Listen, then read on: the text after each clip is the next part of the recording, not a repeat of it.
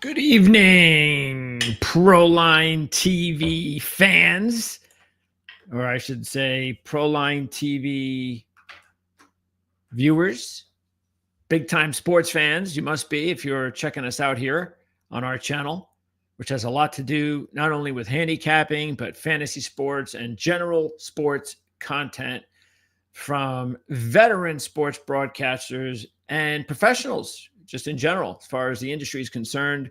I hope you have a great Thanksgiving tomorrow, tonight as well, depending on how you celebrate. Friday, hey, it's a 4-day weekend, sometimes 5. It's one of those weeks that I consider the best weeks among in any calendar year. So it's awesome. I also love it because it signifies a definite change in the weather, which is a big deal for me. I get to enjoy that a lot more and have in the last 10 or 15 years when I moved to North Carolina, Western Carolina, by the way, which is a big difference from Eastern Carolina. So that's the deal for me. I hope everybody out there is having a good time. We're going to talk about college football in depth. There's no other programming to follow here at Proline TV. So who knows how long we're going to go. I'll do my best to analyze the games, the playoff scenarios. We've got our rankings coming up. We'll compare those to the actual rankings that unfortunately matter, and turn our attention then to the NFL, which really does kick off the week. I know, of course, that Mac likes to kick off every week, or at least they have in the past month with the Tuesday night games. And hey, for the first time, as far as I can recall, there was a pretty important Tuesday night game in the MAC in college football. And that took place just yesterday with Western Michigan's big win, which put them into the MAC championship game. How about that? And Western Michigan was actually, what did we have Western Michigan at? I don't even know. Honestly, I have no idea where I put this stuff. I know one of the things I want to do, and we'll do it soon. Maybe this is a good week to do it, is I want to put together a sort of like a look back. Maybe I'll even pop in some clips from our season preview shows when we went through our predictions. Because I think that matters. I mean, the predictions, we do them not just to waste time, but I think it's good for all of us in the industry and also for you guys, so you can see whether or not we know what we're talking about, especially when we went over all of the conferences in college football when the season began. We had our top long shots, our top sleepers, our picks. Boy, we had some good ones and we had some bad ones. But for the most part, I think we did a solid job. I think the MAC is definitely a good illustration of that because Western Michigan, I believe they were a long shot for us. They were either a long shot or a sleeper. I can't remember. So excellent to see them in there. And of course, if you've been with us all season, you know that to be the case. But that was the big one that starts off the week, or at least the first big one that starts off the week. Western Michigan is in the MAC championship game. So we'll talk about who will be playing Western Michigan. We go over all the scenarios. I've got all the information that you want regarding scenarios for each conference in college football. This way you do not have to do all the legwork yourself. And that's the whole idea, right? I know that at least that's what we try to do here on the channel is, we've got Mark and Jim and Andy and Victor, and these guys are the handicapping experts. These guys do it for a living. These guys have made a lot of money doing this for a living because they know what they're talking about.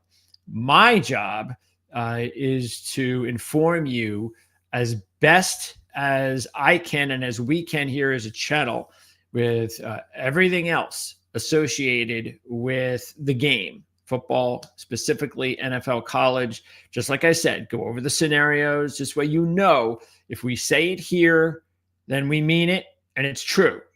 I was looking at, I think it was Sunday? I was taking a look at some of the scenarios around college football for each conference and trying to do my research.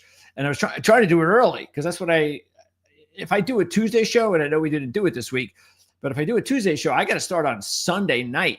I got to get things in.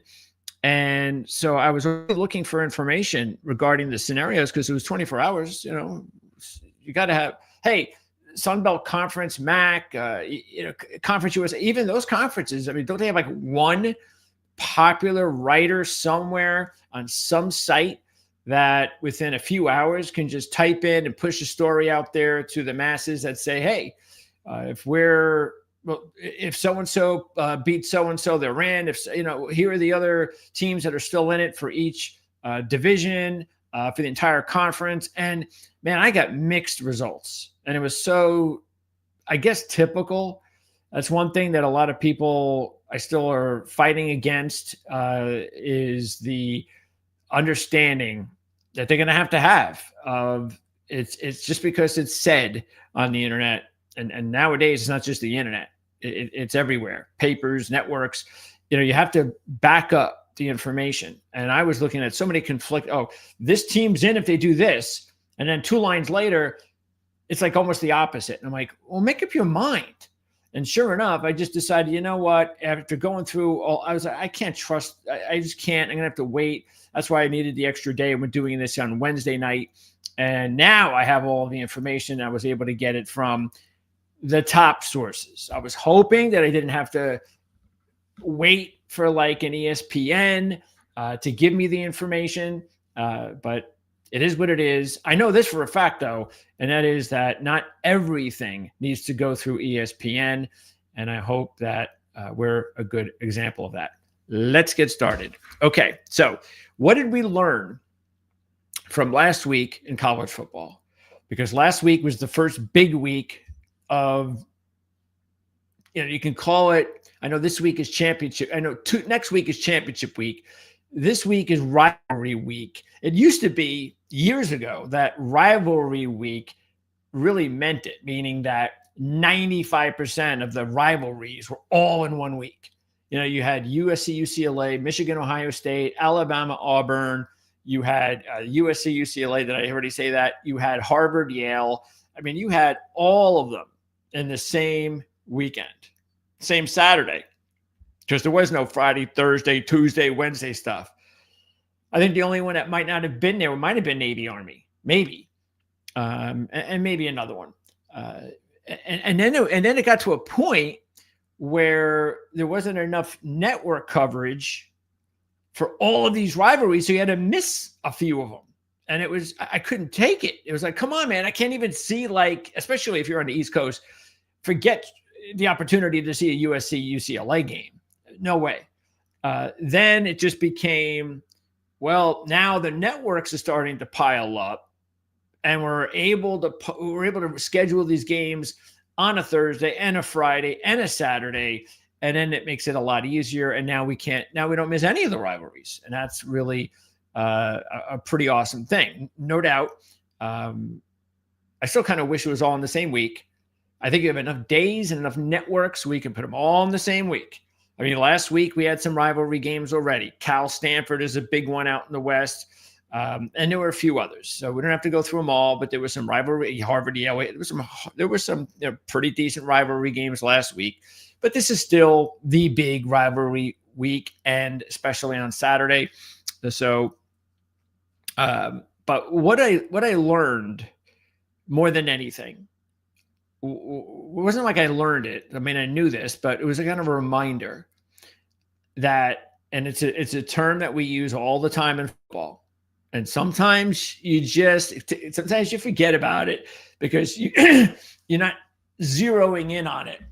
You got so many different angles that you're analyzing games now during the full season that it's like one of those things that just is so easy to know that it just goes over your head sometimes and you just don't even think about it. And that is that defense wins championships. That's the deal. We all know that. We have to be reminded of that. And that's what happened again last weekend. And I think that's if you're trying to figure out this weekend, specific games, big games, rivalry games especially, but just big games, good teams, just always remember that. Go into the playoffs with that in mind. Example, Georgia Tech, Pitt.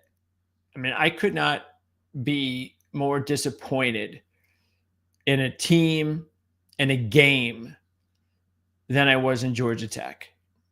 Here's a program that, I mean, I have no affiliation with Georgia Tech 3 years ago when Key took over. He had Haynes King come over. And I remember when Haynes played for Texas A&M, and he just, it was like, this guy's a 5-star? I mean, what are you kidding me? And it was almost like, why are you playing this guy? This guy's no good. And all of a sudden you realized he was gone. Oh, good. They don't need. He's never going to succeed at Texas A&M. I mean, no way. I mean, that's a 5-star. So he lands at Georgia Tech, and you could tell right away that, wait a second, this is the guy that they thought they were getting all along that they didn't get. Maybe it was that Texas A&M was trying to make Haynes King into something he wasn't. Because really, in the SEC, it's hard to play that type of ball. It's just a better version of the triple option. A Haynes King offense is that just a better version of that, meaning that Haynes King cannot be successful unless he runs the football. Now, he's more than capable of throwing the football as well. He's not just one-dimensional. He could just run. His accuracy is awful, and he's never going to make it in the NFL. That's no way. No, not that I think Haynes King's going to make it in the NFL anyway, but the point is that maybe that's possible. I'm not an Aggie. If there's Aggie fans out there that remember Haynes King in his first season and why it didn't work, please leave a comment. You can leave it live or on demand. I really appreciate that. We have a really good Texas A&M analyst, Olin Buchanan, who's with us every season to preview the season. And trust me, I know these guys are really busy. Kevin Noon did a fantastic job last season for us, covering the Buckeyes as he has been for a long time. And he's been like our official Ohio State analyst for several seasons.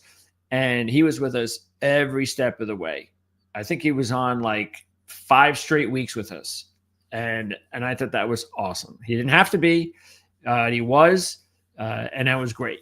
My point is that I'm going to try to get on as many of my contacts as possible, like Olin Buchanan, like Kevin Noon. And look, if these guys can't make it, I get it. It's busy. They've got a lot of other new emails coming in, interview requests from places that probably have a lot more traffic than we do. And to try to branch out not only to places with a lot of traffic, but new places to, market their own channel. So I completely get that, but we're going to do our best to bring these guys in the entire playoff run. And even before that, starting next week. So we got championship weekend next weekend. And I just wonder too about championship weekend and how much longer that's going to last. I don't think it's changing anytime soon because of the amount of money that is put into championship weekend. But you do wonder at some point, like what would happen if Alabama and they have a great chance of being in the championship game. So let's say they're in the SEC championship game and they lose it, and now they've got 3 losses. What happens to Alabama? Now, some people might say, well, they're the top conference, one of the top 2 conferences in college football, and they're in the championship game. That's it. I know there's not a rule, but that's it. They're in the playoffs. It's too bad for team number 10 or whatever. And I say team number 10 because 11 and 12 are automatic. Basically, you got the ACC in the group of 5. Hey, too bad. Or you look at it as, well, look, if you're that good, you should have won the game. And you should have realized with 2 losses that if you lost the game that you weren't going to be in the playoffs likely, because 3 lost teams, maybe they shouldn't be in the playoffs. So my point there is that what it's going to take?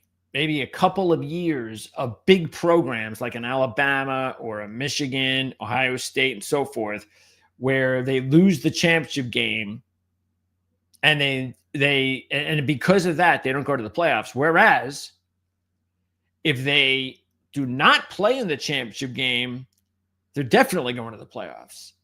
So that's the thing that, and look, I think the one thing that'll rectify all that a lot easier is just adding more teams. And I know I already talked about it's not going to happen next season. Shame on these guys again. How can they not come to an agreement? It's a very simple deal. Look, if you really want to go back and forth on whatever system you want to finally come up with for a 10-year deal for the new college football playoff format, fine, go through that. But we all know, it's just obvious. We knew it from the day this 12-team playoff came in that we were going to get 16. We all knew it. It's going to happen.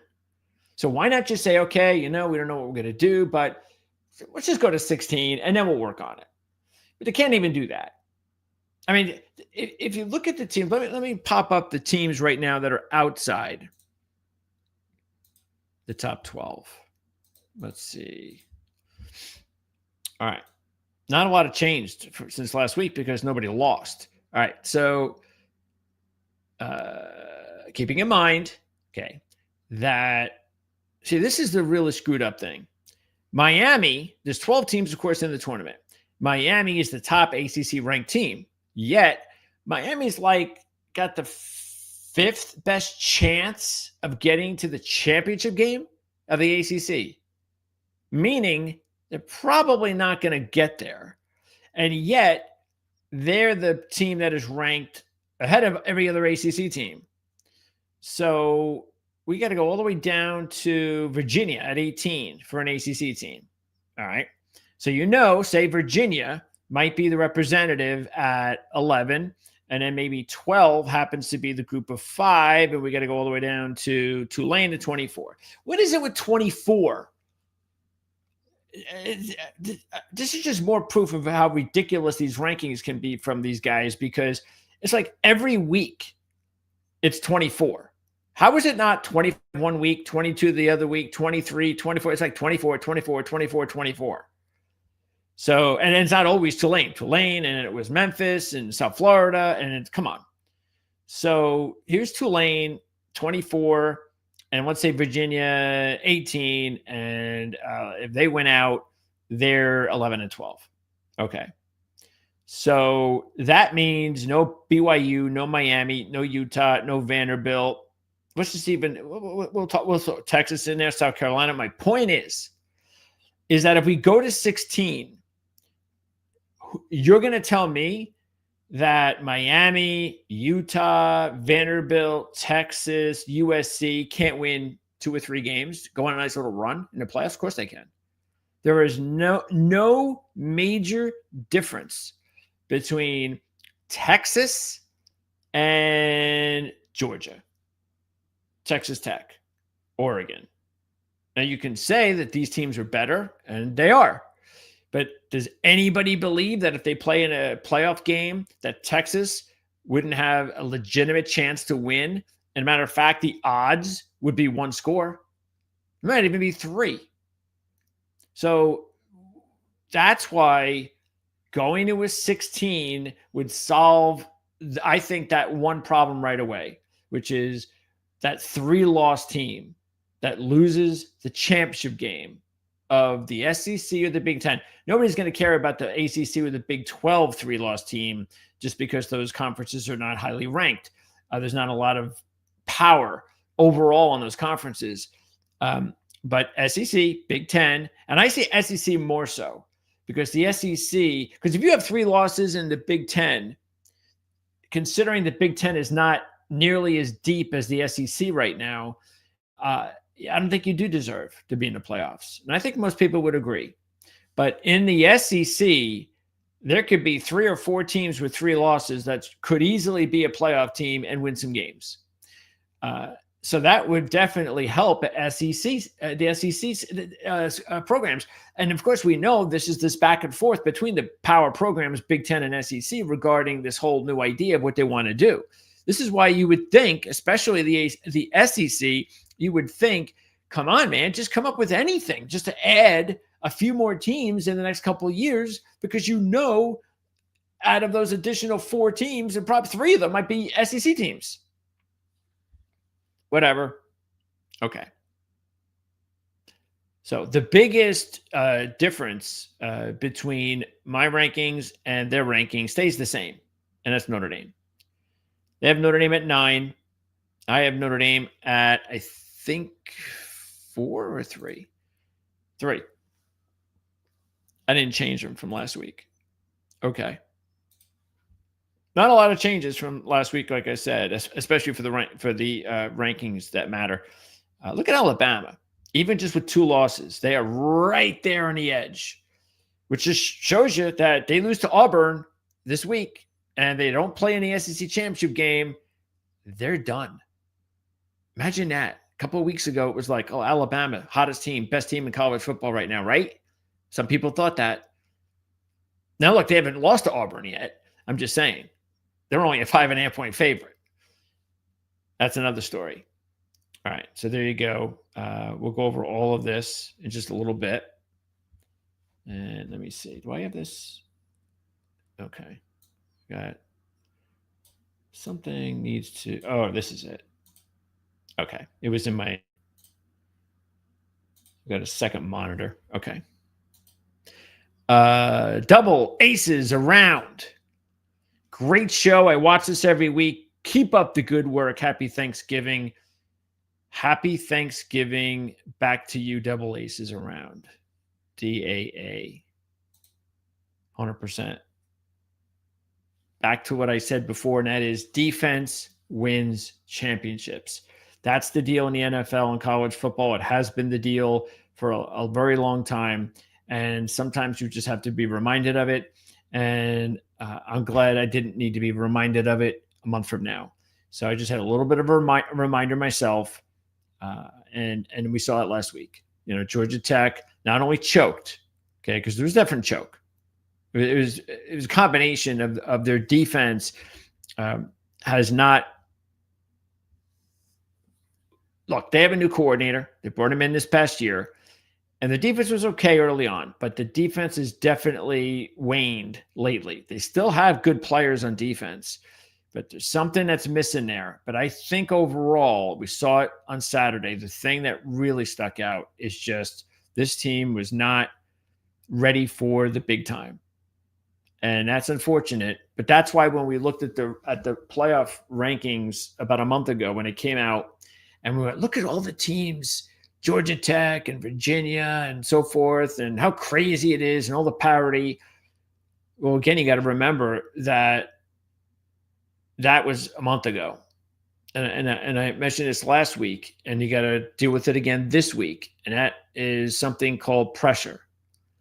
And these kids, they're just kids. And when they're not used to pressure, this is what happens. Now, you can blame Key, the coach. You can blame the players. It's not like Brent Key's been in this position before either. So you can definitely blame him too. Matter of fact, I think he's the first person you blame. Now, the next time they're in this situation, Brent Key better have his team ready. Or else once it could happen, it's a learning experience for a head coach. Second time it happens, and now you're teetering on the verge of being one more of those losses away, and then you're just one of those coaches that just can't get it done, like a James Franklin. So Brent Key has a lot to blame himself. You go down 28-0. What were they down? 21-0 in the first quarter. It was something like the largest first quarter deficit that Georgia Tech has had, like in the history of the program. Like, I think it was like the second worst, something like that. So it wasn't the worst, but it was the second quickest deficit. And we're talking decades. That shows you how, and it wasn't like that the third game of the season. It was in the biggest game, maybe in the history of the program. And that trend, that stat popped up. What does that tell you? It doesn't tell you that Pittsburgh is Notre Dame. It tells you that Georgia Tech was not ready mentally. And they also had some issues on defense. And that's where we get into the whole defensive thing. Same thing with South Florida a couple of weeks ago was against Navy. If you just play defense, a little bit of defense against Navy, nobody's asking for a lot. Just hold them to 28. Hold them to 34. And you're going to beat Navy. But you couldn't do that. And then the same thing with USC. Now, we talked about it last week. Connor Moore came on, very astute follower for USCFootball.com, knows his stuff, in other words. And he brought up the injuries. Both teams had them. But for USC, see, when you're in a situation where both teams have injuries, that only works if you go into the season even with the other team. But when the other team, Oregon, is a lot better, or at least, everybody knows Oregon is here and USC is here going into the season, you can't afford to have the same type of injuries as the other team, because that works in the benefit of the better team. Because the reason in college why a team is a lot of the reason why one team is better than another is depth, especially when you're talking about the big programs. And Oregon able to handle some of those injuries. They have better depth. USC couldn't. And that's why I think Lincoln Riley is fine. And if I'm running USC, I look at this season as almost like look, we all know where Lincoln Riley should stand. And that is, after this season, or at least not should everybody, but for me personally, that he's put himself now in a position where, at least, even though I think every season, starting with this one, needs to be monitored like it could be his last, at least he's headed in a positive momentum now after this season. Last season, the opposite. But this season, heading in the right direction. Now, I don't know if you're going to lose Lane. I know you're losing Lemon. It would be really good for the program. And I think good for Lane if Lane stays. Because Lane has got the ability to be potentially a first-round draft pick in 2027. He's more like a fourth or a third right now, in my opinion. Lemon could be a top 10 draft pick. That's why he's going to be gone. But Lane, maybe he should stay. He's going to make a lot of money. Stay there. Maeva will be back. And your running backs will be healthy.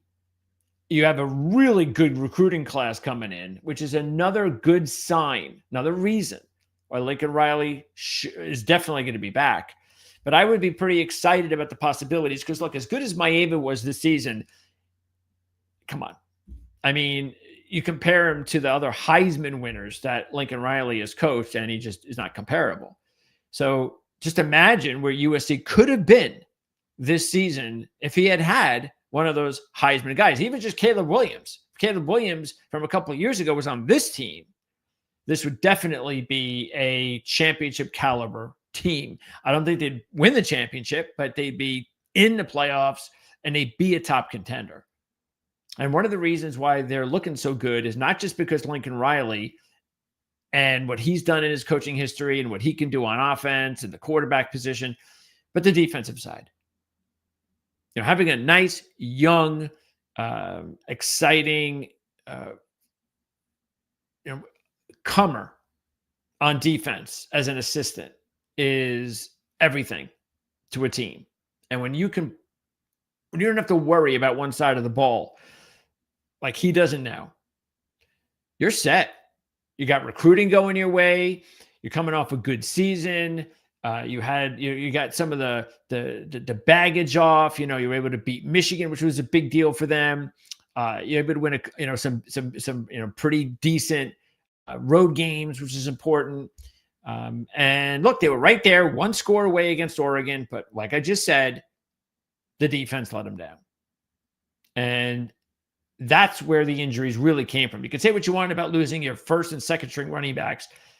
That wasn't the difference. It was the losing one of the top defensive backs in the country and not having him play in the game. I don't care if it's, but they didn't have, their top, say, two wide receivers. Yeah, but again, like I said, they still have another receiver, they're still quality, sort of like Ohio State.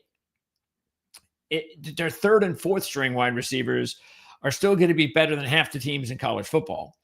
But USC just can't afford to lose an impact defender like they did going into that game. And it really did cost them. So out of the two main things that I learned last week in college football, that was one of them. And it's the same thing in the NFL. Just remind yourself, defense wins championships. Now, I say that, and I don't necessarily mean, of course, that you can go out there and have a number one defense like the Cleveland Browns. Look at them. As good as their defense has been the last few years, they still don't win a lot of games. So you have to have balance. But the point is that when you have a really good team, defense is what's going to really even things out. Even if you're like number one. I remember when the Rams won their Super Bowl with the greatest show on turf and lost that second Super Bowl of the Patriots. What made them so good was not just because their offense was amazing. All they had was like a 15th or 20th ranked defense. That's it. And that's all they needed. So that's the whole point. Of course, a lot of it depends on how good your offense is.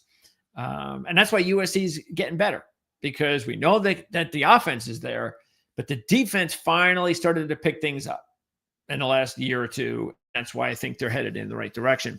The other thing is regarding the Sun Belt, because the Sun Belt Conference absolutely screwed themselves.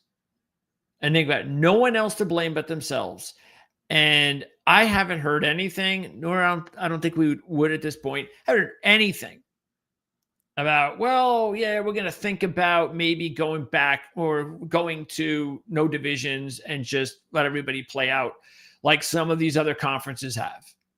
Not every conference does it. I get it. Okay. But the fact is that most of the conferences are doing it now. And what on earth is a conference like the Sun Belt waiting for? Because they screwed themselves. You could say, oh, they screwed Old Dominion. Yes, they did, but they screwed themselves. Like, what is it that they don't get regarding the fact that if Old Dominion gets to play James Madison this season in the championship game, there is a possibility that Old Dominion could end up, if they beat James Madison, they could end up in the playoff. Now, I don't think that would happen because, again, the AAC is getting so much love from the committee, and so much so that I think if Tulane loses, say, to North Texas, well, North Texas is going to go to the playoffs. And that there's a problem there with me, because it was South Florida, Memphis. It might have been Memphis, South Florida, but it was basically sort of like that. It was like Memphis, Florida, Memphis. Actually, it was more in the lines of Memphis, South Florida. And then it was, who was Tulane? I think there was another team. I think there was 4. I don't think North Texas got in there. And I know East Carolina didn't. But let's just say it's 3.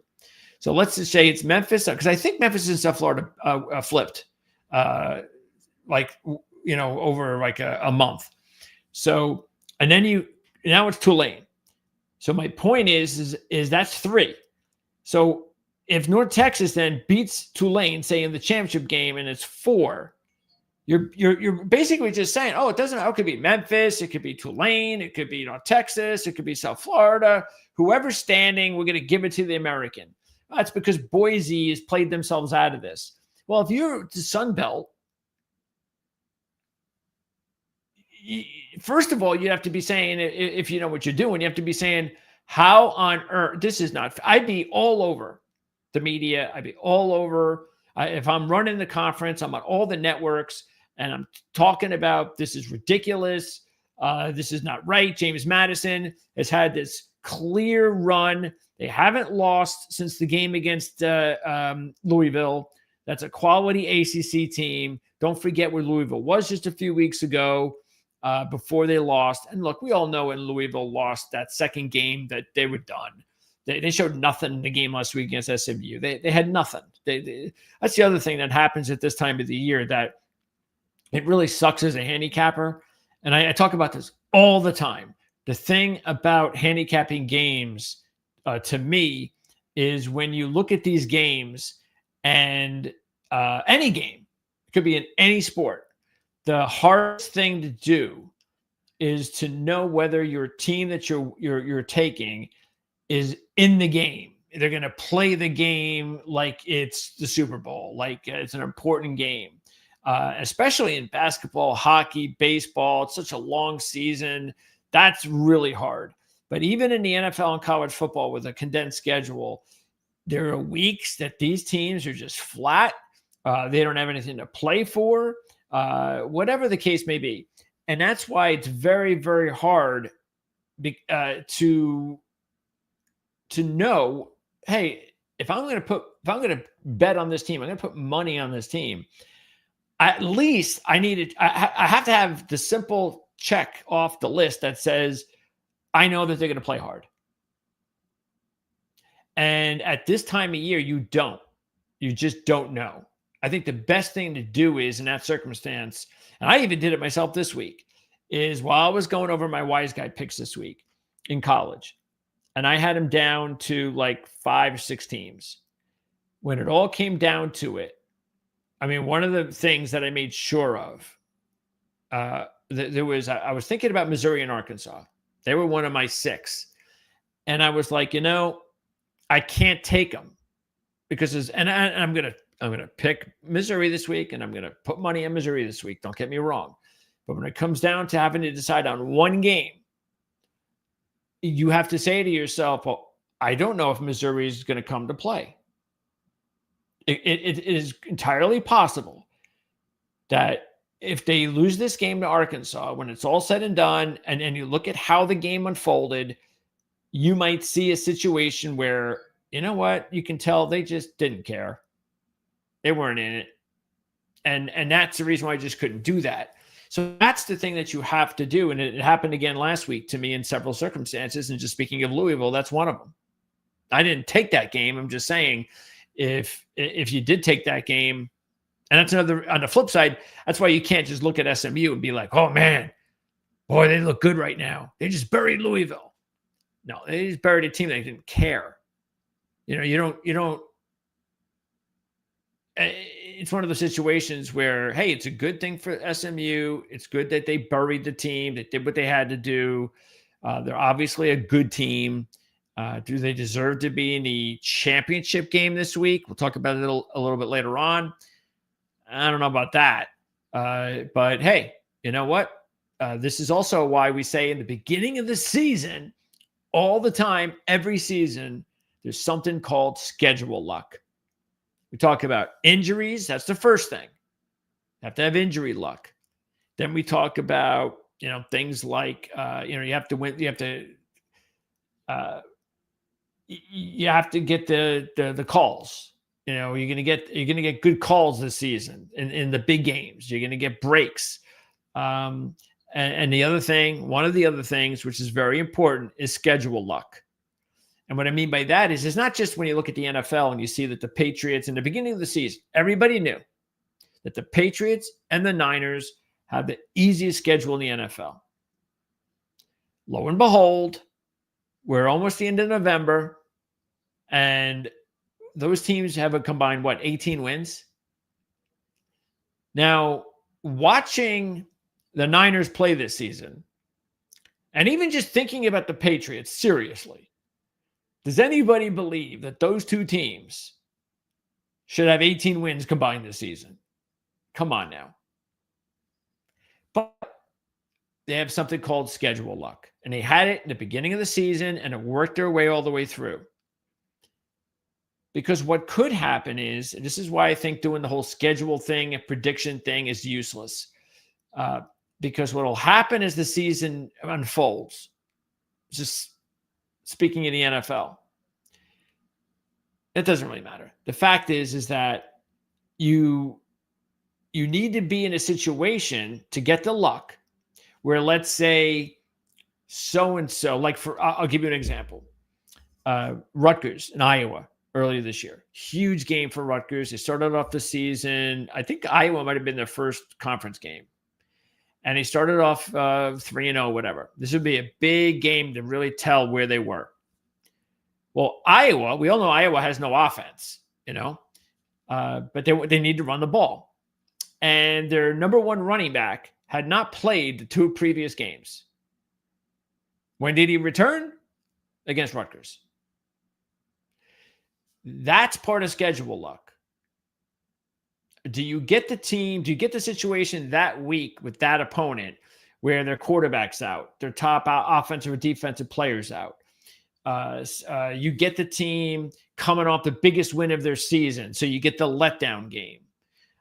You get a team who is in the midst of turmoil when just a month ago they were flying high, and if you played them then, you were in big trouble, but you get to play them now when there's turmoil. That's schedule luck, and that is something that you have to have, just plain and simple. So it's just another thing. No idea where I got on the tangent because we were talking about the Sun Belt. But the fact is, when it comes to the Sun Belt and when it comes to who's to blame in that situation, it's you got to look in the mirror. Okay, because you wanted the divisions, and they say things like, well, we want the rivalries, and that's important. And we all love rivalries in college football. I get that. I really do. But we are in a different age right now. And at some point, the Sun Belt will not have divisions. Heck, there might not even be a conference called the Sun Belt in 5 or 10 years. So whatever they're doing right now, whatever, the rivalries are better. And, it's possible that this has more to do than football. Okay. But whatever excuse they make, I'm fairly confident if I find out all the reasons why that, because again, the easiest thing is we want to preserve the rivalries. But if I really find out and they laid it on the table and said, here are all the real reasons why we want divisions over not divisions, I'm telling you right now, I feel 99% confident that they will be wrong. And that the reason that they want the divisions will more than likely really be because of money. But even though I have to believe that's the case, this is the thing that is leading me to believe that they don't know what they're doing. Ignorance. I can use a bunch of different words. But how do you not know? How do you not grasp that you will be financially rewarded more if you have a team in the freaking college football playoffs? The amount of additional revenue, exposure, all of that you receive from being in the college football playoffs. So I don't want to hear about rivalries. I don't want to hear, because look, are we talking about Michigan, Ohio State here? Alabama, Auburn? What are we talking about here? Are we talking about, I don't know, Arkansas State and Troy? Is that what we're really talking about here? Because there's a way, just like they're doing in the conferences with no divisions, there's a way that you can still come up with a formula that says, okay, let's make sure that every year one team gets to keep 1 or 2 teams on their schedule every year to preserve those best rivalries. If you want to try to tell me that the Sun Belt's going to be involved in, oh no, there's 5 or 6 of those rivalries. They've got, hey, that's why it's a whole division of 6 teams. Every one of those rivalries are important. That's a bunch of nonsense. And once again, if that's their argument, I'm sorry, but they're not just ignorant, but they're idiots. So how they don't understand this, again, I don't think Old Dominion would end up in the playoffs because we just talked about it. Tulane, Memphis, South Florida, North Texas, possibly. The committee's doing everything in their power to put an American team in. But if you want that chance, That's the only way it's going to work. No divisions. Old Dominion versus James Madison in the championship game. And if Old Dominion beats them, then they sit there and they are one of the, because you got a champion of the Sun Belt, a champion of the American, and a champion of the Mountain West. Basically, you have 3 teams, and you're one of those 3. Nobody's going to care about the MAC or the Conference USA. One of those 3. And that's a chance. And they've screwed that all up. Because if Troy or Southern Miss beat James Madison, you know what that means. No chance. That's their own fault. And I think somebody needs to have their job transferred somewhere else. I don't want anybody to lose their job necessarily to provide for their families, but either that or maybe they could lose their job and go find a job elsewhere and make the same amount of money, but get out of running the Sun Belt because you have no idea what you're doing as far as I'm concerned. We hope you remember too to hit the super chat. You can see that on the text portion of the screen. You just gaze down, you see the little $ symbol that you click that, and you can use that to donate to the channel, keeping in mind anything that you donate to the channel is basically you being a sponsor of ours. You are our sponsor. That's all it is. Obviously, we're going to have sponsors, more sponsors as we grow here as a channel, businesses themselves, but we're like the Green Bay Packers here, Proline TV. Maybe we'll put a commercial together like that one day, but that's what we are. And it's up to you guys. You're our sponsors. You're our owners, our little owners, you can say. But you are our sponsors, and that's where we can help to raise revenue, and we put it right back into the channel. We hire an editor, we hire a social media guy, we hire this guy, we put in money for merchandising and all sorts of stuff and marketing, because the bigger we grow as a channel, the better it is for you guys. Also, the YouTube membership, you hit that join right there. You see it on the bottom of the screen. That goes up to a page. You can get Mark's picks of the week, Jim Feist picks of the week. You get the bundle, which means you can get anybody's picks that we post on the channel for that week. It's still new. We're still working on it, especially because this is Thanksgiving week. So a lot going on, but give us about a week or two, and we're going to even make that YouTube membership platform that much better for you. If you have any questions or comments, just let us know. All right. Now that that's all out of the way, let's start with because we kind of already went over the rankings. So why don't we go over the scenarios right now? So let's do that. I'll just let me just one more time, just so you can see again. These are the top 12. Okay, so there you go. Again, it's only the top 10. Remember that.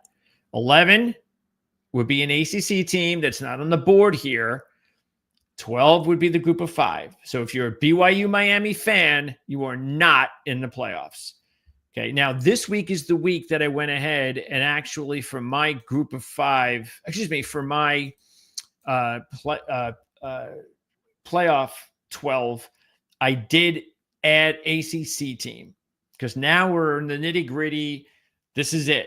All right. So I figured perfect time to not have it look the way the NCAA is doing it, because I do think it's misleading. But my rankings for the past, couple of months have all been about who I think the best 12 teams are. And now, though, we're getting into the nitty gritty. And so it's time for everybody to know what the deal is. So here we go. As you can see here, no changes in our top 4. We've moved Georgia up a little bit. We've moved Indiana a little bit down. I keep moving Indiana down for the basic reason that there is nothing that Indiana's been showing me over the past several weeks that leads me to believe that they can go on a run in the playoffs. I just do. I don't believe in them. I think they are very well coached. I think they have talent. They are deserving of a playoff spot, but their schedule is just not deep enough. And I do not have faith that when it comes down to playing a lot of other talented teams, just like them, if not more talented, that they're just not going to be able to make the run. And I just think they're a little bit overrated based on their schedule. So if they were in the SEC, I think they would be at least a 2-loss team. I think they would be where like Alabama is. They'd be right there on the edge. Maybe they're in the championship game. Maybe they're out of the playoffs. That's where I think Indiana would be if they had an SEC schedule. All right. So Indiana 6, Georgia 5, Oregon, Alabama, Ole Miss. Okay. Oklahoma. Now, a couple of things, because there's this talk about Notre Dame, Miami, and how unfair it is that Notre Dame. Now, again, I have them 3. They have them, 9? So it's a little bit closer to Miami. Maybe they should take a tip from me and put them at 3, so there wouldn't be any of this. Well, why isn't Miami? Because it's only a couple of spots away, and Miami beat them, of course, earlier in the season. But I got them at 3, and I don't even have Miami in this top 12. I'm not even sure where I would put them. Probably in right around where they are now, top 15. Again, if there was a top 16, they'd be in. But look, I get that. I really do. But it all comes down to, because every situation is not the same. You can't say all the time, 100%, hey, if Team A beats Team B, Team A has got to be ranked ahead of Team B. No, it doesn't work that way. And I think, and I don't know what it is. I don't know if it has to be, well, you got to be within a game, 2 losses, 3 losses, or, because look, Notre Dame and Miami both have the same amount of losses too. Okay. But the fact is that when I do it, I just do it based on, which is why I'm usually going to be different. I just based on who I think that week is the better team over the other team. And that's how I just rank them. So I don't look at my rankings and go, okay, well, since the top 10 teams all won last week, I can't change anything because they all won. That's mostly what you see with the rankings nowadays. I don't look at it that way. It's a whole new week as far as I'm concerned, and I just start all over again. Who do I think's the best team? Who do I think? So forth and so on. So that's why I have Notre Dame as high as 3. I mentioned to you about a month or so ago when they were still at around 30-1, I think it was at the time. They were a pretty big number, 25-1, that I put some good money on Notre Dame. And I'm feeling better and better and better about that every week we go. So I think the fact that they're 9th in the rankings is just ridiculous. So, but whatever, we'll take advantage of that. And Georgia has moved up in my mind because they are now looking as good as they can look. So they are peaking at the right time. And when we talked about them in the beginning of the year, really the main thing was, can Gunnar Stockton, can he win a championship? Is he a championship level type of quarterback? And he has shown this season that he can be. I'm not concerned with Gunnar Stockton. I'm still concerned with their defense a little bit. All right. And then let's see. Oh, Oklahoma, Texas. That's the other one. So I think Texas is rated ahead of Oklahoma in the rankings. Where is it? Let's see.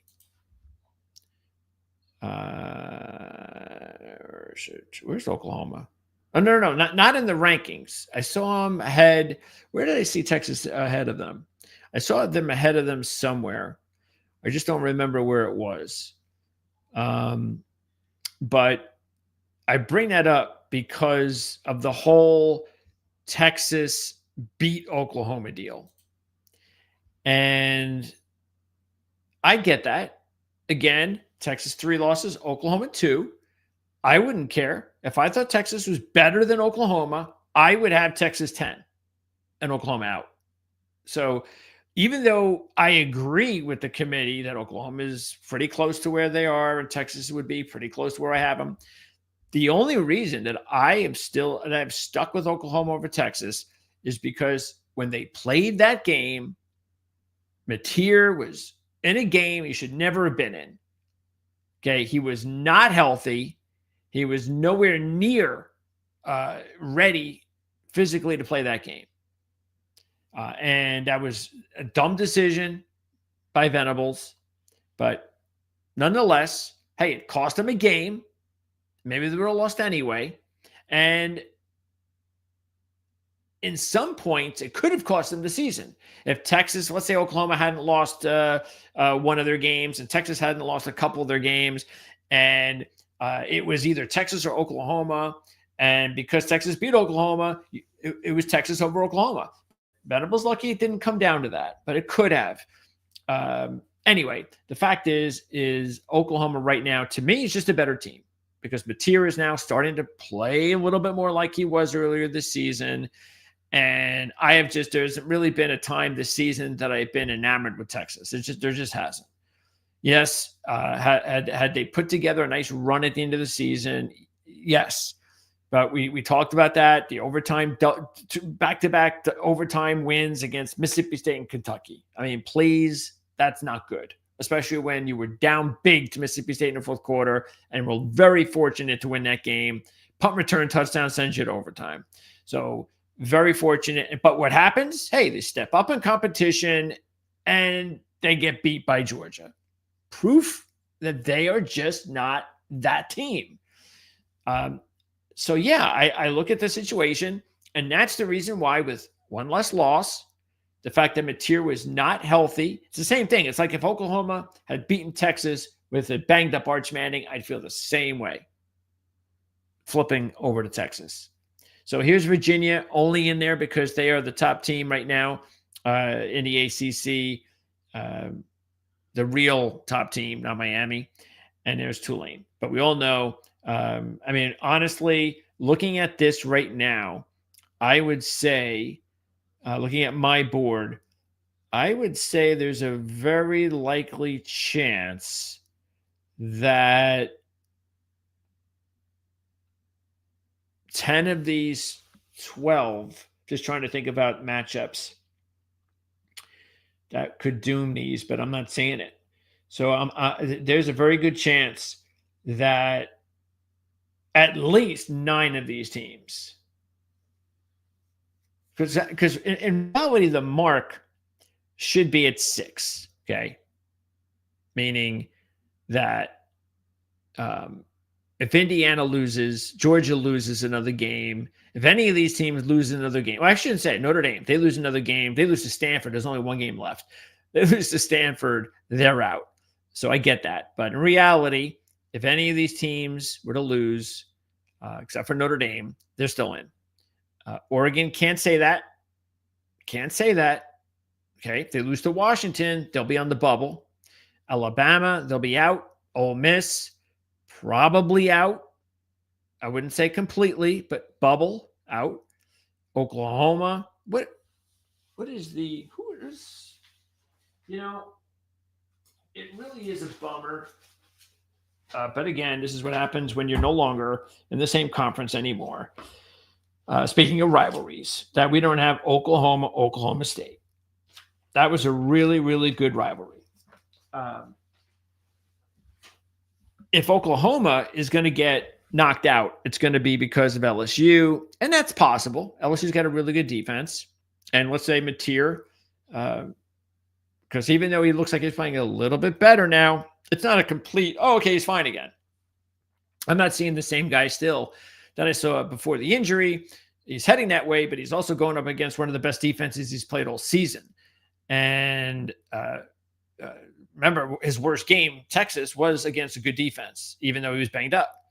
So Oklahoma, Ole Miss, Alabama, Oregon, all those teams. And again, Virginia, Tulane, that's just a temporary thing.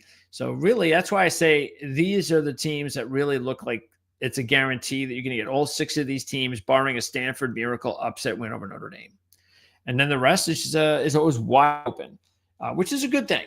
All right. So let's go over, because now that we have all of group of 5, I haven't posted that. All right. So look, this is big news here that I have put, even though James Madison was my preseason number 1, as you know, to represent the group of 5 in the championship. And I feel very proud of that because that wasn't something that a lot of people had.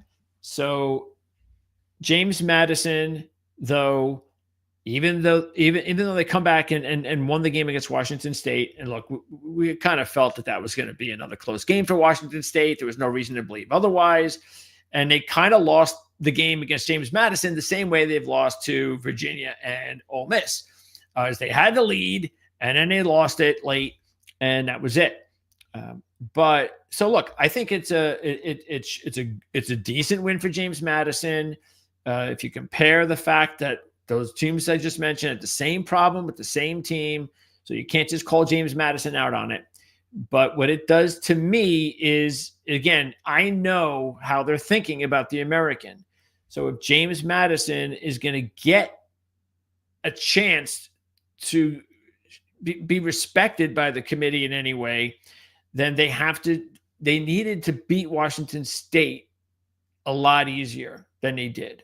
They needed to win that game by like 20 points, 21 points, and they were very lucky to win the game. So I'm a realist. I understand. And I also look for myself. I'm not doing this guessing who's going to win. It's how I feel. And I thought that was disappointing if you were looking at James Madison. Even though he took Washington State to cover and thought they were a good upset pick, we talked about last week, that it is what it is. And so James Madison, I think, is where they should be, right behind Tulane. That doesn't mean they're out of it. Okay. It just means that right now they have 2 more games to go to prove whether or not they can show something. In other words, they got to blow out their opponent this week, and then they've got to blow out the championship game opponent as well. And they need help, because here's the problem. Tulane and North Texas are playing, they're heavy favorites this week, and there is a very little likelihood that they're going to lose. So it's really looking like Tulane and North Texas in the championship game. And then therefore the winner is going to wind up being in the playoffs. It's just the way that it is. The only way that does not happen is because Tulane can't lose to Charlotte at home. That's impossible. But North Texas, if something happens and they choke at home against Temple, that's it. That's the only chance James Madison has. Then, let's say, I don't know whether the Navy, gets into the championship game, beats Tulane, James Madison can represent the group of 5. As long as they do, like I said. I don't think that's possible. I don't see that happening, but that's the opening that they would have. I can't, because North Texas, Tulane, the only way I can see this happening if they both win out is Tulane beats Charlotte but doesn't bury him. I don't know, because trust me, Tulane's going to want to bury Charlotte, and North Texas is going to want to bury Temple for these reasons. Just like Notre Dame buried Syracuse. We're at that point now. The committee can say all they want, but it matters. Okay, but let's say North Texas beats Temple, but they beat him in a sloppy manner. Okay, gets to the championship game, and North Texas beats Tulane, and it's a sloppy game. And not a good game. There's 6 turnovers, and it's an ugly win for North Texas. And meanwhile, James Madison has just destroyed their last 2 opponents. Then we can have some sort of potential talk. San Diego State's the other team that represents the Mountain West. I do wonder whether or not you just took San Diego State's name out and replaced it with Boise State. Would Boise State be number 1? I really do. I think that's a big possibility. I think San Diego State, because of who they are, might be getting a little bit disrespected. What really is hurting them more than anything, it's not the Hawaii loss. What's really hurting them more than anything was the loss to Washington State. Because they did not only lose to Washington State, they got buried. And the funny thing is, if we look back at those games for San Diego State, because early in the season, nobody expected San Diego State was going to have this type of season. There was nothing that indicated that, especially because their offense just looked like sort of like, I mean, really, Sutton is a nice little running back, 1,000-yard running back. But let's just say he wasn't there and they had a 500-yard running back. They have no passing game. They would not be where they are right now without that running game. But what really is making them tick is the defense. And that's really what's been the staple of this program for so long, has been the defense. They just happen to have one of their best defensive seasons that they've had in a while, which is why they are where they are. But they put this 2-week or 2-game, because they had a week off in between. So in week 2, they get buried by Washington State. All right. And it's looking like nobody's paying attention. Oh, yeah, it's San Diego State, whatever. But the surprising thing was, as a 14-point dog the next week at home against Cal, because the Washington State game was on the road, the very next week, they shut out Cal. I think it was like 34-0, something like that. And that was a big eye-opener. It was like, what? Well, they did have a week off, and maybe, they figured something out after that loss to Cal to Washington State. But still, you were like, maybe this is a Cal thing. And then it still took a while, though. I mean, I still think there are people today that probably would wake up and go, so San Diego State? Come on. But that game against Cal, Washington State, is really, it's unfortunate that you can say, well, shouldn't they both cross each other out? You can't do that. But if you have that impressive shutout win over Cal, and you do not have the blowout loss, you just have a loss, okay, over a team that was a Pac-12 team the year before. Let's say you lose that game by 3 points or something, and then you blow out Cal. Then you can look at that and go, yeah, if this was Boise State, wouldn't they be getting a lot more recognition? But that blowout loss just killed them earlier in the season. And it just, they also, because they don't have enough offense balance, I don't even believe they would deserve to be in the championship game. As much as I think it's a great story, and I still think they're going to end up winning the Mountain West Championship, their offense is just not capable of competing against a really good Power 4 team. And then there you go. South Florida ruined everything. Again, the defense really stunk up the joint. I moved ODU in as they deserved to be. East Carolina had the big drop. Hey, big surprise. They lost to UTSA on the road. Another home game coming up, by the way, for UTSA this week, and New Mexico. I'm not sure if we had New Mexico. We might have 1 week earlier this year. But what a great story.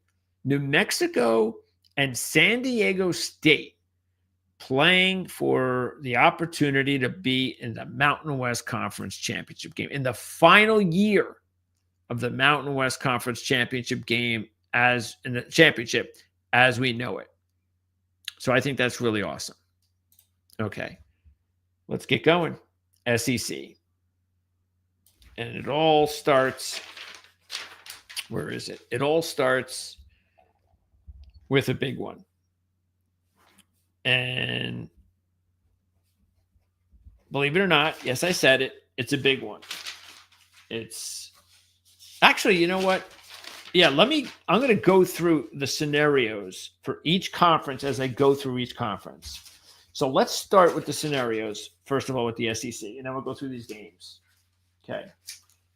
Let me get my paperwork here, because there's a lot of it. All right. So SEC scenarios. And it's pretty cut and dry in the SEC. And I'm going to pop up the standings too. So let's pop the standings up. All right. So here you go. And this is all that matters. Here we've got these 7 teams. Okay. So these 7 teams still have a chance for the postseason. And then you've got, even though they have Texas up here, let's keep in mind they've got 3 losses. Oklahoma, Vanderbilt, they all have 2 losses in the conference, but when they're talking about playoffs and stuff, Oklahoma and Vandy have a leg up on Texas. Even though Texas, Vandy, as you can see, they're pretty equal and rightfully so. And we might get into another situation. I mean, imagine if Texas was in some sort of a debate with trying to get into the postseason, and they were right there with Oklahoma and Vanderbilt. It'd be like, wait a second, we beat both teams. Who cares? We have 3 losses and they have 2. I'd be for them in that part. I would. I'd be. You're right. I mean, one win is one thing, but 2 wins, and no, I wouldn't. No way. You'd have to. But I still don't think they deserve it at this point. But we still have 1 more week to go. We'll see what happens to Oklahoma and Vanderbilt. I think it's more of if Oklahoma and Vanderbilt lose, it's not like, oh, Texas is in. No, I just think they join Texas on the outs. All right. So the scenarios are simple. Texas A&M and Alabama win, and they're in. Simple.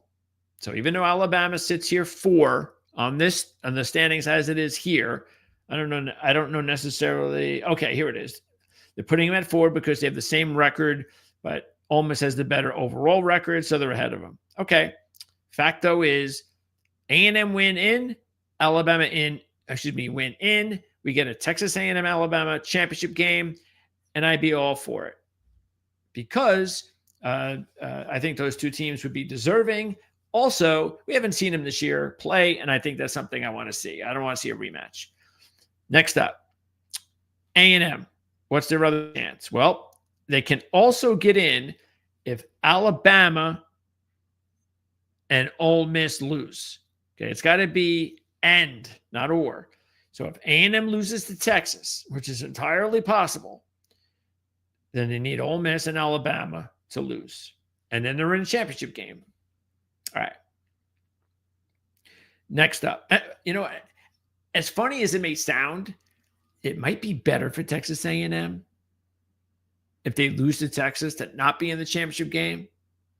Now, I only say that because obviously you want to be in the championship game. You want to win the championship, and I'm 100% with that. But you just have to think, could it benefit them? Because if they were to lose the SEC championship game, that would be back-to-back losses. You're still in the playoffs, but you're back-to-back losses. And now you can go from a 1-loss team, just missed out on the championship. So you're going to have like the best rankings spot for a team that wasn't a championship winner, which means you're probably like 5th potentially instead of 9th, 10th, 11th, because you're on a 2-game losing streak. All right. Next, Georgia. So Georgia fans sitting there, looks like they're in great shape. They don't have any SEC games left. So, yeah, shouldn't they be in good shape? Well, not really, because they're going to need – they got a shot. They got a legitimate chance because they need just 1 upset, and it's not a major upset. They need Texas to upset Texas A&M, or they need Auburn to upset Alabama. So if Auburn can upset Alabama or Texas upsets Texas A&M, then Georgia doesn't have to. They could lose to Georgia Tech, and they're in the SEC championship game. Ole Miss, meanwhile, needs both Alabama and Texas A&M to lose. Of course, they've got to win too, but they need both A&M and Alabama to lose. Could happen. Again, the hardest one, of course, would be Auburn. But if Auburn were to upset Alabama, which we all know is possible, then, yeah, of course, Texas wind up pulling off their upset. Ole Miss takes care of Mississippi State. Ole Miss is in the championship game. So, again, it's pretty cut and dry, pretty simple as the way we would hope it would be. So because it's not going to be like that way for a lot of the other conferences, but let's go through the games. Ole Miss is in Mississippi State. All right. In this one, the Egg Bowl, this is all about Lane Kiffin. This is all about, and we talked about this not too long ago on this show, the feeling, identifying these games as, do I know for sure that the team is going to play hard, it's going to get their best effort, all that stuff. Or more importantly as well, there are going to be no distractions. And sorry, but we have no idea Nobody has any idea unless you're dialed into Ole Miss football, meaning unless you're part of the staff, you're inside that locker room. Nobody knows how these Ole Miss players are going to react to Lane Kiffin saying, we're going to let everybody know. Even though, again, this is the program itself is pushing Kiffin to make this decision. They wanted him to make this decision before the Egg Bowl, but he's making it after. I don't know what to make of this. I really don't. I know there's a lot of people out there that feel it's a done deal. He's leaving. He's going to either LSU or Florida. In my opinion, I don't even think there's and I could be completely wrong, of course, but I don't even think there's a doubt in my mind that I don't think there isn't. There isn't a doubt in my mind that if he leaves Ole Miss, that he's going to go to Florida. Okay. I don't think, there's no way do I think he's choosing LSU over Florida. That's just me. So the question, because again, and we might have mentioned this a couple of weeks ago, the thing with these jobs at LSU and Florida, they're both not great jobs in a way, because the people who are running those programs are really inept, and they're also discombobulated. There's too many voices. There's not that one power player that I'm the boss and I'm telling you the way it is, whether you like it or not, or whether I make the right calls or not. There's confusion in both universities. And that's been part of the problem there. That's why LSU and Florida, especially Florida, has not succeeded. I mean, you're Florida, for crying out loud. How do you not have at least a bowl team every year? At the very least. That's why things are screwed up. But you could also see when a Urban Meyer or a Steve Spurrier has won there, especially, okay? I don't think there's any reason for me to think that Lane Kiffin can't join that club, okay? He's still a young coach. He still has enough of a winning background that if where he does go, let's say he goes to Florida, let's say he goes to Florida. He goes there, let's say 10 years from now, he wins 2 national championships. Well, we're going to look at Lane Kiffin the same way we've looked at Steve Spurrier. Now, I don't know if we'd still put him in the Urban Meyer category. Maybe, but that's the point, is that Florida can be, obviously, there can be a place where you can win. The other thing is very important. Lane knows where the money is, not to pay him, but to pay the players. So he knows more than we do on that. And wherever he decides to go, including Ole Miss, we'll know. And I think that's going to be the really big decision. And I think if all things were equal, then I think he'd probably go to Florida. And that's really what I think is going on here, because I don't believe, it's hard for me to fathom. Like, if he was going to stay at Ole Miss, what's he waiting for? Somebody explain that to me. Am I missing something? Is something gone over my head? Leave a comment. Let me know. Because that's how I'm thinking about it. Is if you're staying at Ole Miss, what are you holding back for? Because if anything, that you'd want to let these kids know who are about to go out there and play a very key game in their season, win and you're in game.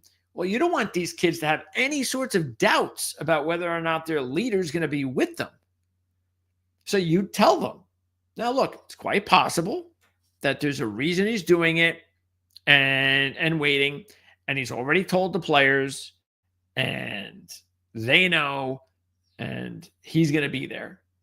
And they're going to be fine, and they're going to come out, and they're going to play great football. And, hey, Kiffin's going to tell you after the game that he was here all along, and he's getting a big contract, and that explains why they beat Mississippi State 51-17. Could happen.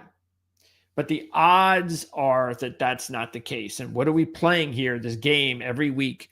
We're playing the odds. And the odds for me say that he's leaving, I think he's going to go to Florida, and it's a distraction. And if he does this, this is going to be something unprecedented. Look, this is only going to be the second year of a 12-team playoff. Of course, this hasn't been done with 4 teams, but this would be it. A coach is going to leave before his team goes to the playoffs for the very first time. Who does that? How does that happen? I know one thing that needs to happen, whether he leaves or not. The date. The whole recruiting date, portal date, all that stuff needs to change. It is ridiculous that the next cycle, recruiting cycle, is in, what is it? Is it next week? I don't know. Let me see if I can pop that up when it is. Let's see. College football recruiting period. Let's see. Yeah, I said CFB. I didn't see basketball. There it is. It's December 5th to the 18th. Okay. So that's when you can start recruiting again. And I'm not going to get into all that, or else we'd be here for another 3 hours. But that's a big deal and a big reason why he has to make this decision now. Okay, and this is another reason why, if he was choosing Ole Miss, that he would let Ole Miss know and the recruiters know. Because why would he not? Why would he be like to his own players that he's trying to recruit at Ole Miss? Why would he give them doubt? It doesn't make any sense unless he's leaving. And because I believe he's leaving, okay, I'm willing to wager, and because it's a rivalry game, and because Mississippi State needs to win to be bowl eligible, I'm taking Mississippi State. I'm rolling with the money line at plus 225. Keep in mind that Ole Miss has only been a road favorite once this year. They beat Kentucky in week 2 as by 7 in that game. And that was a close game. Unfortunately, Kentucky did not have Cutter Boley at quarterback at the time, or else they could have upset Ole Miss in that game. So I'm taking Mississippi State in this one. If you look at it, I think the thing, of course, that if all things were equal, if this wasn't the last game, let's just say this was a couple of weeks ago, the way everything else was playing out with these two teams, then I would be all over Ole Miss. And I say that because Ole Miss is playing their best football of the year, and Mississippi State is probably playing their worst football of the year. Now, both teams had a bye, and that's really good for Mississippi State because this gives Alebi an opportunity to first of all, get a little bit more healthier. The depth is still a problem, not as much as it used to be, but that's still an issue at Mississippi State. We talked about the depth before. So you want to come in, you want to get these guys healthy, you want to get their frame of mind going again because they just went through a stretch of, they had a win here or there. But look, their last 2 games, they lost by a 90-48 margin. And this is a team that before those last 2 games was either winning or they were in big fourth quarter games against good teams that they lost to, including the overtime loss to Texas. Once again, don't forget, 17-point lead in the fourth quarter to Texas. And they lost that one in overtime. Now, they are 1-2 straight up, but 2-0-1 against the spread the last 3 years versus Ole Miss. And the margin of victory is only 20-point difference. So the games have been very close the last few years. We're talking about a big number here at 7. And that's why I'm going to go ahead and take Mississippi State.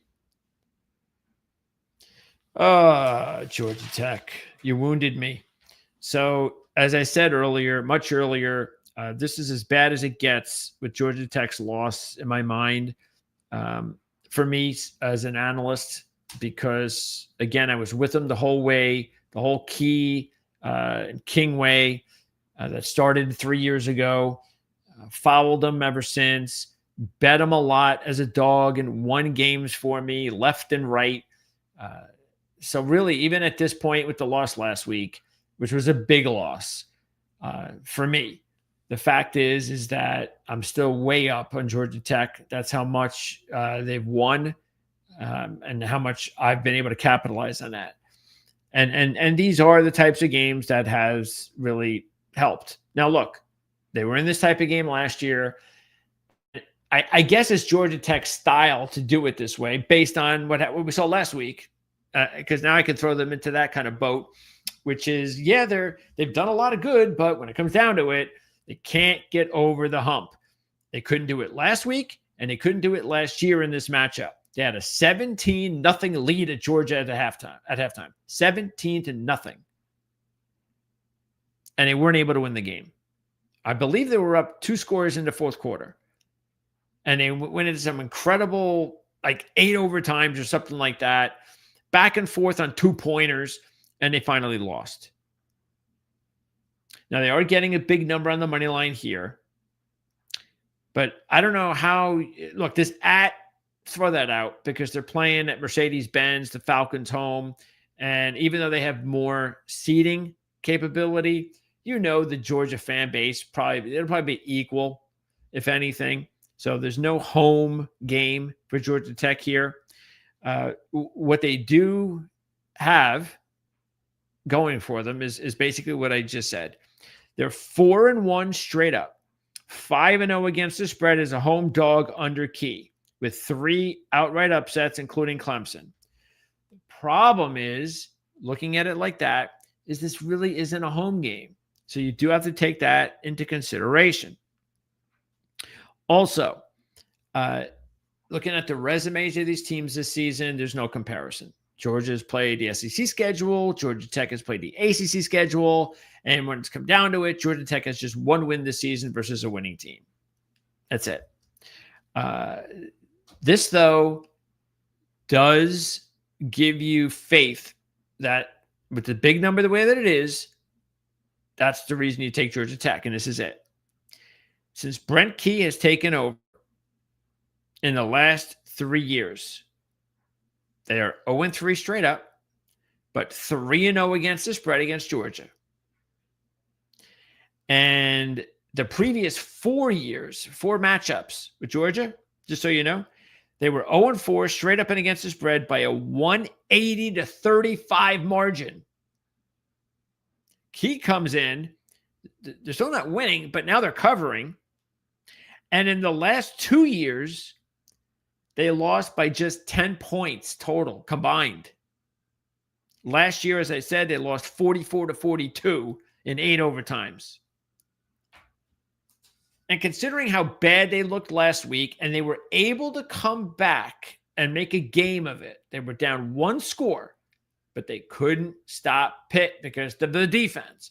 But what they showed was they could come back, and they could. That helps. And now that this is another thing that we talk about a lot is the pressure of playing at home. Everybody thinks that being at home is always the best thing. You want to be at home no matter what. That's not the case. Sometimes especially if you're not used to it, big game, there's a lot of pressure being at home. You got all the distractions of friends and family at home. And that was a major bad thing for Georgia Tech last week. Now, maybe, again, because of the result, it's like a smack in the face, big embarrassment. They have very little chance of going to the championship of the ACC. We'll get into that in a little bit. And, they're not at home. It's 50-50. It should be, like I said. So there's a lot of reason to think that they'll come back and play this week the way they should have played last week. That still doesn't mean they're going to win. But I kind of believe that. And especially when you have a team that can score like Georgia Tech, I think that's something that you have to take into consideration. Let me just double check Georgia Tech's. Let me see where they are defensively. Because the last time I checked, statistically speaking, regarding their defense was about 3 weeks ago, maybe 4 weeks ago. So I don't know whether or not they've gotten any better. What I mean by that is rush defense versus pass defense. So let me see. Let me just double check, because Georgia's still half of their defense has been okay. The other half, not so. Like they're 50th right now in pass defense. Their rush defense, though, is up to 5th. All right. So this is why they should be a good matchup for them. So when Georgia plays in the playoffs, you're going to have to see who they're going to be matched up with. If Georgia's matched up with a pass first offense, I probably pick against them, depending on who they play. But I don't know if it's the first round. But the deeper they get into the playoffs, if they play a really good passing team, then they're going to give up a lot of points. So now look, they could wind up. I mean, I might just, maybe I don't bet against it. Maybe I just go with the over, because again, I think they're playing really well, and I think they're a team that, who knows, maybe they become a good championship team to pick. How did this get to the NFL? What is this? Oh, that's my email. What the hell is going on here? That is weird. It just moved to the NFL, to college football. I mean, to the NFL for my college football. All right, now I'm back. Okay. So, 14 points, 455. I can't imagine Georgia Tech will win the game. Not the way Georgia's playing, and not after we saw last week. But I can see Georgia Tech with 14 points after what happened last week. I can see them maybe saving face. Could be a backdoor cover. But this game, I think, is going to be decided in the first quarter. Sort of like what we saw last week. So that's how I'm going to play it.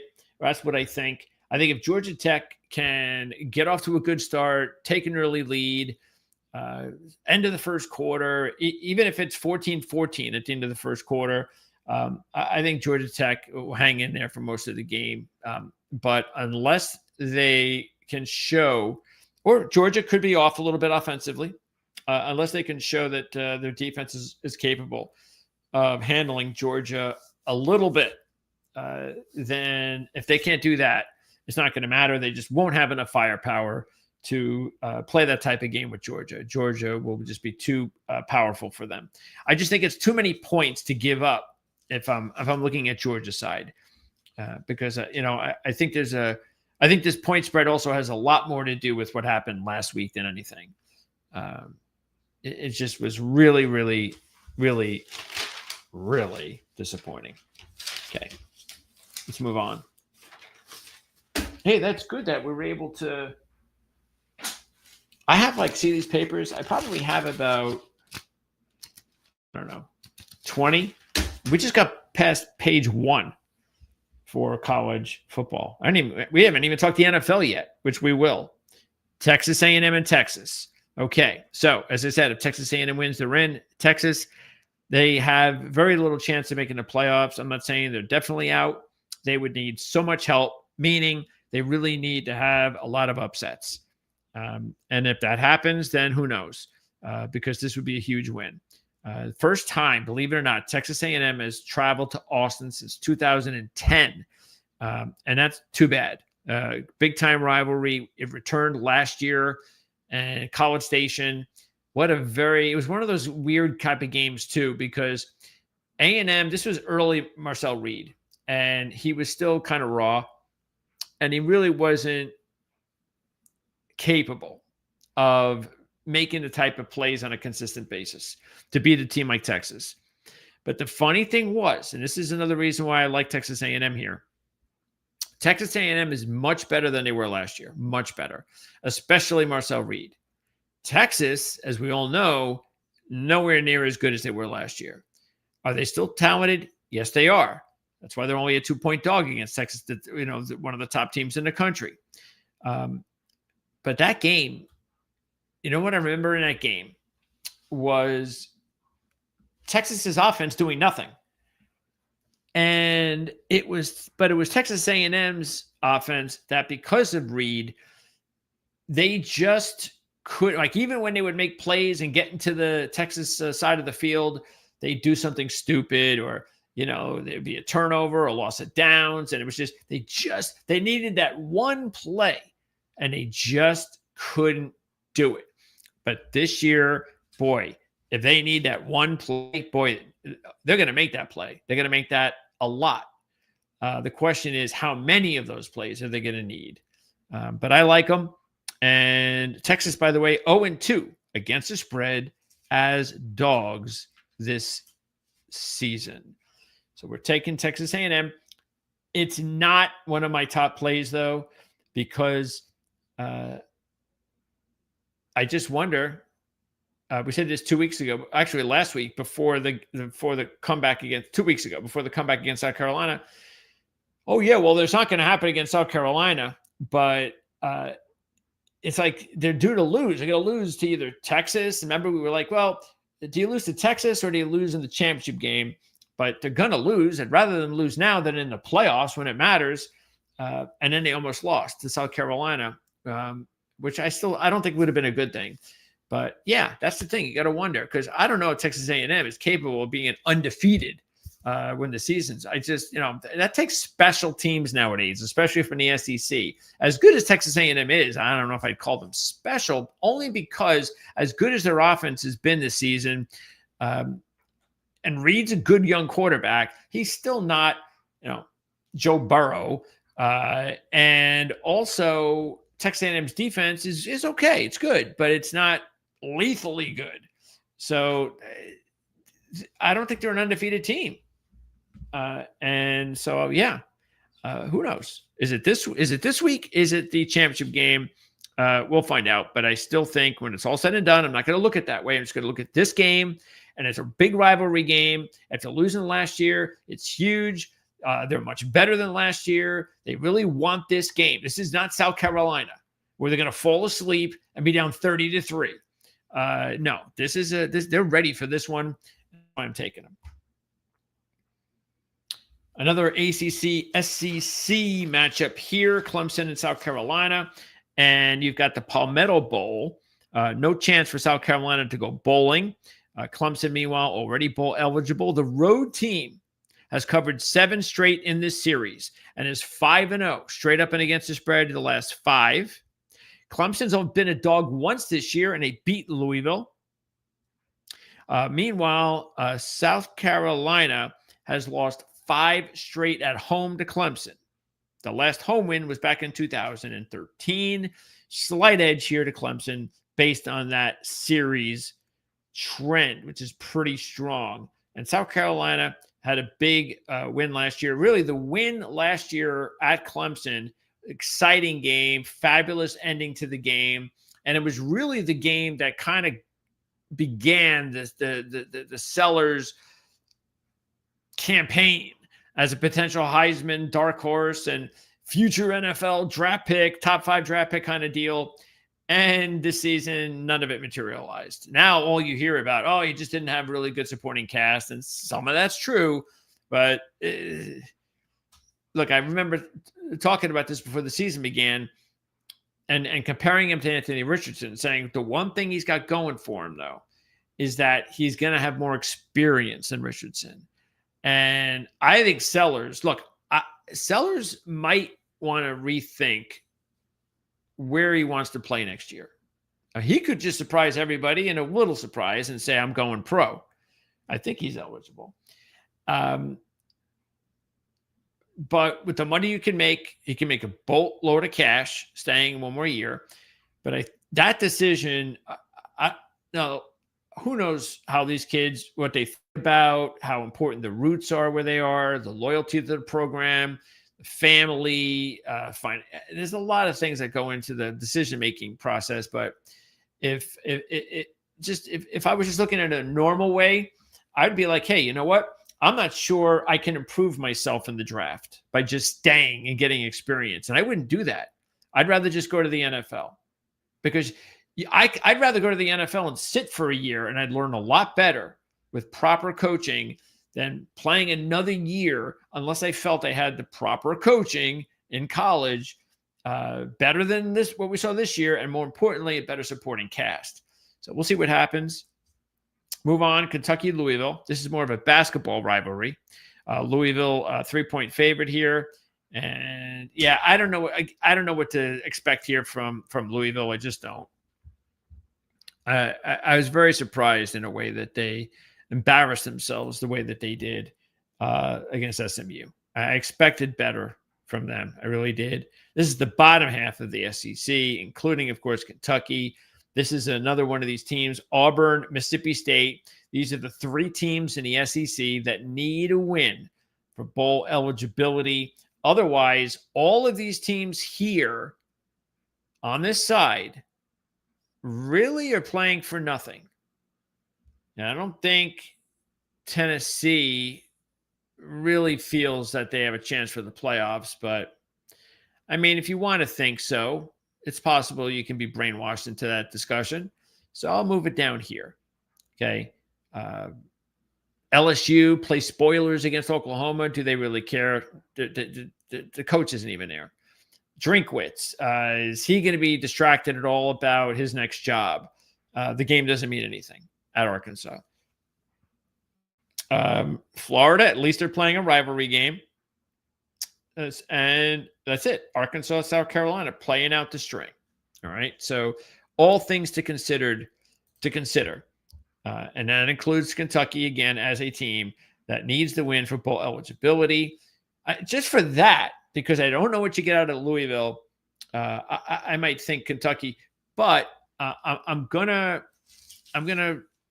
gonna pick this game. I think you figure that out for yourself.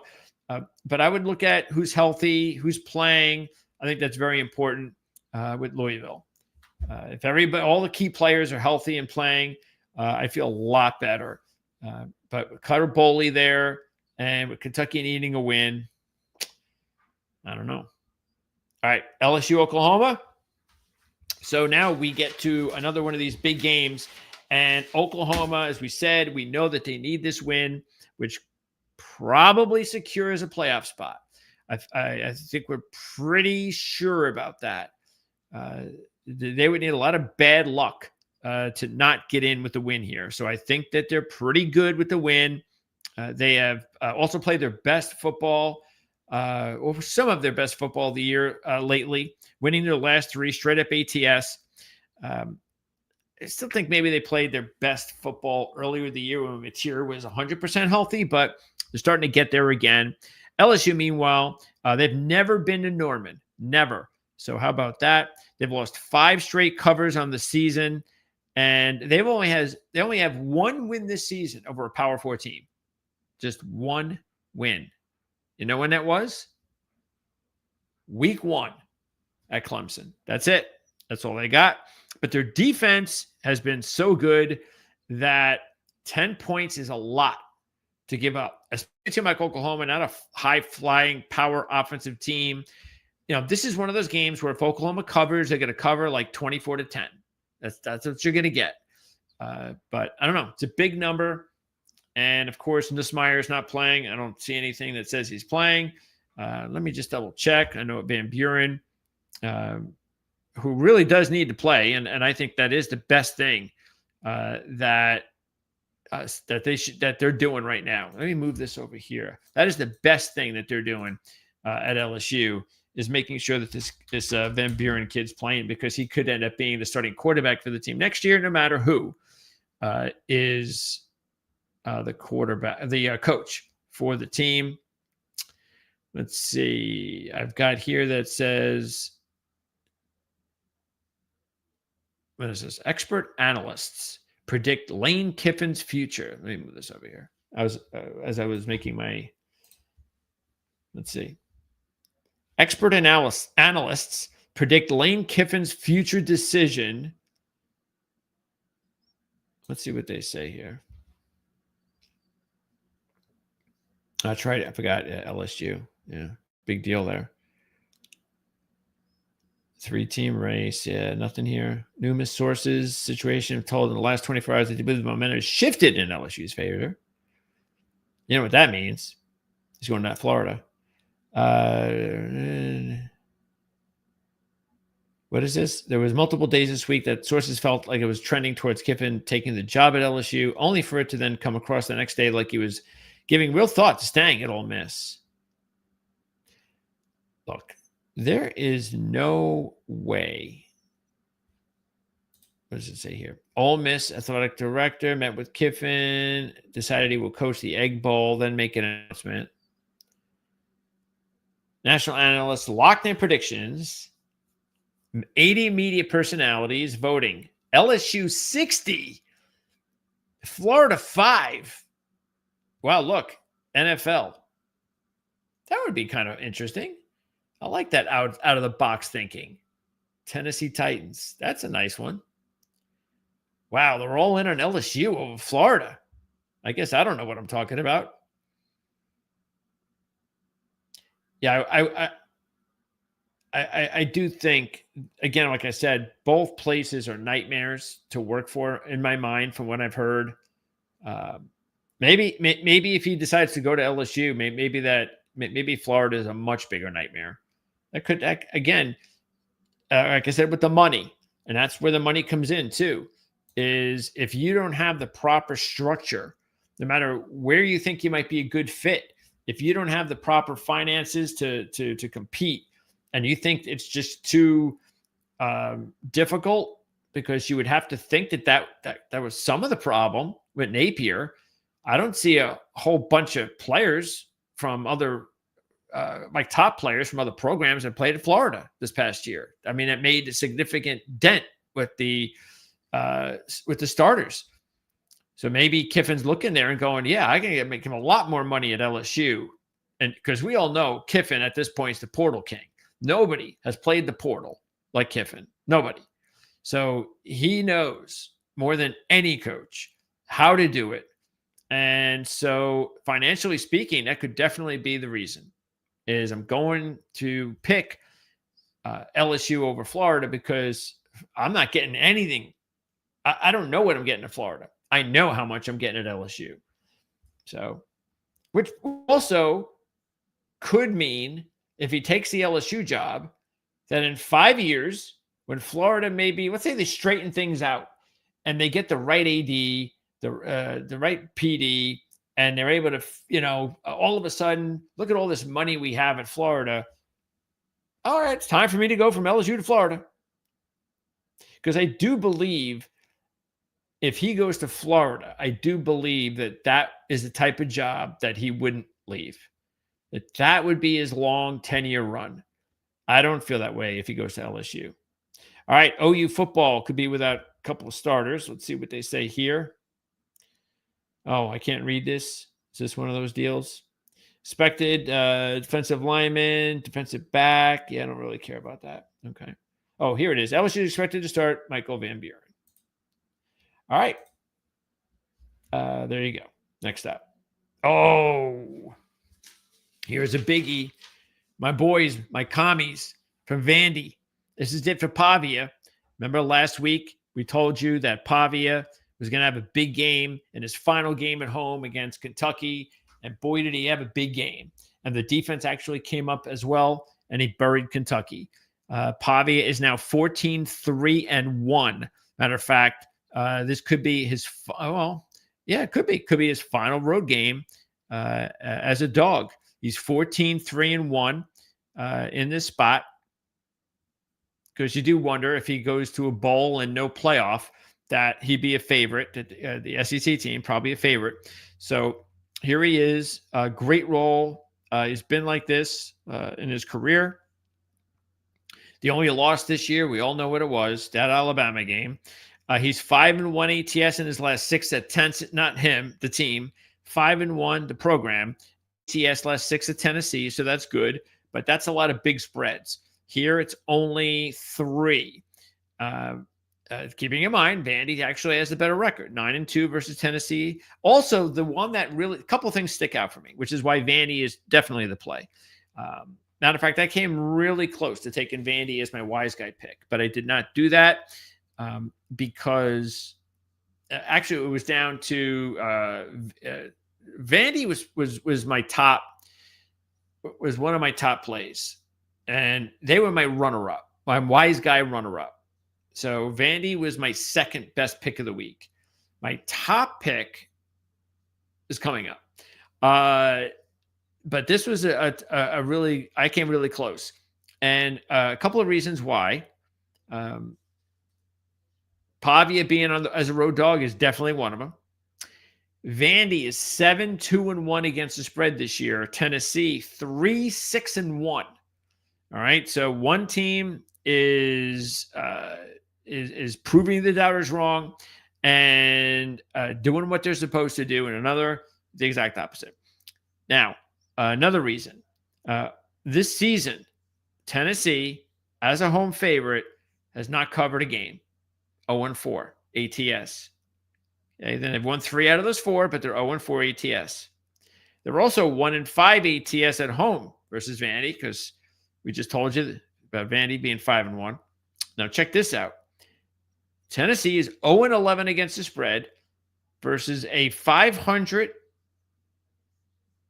opponent or a winning opponent in the SEC. So basically 0-11 against the spread versus a non-losing SEC team coming off back-to-back straight-up ATS wins. And Vandy, as much as it appeared just for a second that is Vandy kind of running out of steam, no, they're 4-1 straight up, 4-0-1 against the spread in their last 5 games this season. So no, that has not been the case. And Tennessee has not beaten, get this, a winning team all season. How about that? No wins this year versus winning teams. 0-3 straight up, 0-2-1 against the spread versus winning teams. So a lot to like there with Vandy. And throw in the fact that Vandy has lost 6 straight to their rivals. And if they're going to beat Tennessee, well, this is as good as a chance as they're going to have. And Diego Pavia will get one last chance to give the committee some pressure. And I don't know what it would take for Vandy to I think part of what will take for Vandy to get in, just like I said with Texas needing a lot of upsets, some of these other teams just need some upsets. You know, Miami needs upsets, Vandy needs upsets, Utah, those teams. So, yeah, in other words, LSU to beat Oklahoma. That's just a very good example of an upset. Some of those, matter of fact, if you look at the board, I think I took the board off already. I had it here. Let me see. There it is. So if you what the hell happened? There it is. So if you take a look at the board, all right, let's say Mississippi State upsets Ole Miss. I'll tell you this. If Mississippi State upsets Ole Miss and Lane Kiffin leaves, they're out.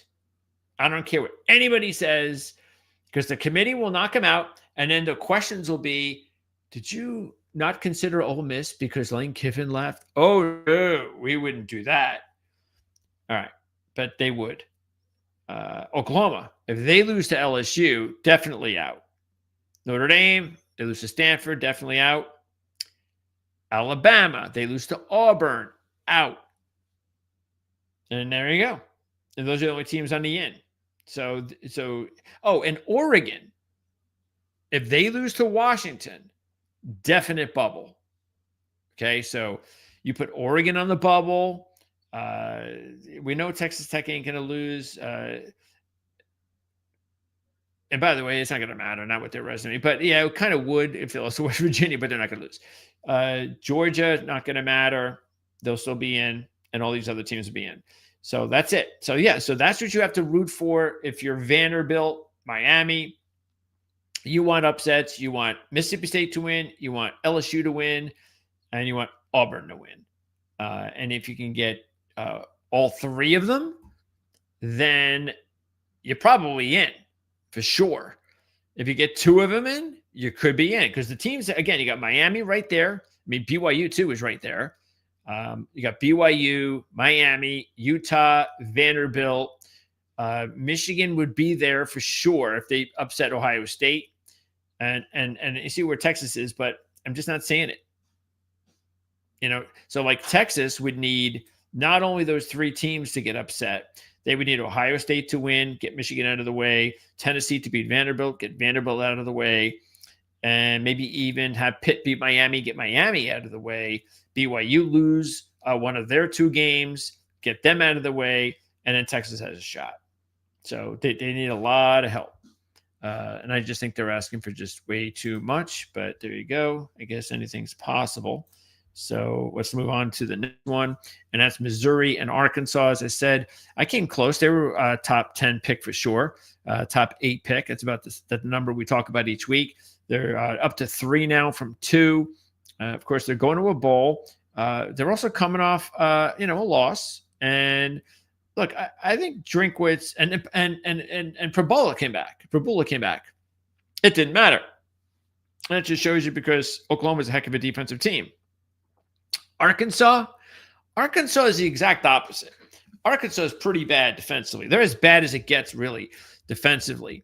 But Bo Prabula being back, let's see here. This is the latest we got from, let's see if we have anything at all lately. Let's see. Interesting. Missouri makes Eli Drinkwitz decision. What does that mean? Let's see what this is. A rising coach linked to multiple his pivotal decision. Get out of here. Has been a hot commodity when he arrived. Let's see, Drinkwitz is a potential candidate. And if you want to know more about that Penn State job, don't forget we have the Penn State show. We do it twice a week. Dylan and Marty, they will be on Friday afternoon to preview the game against Rutgers. And then they will return on Saturday after the game for the post-game show. And they talk about the coaching situation on every show. So let's see. What else? Do we get anything worthwhile? I love these pop-ups. Get this out of the way. Identify Drinkwitz as one of the top 5 candidates to replace Franklin, placing him second behind Brent Key. Look, after what happened last week in the Pitt game, there is no way. I mean, if you're Penn State, Brent Key is off the list. You just fired a coach who couldn't win the big one. You cannot hire Brent Key now after what happened against Pitt. You just can't do it. Rumors brand circulate. Okay, they had a meeting to authorize the move forward with a proposed, not finalized new contract. All right, so that's what it's about. They're basically getting ready to make him a big deal, which always happens. Whether the coach leaves or stays, he's going to get paid, even if his contract isn't running out. Previewing Missouri at Arkansas and all things. Okay. Man. Oh, don't forget. When we previewed the season for Missouri, here's our boy Ahmad Hardy. Remember when we had him as one of the top transfers in college football, one of the top freshmen in college football last year, somebody who nobody had any idea who he was based on the Sun Belt status at ULM. But we know who he was, and we talked about him before the season began, and now everybody knows who he is. And that's the reason that you tune in here to Proline TV to hear crap like that. Good crap like that. I call that good crap. Let's see if I see anything on Bo. Anything at all on Bo? Let's see. Anything? Removed from SEC. Okay, I don't care about that. He was courageous. Injury comeback. Let's see what this says. Details injury comeback. Went through a hasty and cautious recovery process to get back on the field. Yeah, that didn't work out. It was beyond impressive. So seemingly gruesome injury, blah, blah, blah. Would miss the rest of the season. Thought the same on more of an extreme level, questioning how long it would be before he would walk again. Now he's set to start his second straight game against Arkansas. When it happened, I didn't think I was going to be able to walk again for a long time. Once we figured out that nothing was broken, I was not weight bearing for about 2 weeks. Let's see. His potential for re-injury also made his return a risk. Knowing that was a possibility made his return a sign of bravery. Yeah, and I completely agree. I just wonder why he would start in this game, though. Really, why? It doesn't matter. I wouldn't play, and I would not. How can you? How can you have anything negative to say about him? Look, you had the game. You were still trying to be in the playoffs. You had that type of capability. You went out there against a top playoff caliber team, and you gave it your all, and it didn't work out. That's okay. Let's see, 20 of 36, 231, 2 picks. Yeah, and from what I saw, it was kind of expected. Sort of like Mateer in a way. He came back in a game he probably shouldn't have played against one of the better defenses in the country, and he kind of got what he deserved. But it's the second game against a crap. Look, they could even play their rookie quarterback, the freshman, and they'll move the ball against Arkansas's defense. Missouri is 7-0 against the spread as a road favorite since 2022. 1-0 in that role this year. They've beaten Arkansas 8 out of 9, including 3-0 straight up and against the spread the last 3 years. So I like Missouri in the battle line rivalry -3. And even if Arkansas is up in the fourth quarter, don't worry, they'll lose. All right, so here you go. Florida State. We have another rivalry game, and this one's pretty sad rivalry game because this is the state of these two programs. Imagine that. You have a combined 8-14 record. Pathetic. Norville's back, and I'm okay with that.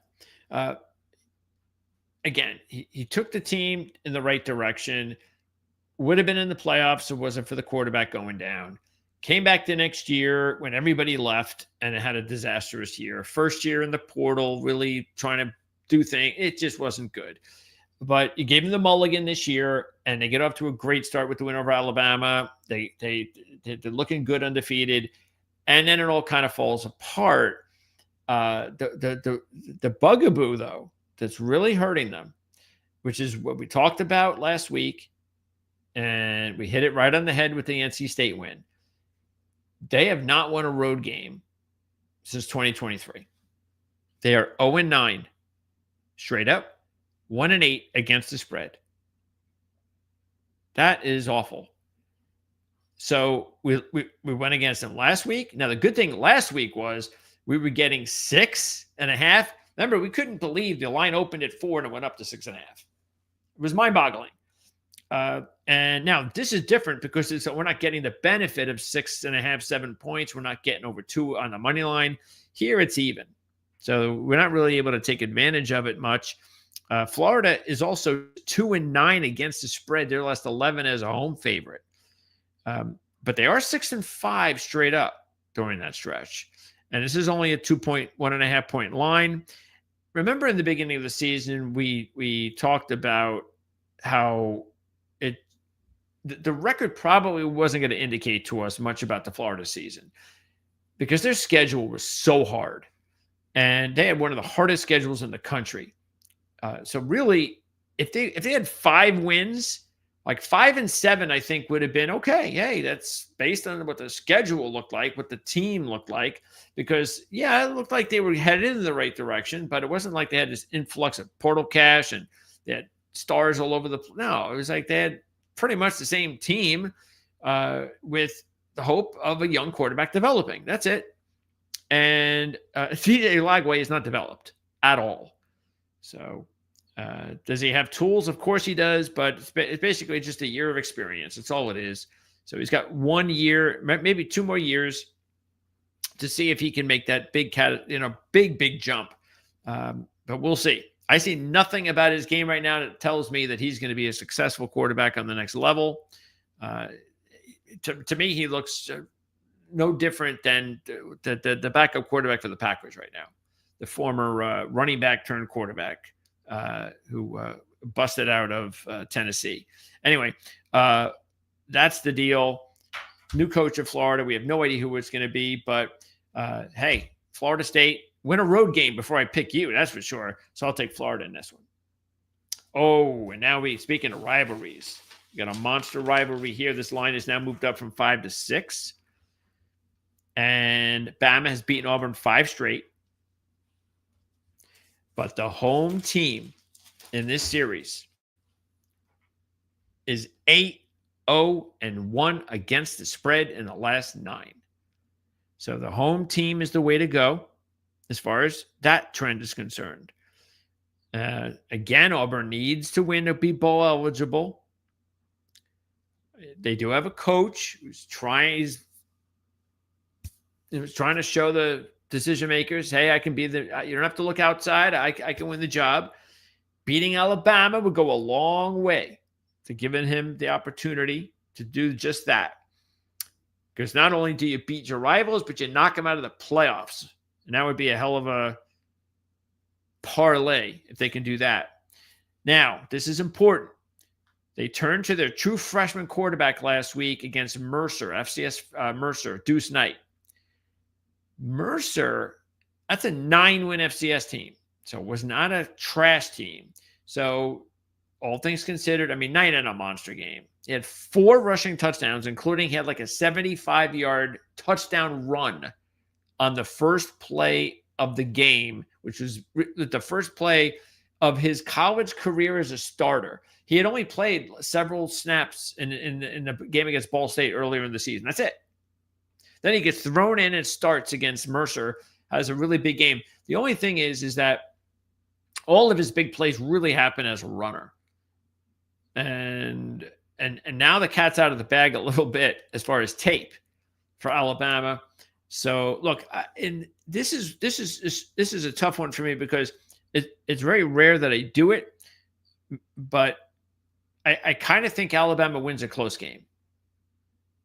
In other words, I think Auburn's the way to go with the points, but I don't think they'll win. I think Alabama was this game. So I don't know. It's one of those things where, because I don't like doing that. I don't like saying, all right, I'm going to take Auburn in the 6, but I'm not taking the money line. I don't think they're going to win. It's like I can't do that. So I'm just better off taking Alabama minus the 6 and maybe they win by 7. And because, again, I think this is going to be a close enough game. Auburn has proven now with Hugh Freeze out that they're just a different team. Now they can score, and we know they can play defense. This is their season. It's their season every season. And in some seasons, it's mattered less. Some has mattered more. But here it does matter because they go to a bowl and they can end a season strong, and that really helped them out. And who knows? Maybe they find a coach. So Alabama's also, this is a negative. They're 0-2-1 as a road favorite this year. Of course, they lost to Florida State week 1. And then they did not cover in close wins to Missouri and South Carolina. So, yeah, in my mind, it's either Alabama or go all in on Auburn. And if you go all in, I take the 2-1 on the money line. But right now, I don't know. I mean, just how crazy would it be? Because if Alabama loses, DeBoer's gone. And now DeBoer becomes, I'm not saying they're going to fire him. I just think DeBoer wants out because he's not going to want to have to deal with that. So, and who knows, maybe Alabama would be okay. I'm sure they'd probably be okay with it a little bit. But that could definitely be the case. And all of a sudden, DeBoer is now available. And is that, and we really don't know what's going on with Penn State.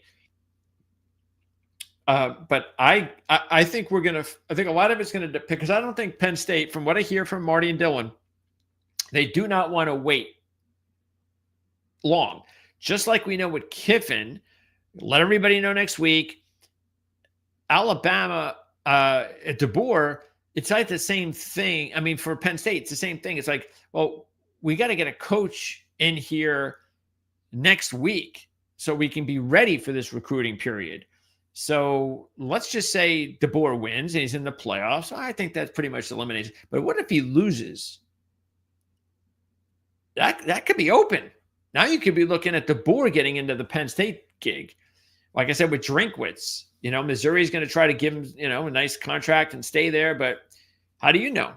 Drinkwitz looks like he could be the leading contender to go to Penn State, and he'll be all ready to go and sign on the dotted line maybe on Monday. That could definitely be the case. So we'll see.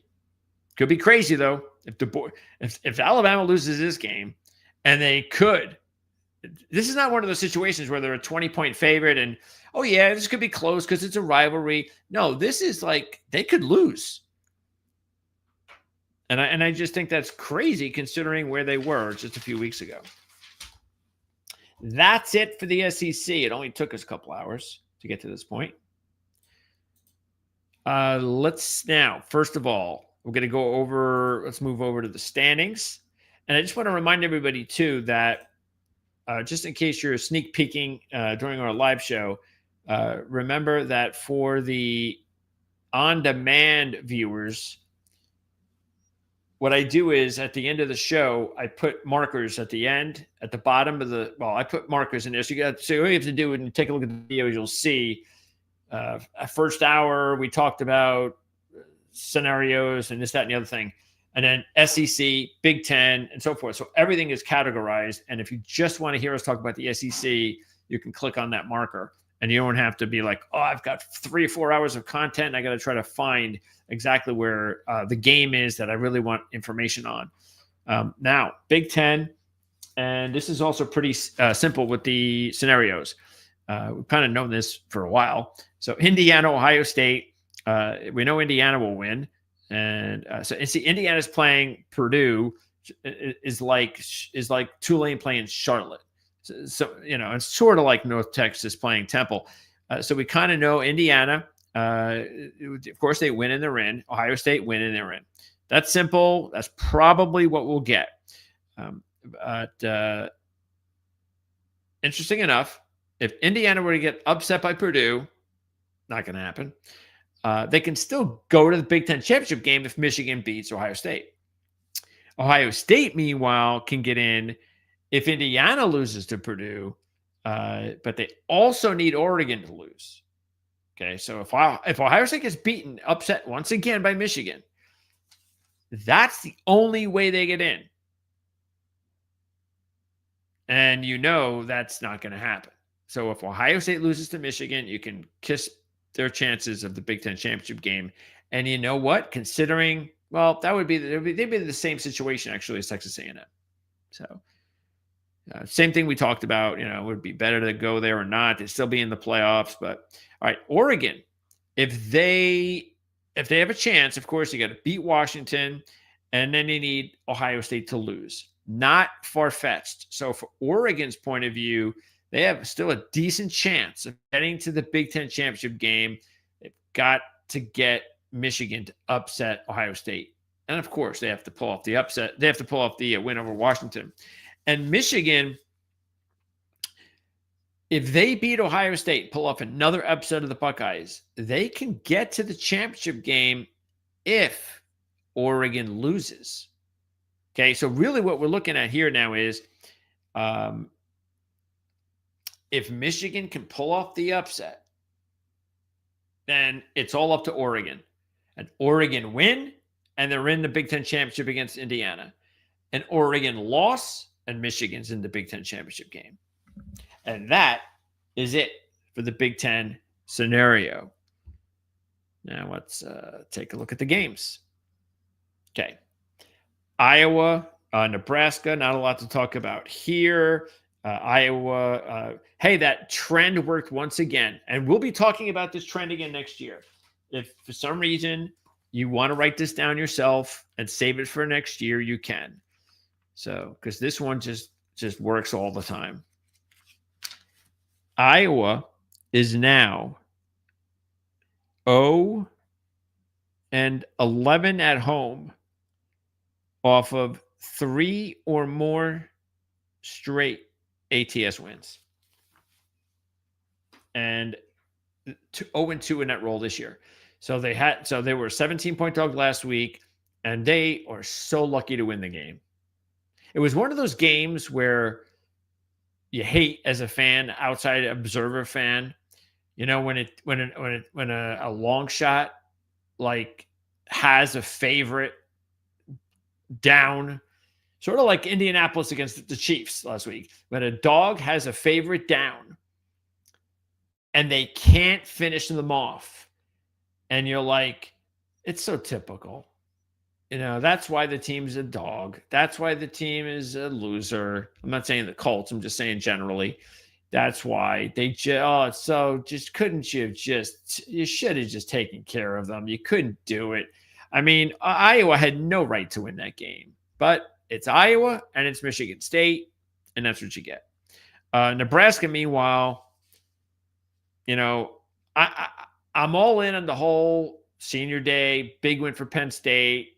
They've got their heads back straight, all that stuff. Great. But it's no excuse for Nebraska to have played like that, even with Royal out. No excuse. I'm sorry, but Matt Rule has not impressed me in the least this season. Not at all. I know how important next season is going to be to Nebraska, and I said all along that Nebraska will make a playoff run next season. And I got to tell you right now, I've lost a little bit of my hope that that's going to happen after what I've seen this season from Matt Rule. That's a team, that's a program that needs more. They need more. They're going to have to strike it with a few key pieces in the portal. Yeah, this game I got no pick there. Indiana, again, they're a big favorite. We expect that. Ohio State and Michigan.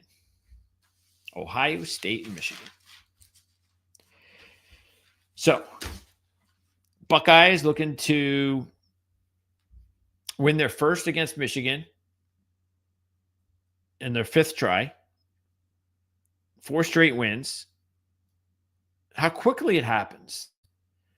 I've seen this rivalry. It's just crazy the way. I mean, does it?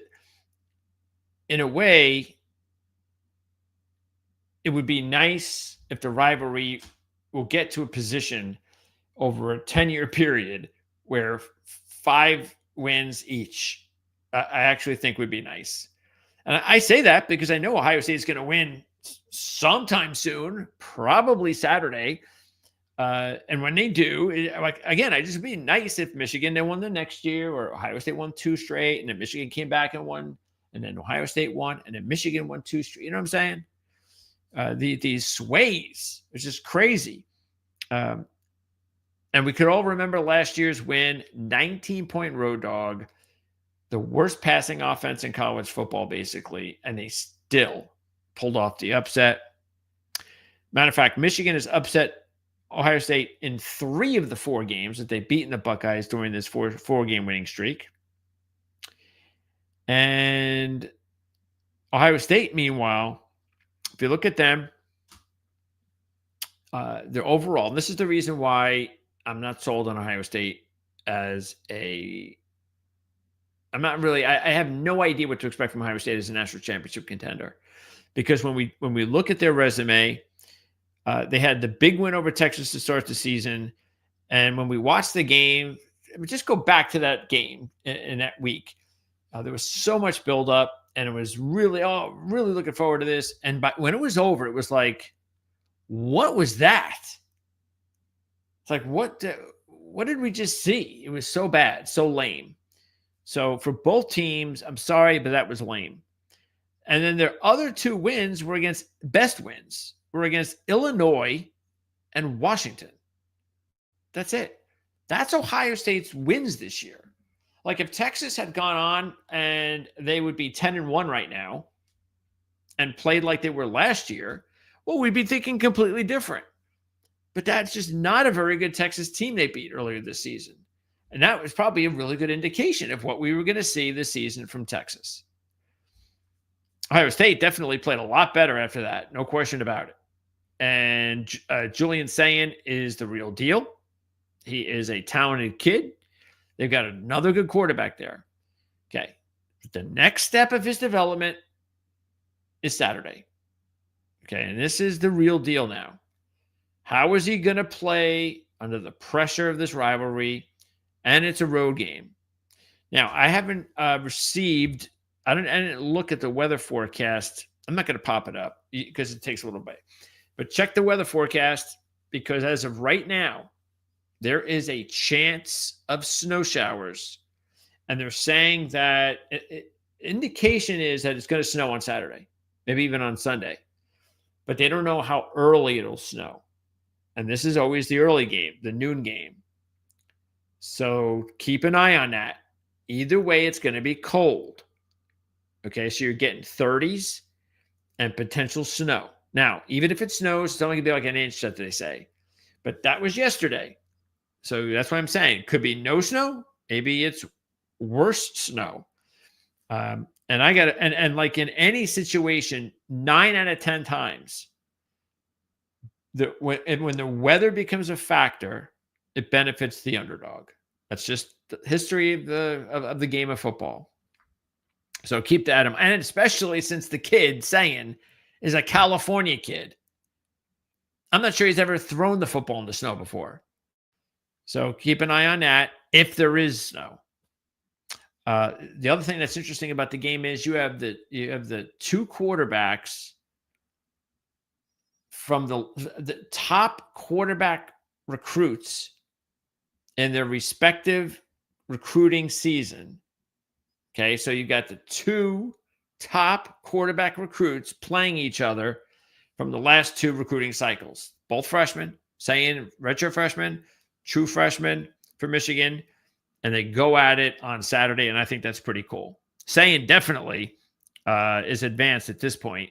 No question, he has the edge there. For Michigan, they still look. They've got enough talent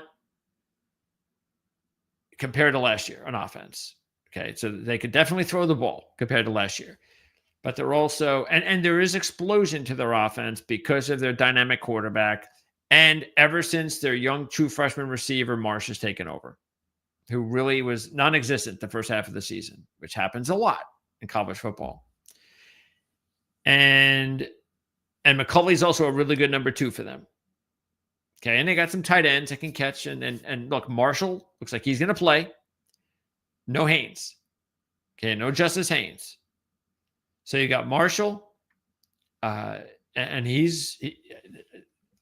don't think there's hey, you can't beat Ohio State with Marshall. Yes, you can. So this is not, if Michigan loses, there's not going to be, oh, but we didn't have Justice Haynes. No. Just put it out there. Does not matter. It would be better with Haynes, yes, but Marshall, after what we saw last year, matter of fact, even after what we saw a few years ago with Haskins, Michigan's been able to beat Ohio State with running backs with just as much, if not talent, than Marshall. Because I think Marshall is going to turn out to be a pretty good running back. I think he's going to be a fine pro. I don't think he's got the goods like Haynes, but he's got a different skill set. So I think it'll be just fine. And we all know that in the Michigan-Ohio State rivalry, or you should know, especially if you're tuned into this, the team who has the better rushing game wins the game. It's like some incredible number. So that's what it's going to be about, is which team, which defense can stop the opposing's rushing game. And that's actually where Michigan has been able to play better as the seasons wore on, because a lot was thought about with their freshman quarterback, all this top recruit of the country, and this kid. And look, I'd be very surprised and extremely disappointed for football's sake if this kid was not the number 1 pick of the draft. But what would it be? It would be because he'd come out in 2028. Very, very disappointed. He's got the goods. He just needs, and I think he's going to take a monster step next year. I really do. But that's next year. And saying, he could be the top pick in 2027. So not only are these kids the top quarterback recruits coming out back-to-back years, you could see the same thing back-to-back first-round draft picks, first overall. So we'll see. Again, like I said, the running game is really where it's all out, though. I know both Tate and Smith were out for Ohio State last week. They got to play. We all know that. But it's not the passing game that wins against these two teams when they play. It's the running game. And the one thing that also that Michigan's done a lot better job of as the season gone on has been their offensive line. They had some big injuries early on. So they've been playing a lot of young kids. I've stressed this out all season. They're the youngest team in the Big Ten. And they can move the ball. The problem for Michigan is they, because they're a young team, even though they can move the ball, to translate that to points has been the problem. So they've had the ability, sort of like the opposite of a defensive team that bends but doesn't break, where they'll let you go from the 20 to the 20, but we're not letting you go once you get to that 30, 20-yard line. Yeah, we're going to hold you to a punt or a field goal. You're not getting in there in an end zone. Well, Michigan's offense is like the opposite in a way, where they can move the ball. They're a bend but don't break offense. I don't know if the term's ever been. That's a new term now. I think you should have for Michigan's offense this season. They're bend but don't break offense, and that's been the problem with them. And we saw them a little bit more. I think they were a little bit more effective last week. And remember when we talked about the game last week, we said that look, I can either see this team being upset or they're going to have their best game of the season, and they went ahead and had their best game of the season. So we'll see whether or not that helps them this week. Oregon and Washington. Another monster game. Again, Oregon has a chance for the Big Ten championship. They need the Buckeyes to lose. If they win, they're in. I'm taking Oregon in this one. Washington 220 on the money line. And we know Washington is without a doubt better at home. But the problem with Washington is I think they're a little bit of a phony. I know they had a big win against UCLA, but that was another game and another instance last week where we had one team that couldn't care less that they were playing. And that's just very disappointing. But that's also part of the new college football that we're dealing with nowadays, is we're dealing with, a lot of these teams, especially these paid teams. And UCLA, they got one big payday quarterback, but they ran out of momentum. This is why Skipper is not a head coach. It was a nice little deal there for a little bit, but they didn't care. They just weren't there. And Washington had a lot more to play for, and there you go. But now we're in a situation where Washington at home, so it's senior day for them. They get a top-ranked type of team coming in, top 10 team coming in. So this is a big deal. You got, these two teams met just a couple of years ago for the championship game. Washington went all the way. That was the Bo Nix and Penix matchup. And Washington went to the championship and lost to Michigan. Oregon did not get to the playoffs. So you know the story there. But last year, a little bit of revenge for Oregon. And now we go at it again. Jed Fish here at home. I can't even believe I'm hearing stuff about Jed Fish leaving. Oh, could Jed Fish, could he possibly take a job? I forget which job. I don't know if UCLA maybe or something like that. It's like, and UCLA is another program with a lot of issues, even though it's a great, on the outside, it is a great opportunity. On the inside, it's like Florida and LSU. It's like there's a shit show going on there, but what a great opportunity I still think it is to be the coach at UCLA. But they've been dealing with this for a very long time at UCLA. It's not something new. But Washington this year, they've only played in 2 games as the dog this year. Okay. They were the dog against Michigan and Ohio State. Both road. One was the road game to Michigan. It was the home game to Ohio State. They lost both games against the spread by 48-13 margin. So I'm taking Oregon. They're coming off. I think it was their best performance of the season. Just happened to be against the USC game, which I liked. And but hey, when you're a talented team and you play your best game of the season as a favorite, that's what you're going to see, like we saw last week. And I think that's good momentum for them coming up this week. But hey, we'll see. Again, Washington, very good home team, but they did lose to Ohio State convincingly when he had to step up in competition. Okay. Penn State. Now, when I was thinking about this number, I actually thought it was going to be right about here. Thought it was going to be 13 or 14. Then I saw it opened at 10, and that really surprised me. Now it's back to where I think it should be, right around here. I still would take Penn State. So I think right now I jump on them at 13. The way they're playing, they've got some purpose back. They've got their identity back. Everything is look. They're still not the team or the caliber of team that we thought they were going to be when the season began. Don't get me wrong. And this also could be their last game. That's something to consider.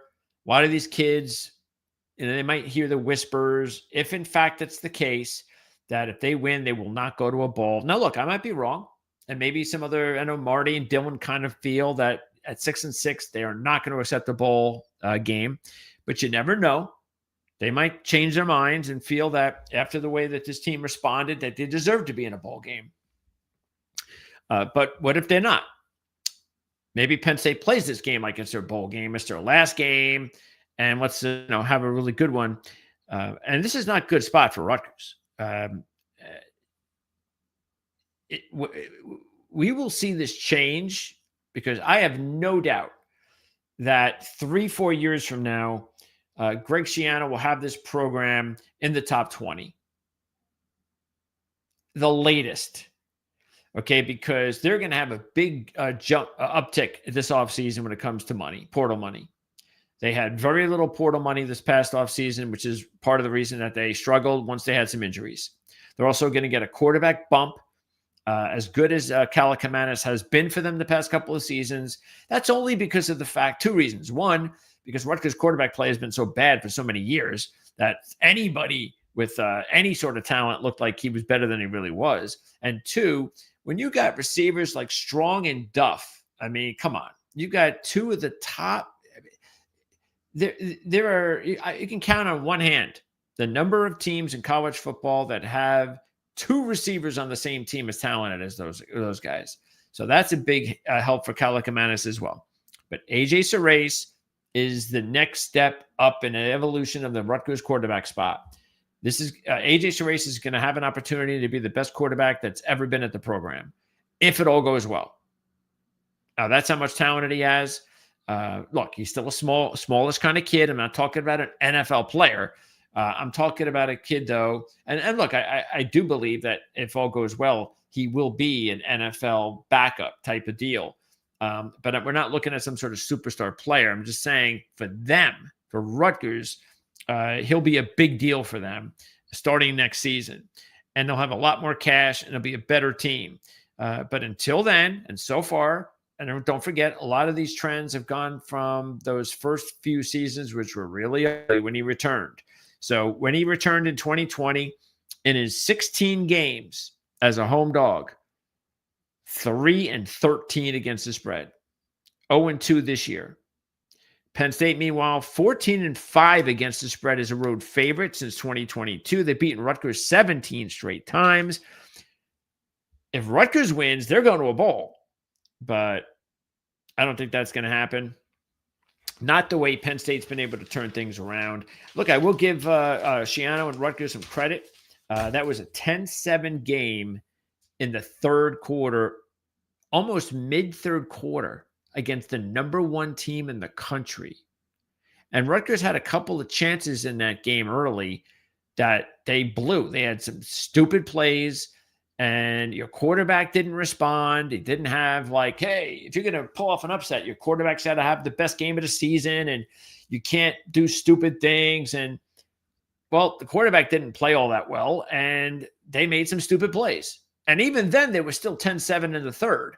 But as soon as Ohio State took that 2-score lead, it was over, and then boom, it was touchdown, touchdown, touchdown. So if Rutgers can play like that this week at home against Penn State, we might see a 4-quarter game. It's possible. But I still think Penn State's the way to go. Meanwhile, Wisconsin, we'll find out what happens next year, whether or not Luke Fickell decides to wisen up and remember Wisconsin roots. We'll see if he does that. Here, I don't know really. Kind of the same thing. And here, it's too bad that it's a really big rivalry game, and yet I have no interest unless this is a lot closer at halftime than most people think. And who knows? Maybe this was a look ahead for UCLA, the way they played last week. I don't know. USC should have no problem here. And taking a look at the rivalry, it's the Victory Bell, the road team, 5-0, straight up and against the spread the last 5 years. So how about that? So if UCLA continues that, that's 10-1 on the money line. Boy, would that change a lot, because USC went into the game last week, and you have to keep this in mind. They still had a lot to play for. It was still playoffs on the line. You beat Oregon. You're right there. You're probably in the playoffs as of today, and they lose that game. And again, we talked about the injuries, so I'm not sure if any of those players are going to play this week. I doubt it. And then you get the letdown, even though it's a rivalry game. You're expected to win. It's a blowout type of number. So, yeah. All I'm saying is, if UCLA, like I said, if they were looking ahead, couldn't care less about Washington. It was all about USC this week.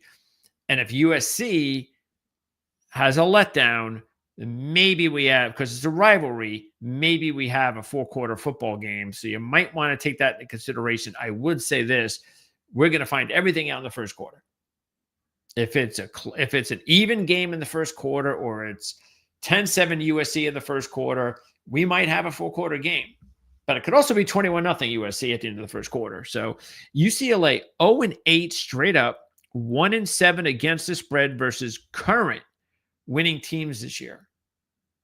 So even though they had that big win against Penn State, right now, when you look at their wins, you look at their schedule this year, all the teams' records, they have not beaten a winning team all season.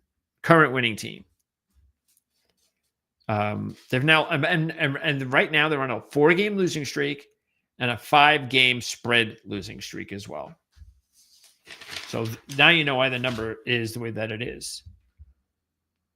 All right. Let's talk about the ACC now.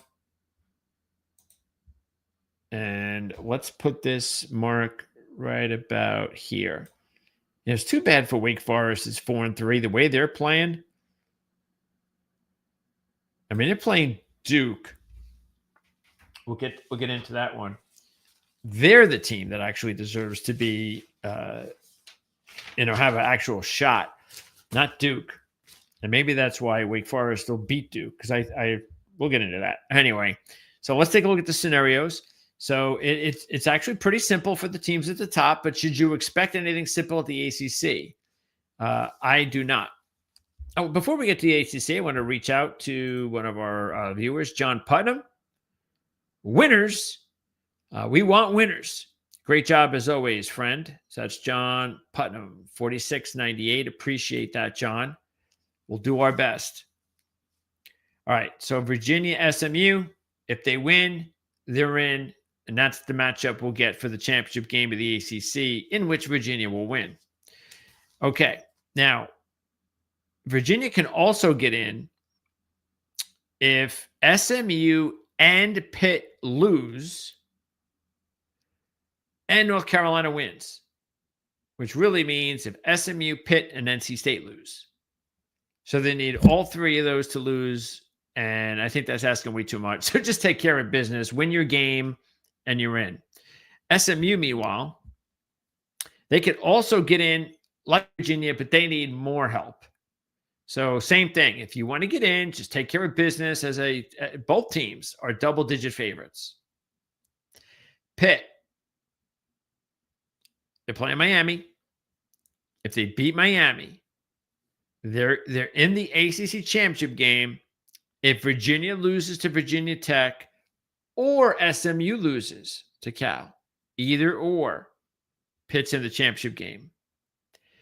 Believe this or not, Duke, which has played awful football, especially on defense lately, they're actually an ACC championship team if they beat Wake Forest and then they get a Pitt and SMU loss. Now, the Pitt loss is okay. Well, that's okay. They're the dog. They're supposed to lose to Miami. That's okay. So let's just say, okay, they lose. They basically just need one upset. They need Cal to upset SMU. And so if Cal were to upset SMU and Duke beats Wake Forest, Duke's in the ACC championship game. Now for Miami, they got to beat Pitt, but then they would need Virginia to get upset to Virginia Tech, Duke to lose to Wake, and then SMU actually win tiebreaker wise. Okay. So SMU, heavy favorite. Okay. Duke loses to Wake. No big deal, right? The biggest one is Virginia. So that's the big one. So Miami's also not in a bad, it could be a lot worse because the other scenario, they do have another scenario, but that's the worst thing. That's where they do a lot of really weird computer stuff. But they have a legitimate chance, but the big one is they got Virginia Tech. They have to pull that upset. And then the other ones, you have Georgia Tech, the last one. They need Pitt to upset Miami. And then they need Cal to upset SMU and Virginia Tech to upset Virginia. So Georgia Tech needs 3 upsets. Okay, they need Pitt, and they're not playing an ACC game, so they don't control anything. So all they're doing is watching when it's time for these games to be on. So they need 3 upsets. They need Cal, Virginia Tech, and Pitt to win. So they're in big trouble. Okay. So that's the ACC. We have one more to go in the Power 4, but before we do that with the Big 12, let's take a look at these games. Okay, let's move this over. All right. Oh, I was talking Big 12. I had that in my head. All right, so we already talked about the Georgia Tech-Georgia game. Now, here's the Miami-Pitt game. All right, so this one, Saturday at 12. Pitt, the one thing that sticks out here trend-wise, if you take a look at it, Pitt has been a home dog twice this year, and they lost both games, both covers. They lost to Louisville by 7, I believe, and they got crushed by Notre Dame. So this has not been a good role for them when they have to go up in competition at home. And that's what Miami is. It's up to 7 now from 6. Miami is tough to play, though. This is a game that I can't take Miami. And I personally can't take Miami because I just took Georgia Tech big last week, as you know. And it had nothing to do with Pitt. As you know, following me here the past, really for the whole run by this freshman kid from Pitt, we've been all over it. We had them pull off the upset against Florida State. Matter of fact, I think there had been no time that when there was a Pitt game going on, ever since they made the switch to the Heinzel kid, that we did not take Pitt if we were taking the game. And we cover all the games. The only one that we went against them was the Georgia Tech game, but that was more pro Georgia Tech than against Pitt. So for me, because Miami has been so heckle and jekyll, and they do these things. This is what Miami has done. Remember, don't forget last year. All you had to do was beat Syracuse in the ACC championship game, and they couldn't do it. So that's the thing hovering around the university. And that's what the talk shows are about, even though they don't control their own destiny, which is probably a good thing. They need to win. They all know it, but they can win the game, and they're not going to the championship game. But it still matters as far as the pressure, because they could still go to the playoffs. All right. So again, like I said, if they get upsets, we talked about those upsets, the teams like Miami and BYU and Utah and Vanderbilt and so forth, if they can get those upsets that we talked about, they have a chance. Of course, you got to win these games first to put yourself in that spot. And we'll see. Again, if I took the game, I would take Pitt because I don't trust Miami in this spot. And I might even take the 2-1 on the money line just in case. But Miami is the better team and they're the more talented team. We'll find out whether or not they can prove it.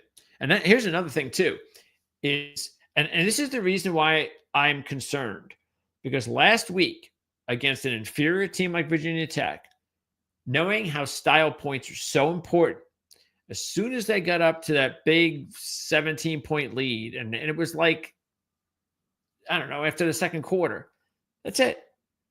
They were not capable of turning 17 into 34-point lead when that would have been a big help to them. Instead, they held on. Virginia Tech scored like a late garbage touchdown. And then they had the ball with a chance to score, onside kick, score, that kind of thing. And they let Virginia Tech hang around like that. You can't. You really needed to blow out Virginia Tech. You needed style points. They had no style points in the win last week. That concerns me because now they're stepping up in competition after the way Pitt played last week.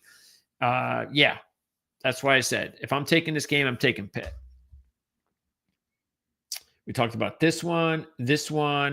Nobody cares about that one. And this one, I'm taking Wake. And this line, what a dramatic move. From 3 Duke to 1 Wake. How about that? And no surprise, right? Because Jake Dickert has done a masterful job this season for the Deacons. They've won 3 straight, ATS straight up, by a 96-35 margin. Duke, meanwhile, again, as I said, the defense has really let them down. They have a chance for an ACC championship game, believe it or not. And this has been a really good trend roll for them. 12-1 against the spread when they take on a conference opponent in a revenge situation off of a double-digit straight-up win. Duke is 1-0 in that roll already this year. Again, 12-1 in the last 13. In saying that, Wake has covered 7 out of 8, and they get an opportunity to spoil Duke and any chance they have for a championship game. And I'll agree with that line move. 3 Duke to 1 Wake. We talked about this one, and here's the big one. I told you that, I held out for my best pick of the week, and this is it. So I'm actually surprised at myself that I went this way, but out of all the games that I liked, that it all came down to it, what I noticed on those games was a couple things. Remember, I really liked Missouri against Arkansas, but it was like, am I sure Missouri is going to give it their best all? Because Arkansas might want to be in a situation where, well, we need a win before the season. We're on an 8-game losing streak, whatever. We need something. And what is Missouri really playing for? Again, I'm going to take Missouri. I like them a lot. But when you get to those, like, hey, when you got 5 or 6 picks and you got to narrow them into one, you're going to nitpick each one of them.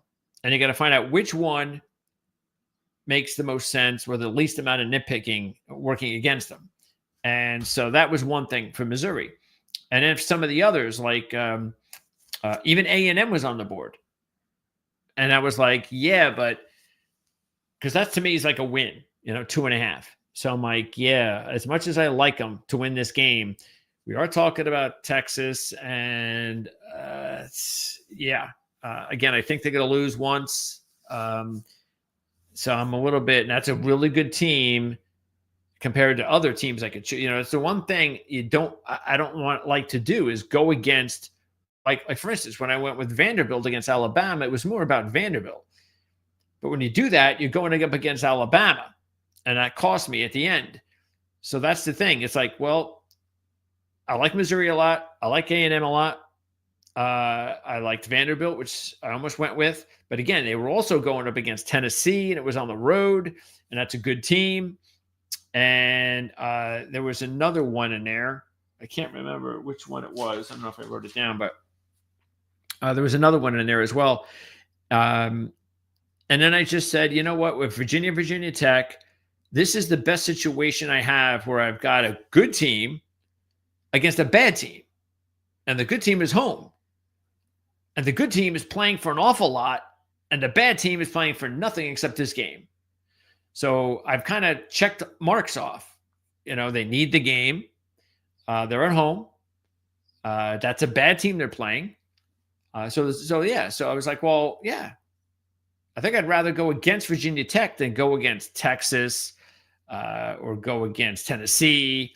So when it all came down to it, that's the reason I went and decided Virginia. Also, I did have Virginia as my top pick for my Wise Guy contest when in their upset win over Duke, and I like to keep that positive momentum going. So we'll see. Now, here's the thing that worries me the most. If you're unfamiliar with the rivalry, let me familiarize yourself. Virginia Tech is 23-2 straight up, 18-7 against the spread the last 25 matchups with Virginia. 23-2. The last loss was in 2019. And then the last 2 years, which happens to be the only 2 years that head coach Tony Elliott's been on the sidelines for Virginia, Virginia Tech has won by a 92-34 margin.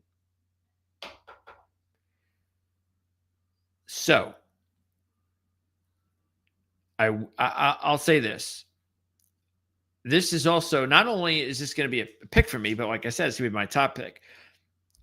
And it is extremely rare for me, even just in a regular pick situation, for me to go against a rivalry situation where one team has had their number against the other team, and the team that is getting beat up all the time becomes the favorite. And not just a favorite, but a big favorite. This is something I never do. And now it's my pick of the week. So why am I doing it? Well, I've already given you a few reasons why. But the other reason is I'm just going to look at it from this perspective. I have a good feeling about this team, even compared to Georgia Tech. I saw what happened to Georgia Tech, and that should be a big warning, right? Hey, look what happened to Georgia Tech. And they were just 2.5. That was but I mean, pressure-wise. The pressure really comes when you're 10 and you're not used to beating this team. But there's something about this Virginia team this season, mentally tough team, that I think that to me is the reason why I feel I can do this. Now, Saturday night comes, and all of a sudden, it's like, I can't believe it's deja vu. I can't believe Virginia played like that. I should have known this was coming. Why didn't I see this? I did see it. Why did I make this pick? And I've said stuff like that for 35 years, 40 years. Okay. So haven't I learned my lesson? But I think this is one of the things that I bring up every year. And I bring it up even when I talk with Mark, Jim Feist, anybody, especially these guys. But the thing is, whatever your system is, if you're somebody that handicaps a lot, you're somebody that likes to play the games a lot, you like to gamble a lot responsibly, the thing that is really important is because everybody has their own system. Everybody has the thing that just they believe in. This is my thing. I like doing it. These are my tools. This is how I come up with my picks, whatever the case may be. And that's what you go with.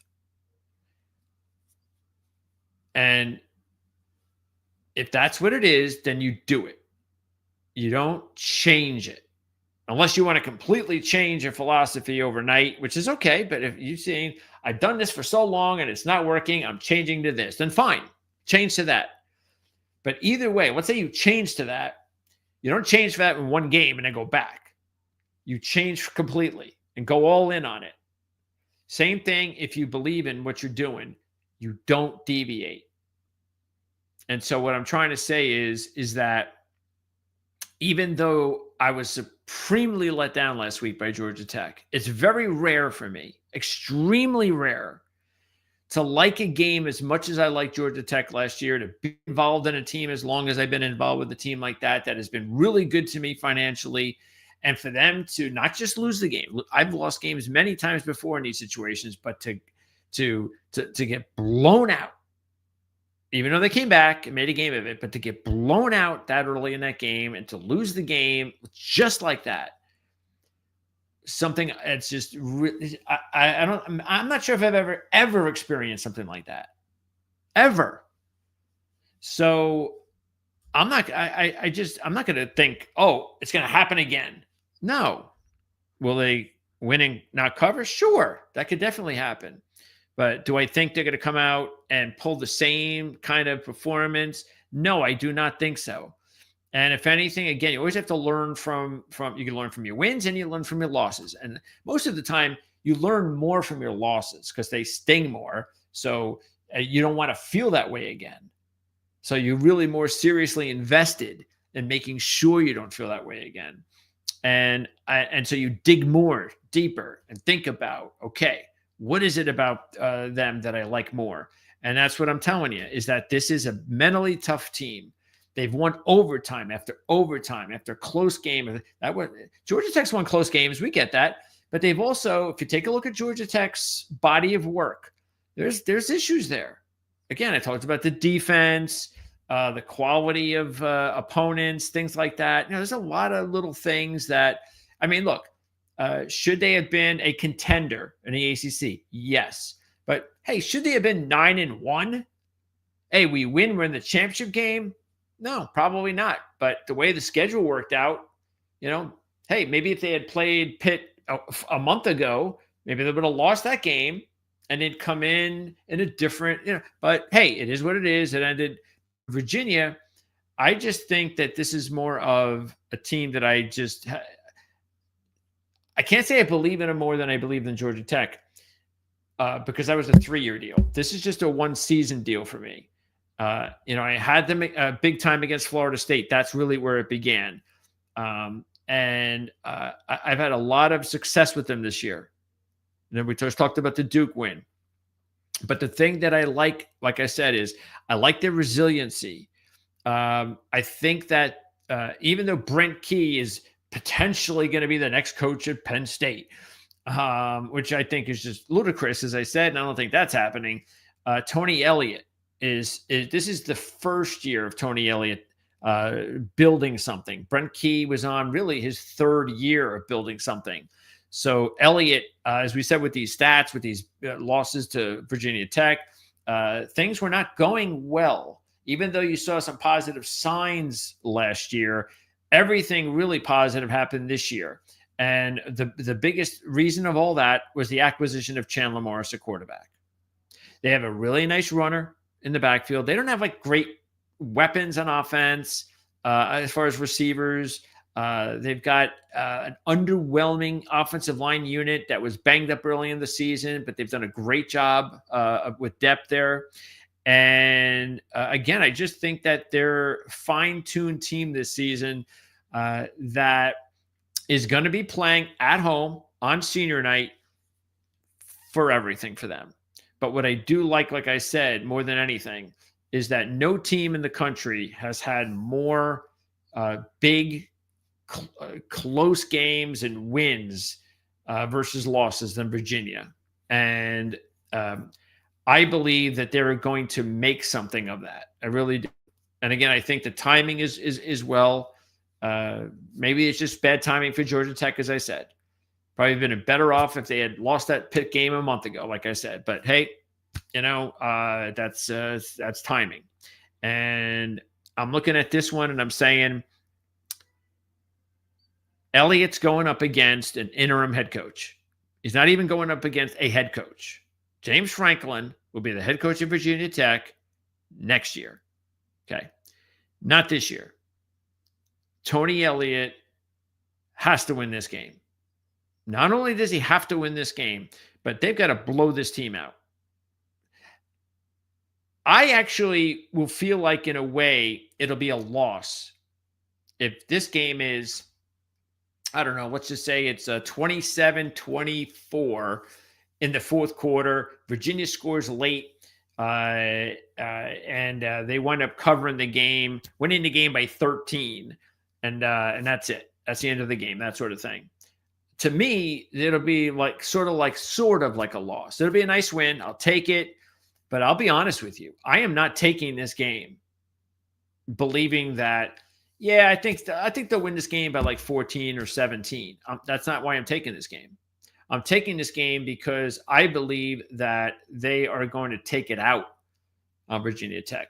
They're going to take it out on the fact that they've only won twice in the last 25 games. And that, because again, you got all these close games, and I can see a lot of people, and look, like I said, maybe I'm naive to think that a team that's played so many close games is actually going to be involved in a laugher. But that is what I'm thinking. That's what I'm looking at here. I'm looking at in a rivalry situation where one team is playing an inferior opponent that is not anywhere near as talented as them, that just is not really anywhere near the coaching ability right now of this other team. And the only thing they have going for them is it's a rivalry game, and they own the rivalry. That's it. That's all they have going for them. And if Virginia does not win this game easily, because they are going to come into this game just like Virginia Tech, rivalry game, and you're going to play your best. And since Virginia is clearly better than Virginia Tech this year, and we know we're going to get their best, that if they can't win this game before the fourth quarter, then that means that there's choking going on at some level, and maybe even there's some poor coaching, and that could happen. But I'm looking at it as, I believe in Tony Elliott. I think this is the beginning of him developing as the program, and that's why I feel confident they're going to get this job done. So I think the one that really the one that really did it for me was, you can't lose to a team with an interim coach. You can't be in a 4-quarter game with an interim coach when you have the class of the team. This is the best team maybe in the conference. And I actually think right now they are. I don't think it's by a wide margin. I don't think any of these teams are better than anybody by a wide margin. But I think even Miami, and we're talking ACC though, I think nationally, sure, I think Miami is the team that has the best chance of doing something special if they can get on a run and be in the playoffs. But in the ACC, I think Virginia is the best team right now. If we pop up their schedule, I'd say Virginia's 1. Look, just like it is here. I'd go Pitt 2.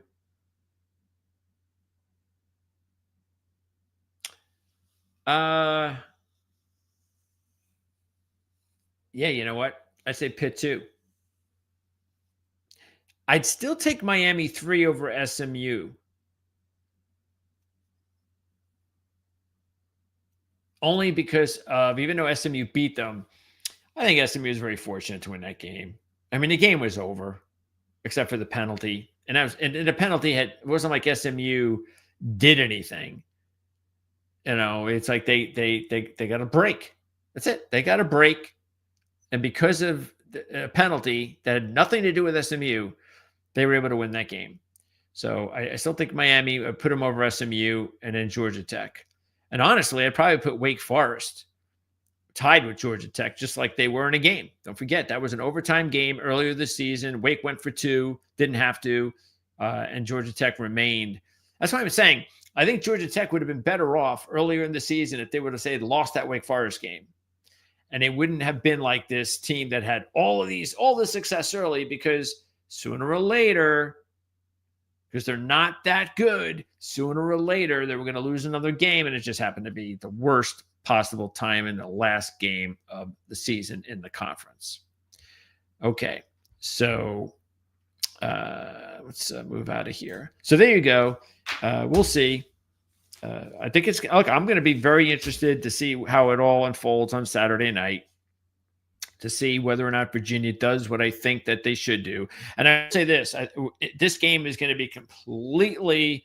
Matter of fact, I tell you what I might do is I might do, and I don't do it often, but I might do a first quarter hedge on Virginia Tech, because if Virginia takes, I even think if Virginia takes a 7-point lead in this game and gets the ball back, I think they're going to cruise and win this game easy.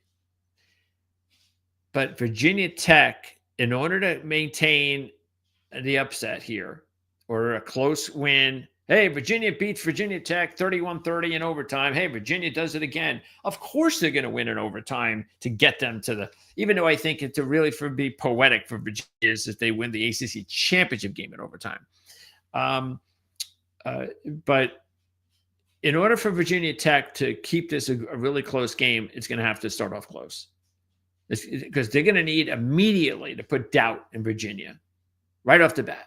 Maybe even get the ball, march right down the field, score a touchdown, and put Virginia all of a sudden thinking, oh my goodness, here it goes again. That would be my worst nightmare, just like Virginia's. So that's why I'm thinking a first quarter hedge may not be bad. Or, first half, I don't know how many points you get, that sort of thing, but it is a big number. So it might be 3.5. I don't know what the quarters are, but that's how significant it is. I do believe that. I think if Virginia Tech can win the quarter, then I think I'm going to be in trouble and probably going to lose the game. So I might as well capitalize on it with some sort of hedge in the first quarter. I don't do that very often, but I think it is something to consider. Here we go with the big rivalry game. First one for Belichick. Tar Heels not eligible for a bowl. It looked like they had Duke last week. And unfortunately, North Carolina just keeps finding ways to lose games this season. And that's because I think it's a big learning process for Bill and the players, and he doesn't have the players yet. But I haven't changed my mind from a few weeks ago, meaning that I still think that next year this is going to be a team to look out for in the ACC.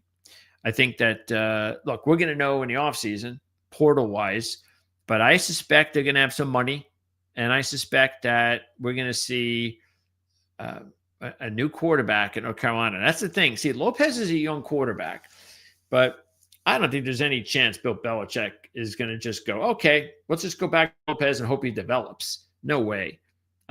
You got to find a really good quarterback there. And I think that if you can do that, it looks like they got a nice little running back. We know they can play defense. We know that they're going to play even better defense next year. And if you're a portal kid or even a recruit and you're a linebacker especially, you would be so ignorant if you didn't figure out where to go. That's where I would go. If I'm trying to develop into an NFL linebacker and I'm in college, I'm going to North Carolina, man. So he should be able to get some really he's already developed some nice young defensive players this year. So I suspect that's going to continue. Now you just got to get yourself a quarterback. And you don't even need to spend a gazillion bucks on a quarterback. You just need to go out there and spend a decent amount on a decent quarterback transfer. You do that, you step up in that department, I think you'll be fine. Now, in this matchup, NC State got the win last week, so they're already bowl eligible. But in this series, check this out. The dog in the series has covered 20 of the last 26 with 16 outright upsets. How about that? So I'm going to take that side. I'll take North Carolina plus the 250 on the money line. Speaking of upsets, yes, I'm taking Cal. Justin Wilcox. How about this? Justin Wilcox has the team in a bowl and he gets fired. But he gets fired because they lost to their rivals. And that really is not good. You can't lose to your rivals, especially nowadays. And that's exactly what happened to Cal. So as you can see here, Clemson, Louisville, Cal, NC State, they're all bowl eligible. Here are all the teams that are not. FSU is the only team that has a chance for a bowl at 5-6. All the rest of the teams, look, Syracuse went. It was all Angeli, and I tell you what, I'm a Syracuse fan. I'm being pretty excited about the possibility of Angeli being my quarterback for the next couple of years. They're going to be a good team with that quarterback. You just got to stay healthy. But the real deal here for Cal is how are they going to respond with Wilcox gone? Now, normally you fire a coach, you bring, the next week you should be fired up. And I actually suspect that's what you'll see. You had the loss to Stanford, so that was not good. It got your coach fired. You have a talented quarterback, a young freshman. Who knows what's going to happen there? Because some of the, they've been talking about even Deshaun Jackson returning to his alma mater to coach. I haven't heard a whole lot of big name. Matter of fact, isn't Ron Rivera on the committee or something? So why don't you just give Ron Rivera the job? But because especially with some of the names I'm hearing, because I don't know if Cal's a great job. And I don't even know if they're going to keep this quarterback. They lost Mendoza. So they better get the right guy or else this kid's going to be gone too. Maybe we'll go to North Carolina. They did play this year. So, and they're both in the same conference now. SMU beat Cal last year 38-6. So that should wake up some Cal players this week. But SMU's on a roll. They've won 3 straight up ATS by a 109-39 margin. And that's the reason why these odds have dropped, have catapulted to 13.5. Of course, we took Cal in the big upset against Louisville. That was one of our top upset plays of the year. And it's kind of hard to do 2 double-digit upset plays, but can be done. It's been enough time since the Louisville upset. And even though this game doesn't mean anything, they know how big this game is for SMU, who beat them up last year.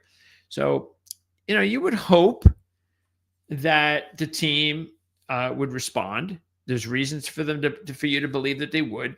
I still think this team gets disrespected most of the time because this has been, again, this is a bowl team.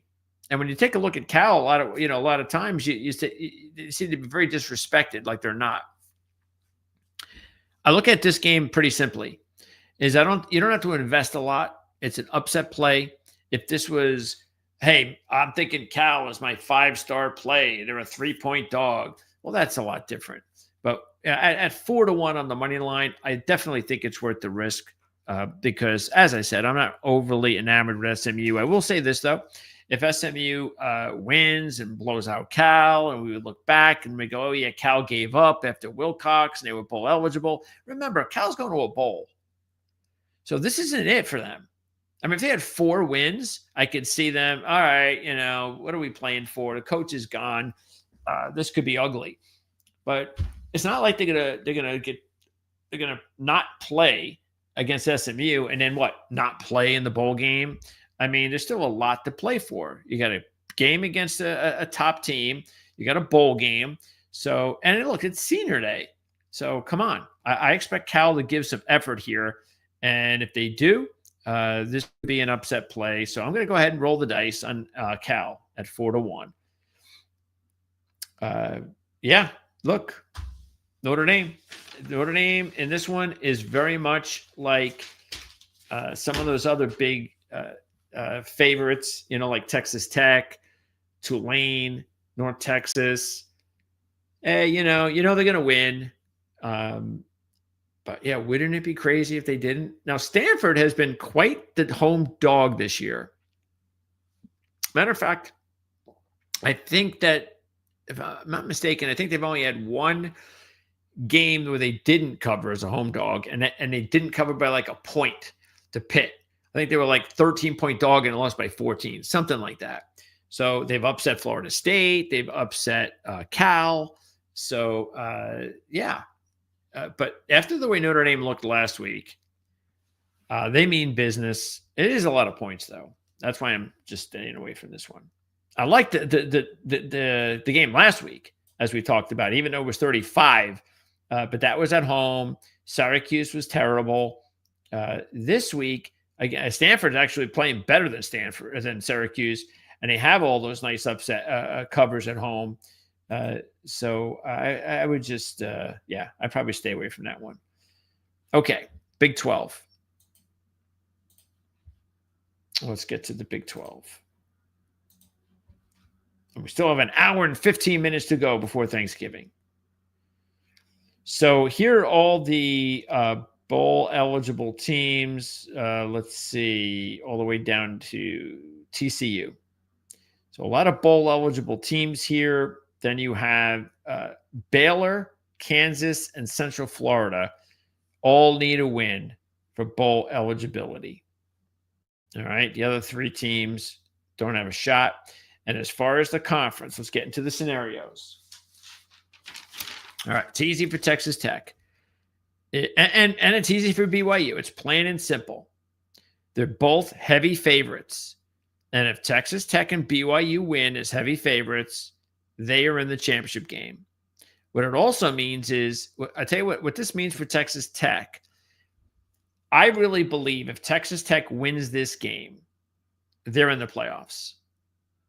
The way that they have destroyed teams this year, it would be really, I can't see it. I can't see as impressively a season as Texas Tech has had, that if they were to lose the championship game, that they would be knocked out of the playoffs, even as a Big 12 team.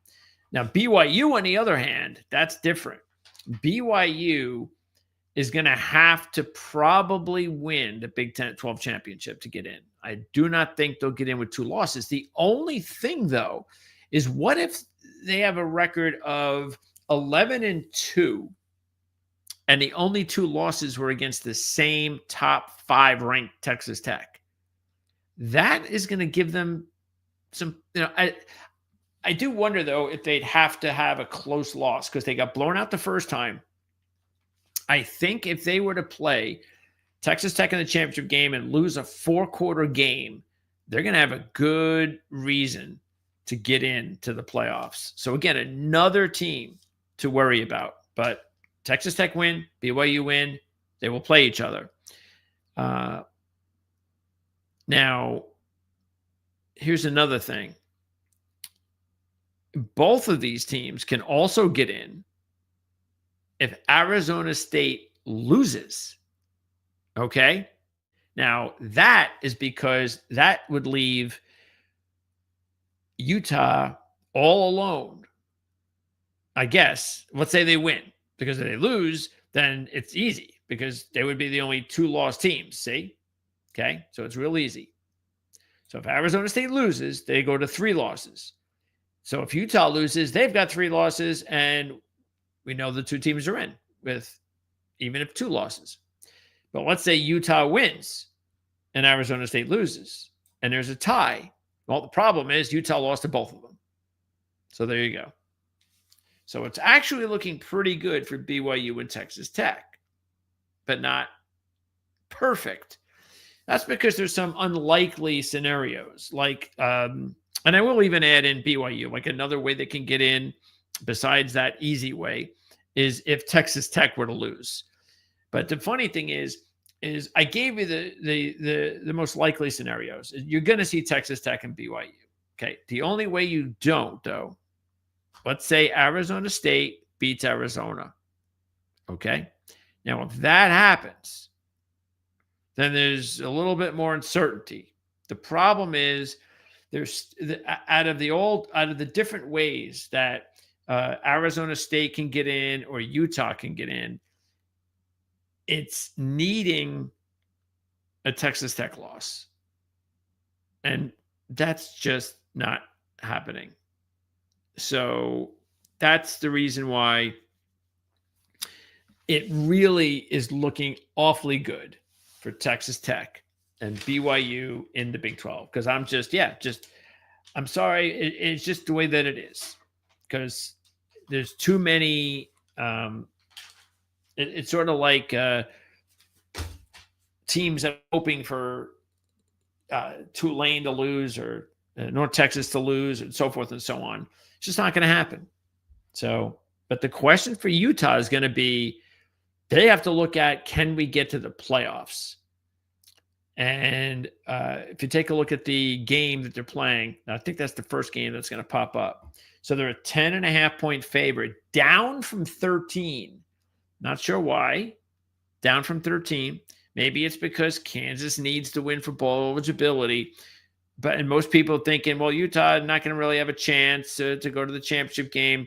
But once again, they still have a chance to go to the playoffs. So this is a huge game for Utah. Another thing is, how do they respond with the crazy late, well, I think that was an early game. It was a 3:30 game, Eastern time. But the loss to Kansas State, the win to Kansas State last week was incredible. I mean, that game looked like it was over. Kansas State looked like they were going to win. You had a terrible call by the official that kind of changed a little bit of the momentum that went Utah's way. But another one of those situations I was talking about before, where you had a dog that had control of a favorite, and the favorite still found a way to win. This is the same thing. Utah had no right winning this game, and they came back to win. And it's just a crazy game. Kansas, meanwhile, laid a complete egg last week against Iowa State. Iowa State with nothing to play for. Nothing except senior day, which is important, but still nothing to play for. And Kansas was never in the game. They have now lost, the last two, chance for a bowl. And keep this in mind, they do not have a win versus a Power 4 winning team this season. And now you expect them to beat Utah when Utah needs the game for a potential playoff berth? No. I don't know why the line's coming down. So I definitely would take Utah in this spot. Look, I'm a Lance Leipold fan. I think he's done a tremendous job at Kansas, but I'm not seeing it. I'm just not. I think if they were going to have their moment, I think we would have saw it last week. And here we go with another rivalry. Arizona State. Boy, Brent Brennan. Now you can see why we said this before the season began. This was a team to keep an eye on, because Brennan is a really underrated coach. Did a nice turnaround, an incredible turnaround at San Jose State. You had to forget last year. He came in late. That was a bad situation, but he had the full offseason this season, and boy, did he get to work and do a great job getting this team to 8-3. They've won 4 straight by a 147-78 margin. So they're playing their best football of the year. Arizona State, meanwhile, they have won 3 straight after the loss to Houston, and they lost their quarterback. Jeff Sims has stepped in. He's done a nice job. But now, we get to a big rivalry game here, and Arizona State has one of those really crazy chances to. Matter of fact, I think they also need Texas Tech to lose. Let's double check. Okay. Actually, if you look at it, Arizona State has the best chance to go into the Big 12 championship game outside of Texas Tech and BYU, because the odds favor, if you're looking for an upset, will UCF upset BYU or West Virginia upset Texas Tech? Most people would say, okay, UCF has a much better chance to pull off the upset against BYU, even though UCF's on the road. And if you think that way, then that's why if Arizona State beats Arizona and BYU gets upset, Arizona State goes to the Big 12 championship game. But once again, we didn't really get into it too much because you're going to need these big upsets for all that to happen. Meanwhile, Arizona State has a couple. Well, actually, right now they only have one thing going for them. They have two things going for them. Excuse me. 3-1 straight up as dogs this year. Straight up. They started as a 1-point favorite. They're now a 1.5-point dog. So the line has actually switched about 3 points. And who knows? It could switch back. It's possible. But here, how about this? This is a bad one for Arizona. 1-13 against the spread is a conference road dog of less than 19 when they take on an opponent off back-to-back straight-up wins. Again, conference road dog, less than 19, taking on an opponent coming off consecutive wins. 0-1 this year in that role. So it's 1-13. What favors Arizona, because this is going to be important to see who's the favorite kickoff. The favorite in the series has won 7 straight. Okay. So that's looking good for Arizona. Look, Arizona, they're both playing good football right now, but Arizona is playing the best that we've seen Arizona play in years. They are really dialed in right now. Their confidence is through the roof. I think Arizona State is also, we know they're well coached, but without Levitt, and I don't even know if Tyson's playing. Has Tyson been playing? I know he didn't play a couple weeks ago. I don't know. Did Tyson play last week? Let's see. Jordan Tyson. Okay. Who cares about that? I don't care about Deion Sanders right now this week. Let's see. Does it say if he's going to play this week or is he out officially? Let's see what's going on with Tyson. Oh, these damn pop-ups. That's it. Come on, you going to say anything? There you go.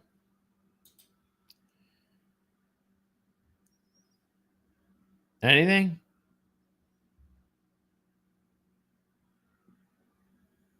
No. Complete waste. Thank you for that waste of time. Give me this. Actually, I can just check here. I know you can't see it, but it'll take me 1 second. Let's see. Yeah, he did come back last week against Colorado. Sparingly. Didn't just played a little bit, it looks like. He only had a couple catches, but that's a good sign. All right. So that's good. Again, I don't think Jeff Sims can get him the ball very well, but definitely a good sign. Okay. Still, if I'm picking the game, I'm got to take Arizona, but this is a real close one. The Territorial Cup. I just think it's too flip of the coinish for me. But I would lean towards Arizona. Next up, here's the Texas Tech game. Now check this out. Texas Tech, all 10 wins this year have been by 22 or more points. How about that? All 10 wins by 22 or more points. Of course, they had a loss, but whenever they win, hey, 23.5. We can cover that. They are 4-0 straight up ATS last 4 since the Arizona State loss by a 162-36 margin.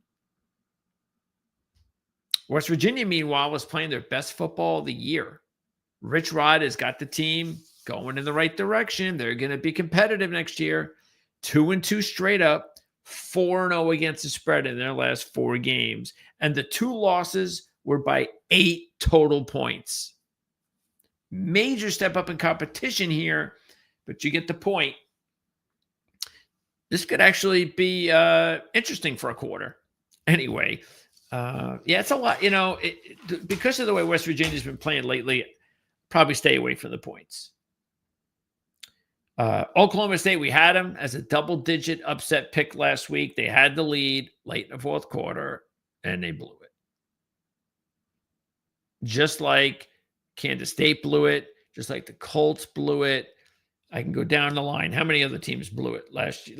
It was like I don't know how many teams. A lot of teams were in that spot last week, and Oklahoma State was one of them. Oh, Colorado, they can't wait for the season to be over. Baylor needs to win for bowl eligibility. We talked about that. That's probably the only thing that really, nothing else in this game. Of course, Houston, for a while, it looked like Houston was going to be there at the end. Just didn't work out for them. So, and I believe Baylor's going to retain their head coach. So, yes, it may not be a bad one to take Baylor here. It might be a pretty good play. Now, here's the big one here. BYU, 17.5. UCF needs to win to go to a bowl. But UCF was the team that needed a late score last week to beat Oklahoma State, who hadn't beaten an FBS team all year. So I don't think this is going to be a game. I suspect BYU. Now, I don't know if they get off to a bang-up start, but I think by the end, I think they'll be rolling. I would give the 17.5. Since the Texas Tech loss, they have won their last two games by a 70-27 margin, beating two pretty solid Big 12 teams in Cincinnati and TCU. So when they had the loss, they responded and played maybe their best football of the year. UCF, meanwhile, 1-3 straight up, 0-4 against the spread in their last four games. That includes a 27-point loss at Baylor, a 39-point loss at Texas Tech, and I told you the win last week against Oklahoma State. So I would definitely take BYU here. This one, I don't know what's going to happen here. I'd probably lean towards TCU. Cincinnati kind of pulling a Louisville. They're headed in the wrong direction. And that's it for the Big 12. Okay, let's move on to the Group of Five. Everybody's favorite Group of Five conference, the American. Or at least that's what the committee says. All right. So you look down here, you see all these teams here. Tulsa's starting to play better. That's a team to keep an eye on next year. First-year head coach, looking good. FAU, same thing. They're playing good football under a first-year head coach late in the season. And then you have three teams that still need the sixth win. Rice, Temple, and Army. Okay. And you have UTSA, Memphis, and we've got the five teams that still have a chance for bowl eligibility. But keep in mind, there are the two teams, South Florida and East Carolina, that need a wing and a prayer. So here's both teams. They need two losses between these three teams. Now, one of them is Navy, and that's more than capable. Navy's the dog. So let's just get that one out of the way. Basically, if Memphis beats Navy, they need one upset. Unfortunately, it's like an upset that's just not going to happen. So they would need either North Texas or Tulane to lose. So, again, the team that has a much better chance is Temple, because Temple's needs to win for bowl eligibility. They're having a nice first season under their first-year head coach, and who knows? Maybe you get a little pressure from North Texas there, but East Carolina's in the same boat. Okay, so what happens is, let's say Temple pulls off the upset, and Memphis wins, and UCF and East Carolina win. So what happens is, then you go into the computer thing, and it's going to spit out something. So don't even involve yourself with any of that until, let's see. Yeah, first of all, the Navy game is tomorrow night, okay, against Memphis on Thanksgiving. So first things first, if you're a South Florida, East Carolina fan, take care of business first. You get the Memphis win out of the way. That's the most logical, easy win. Not that it is, but that's your best easy chance. And then if you get that, then you're like, okay, now we got to hope for an upset. Now the good thing is you've got the game on Thursday. Then you got the Friday game is the Temple, North Texas. And then the Saturday game is Tulane and Charlotte, which once again is really just going to be academic. So you hope that Memphis gets the win. And then on Friday night, you pray for Temple to somehow keep it close in the second half and get a tight North Texas team. And if that happens, then you have hope. East Carolina will then play, by the way. Let's just say there's a big upset and Temple pulls it off. And now East Carolina and South Florida have a shot. Well, East Carolina plays Florida Atlantic at 12 o'clock on Saturday. And South Florida gets Rice at 7 o'clock on Saturday. So, and look, the East Carolina game ain't going to be easy either. All right. Let's get to the matchups now. Okay. And then, wow, this line dropped. Why did this line drop so much? It dropped 2.5 points. Let me see here. Make sure Lewis, the quarterback, who was injured earlier this year, is going to play. There's could be a lot of Navy people. You know, people like betting on the middies. They're a nice little dog. Nothing. I don't see anything here. Interesting. Let's see if I see anything here with Lewis. He's got an annoying injury. Okay, so let's see. Playing through pain, annoying injury. Let's see if anything says here. Let's see. Doesn't seem like he's going to be out, though. These fucking pop-ups. That's it. Nice story.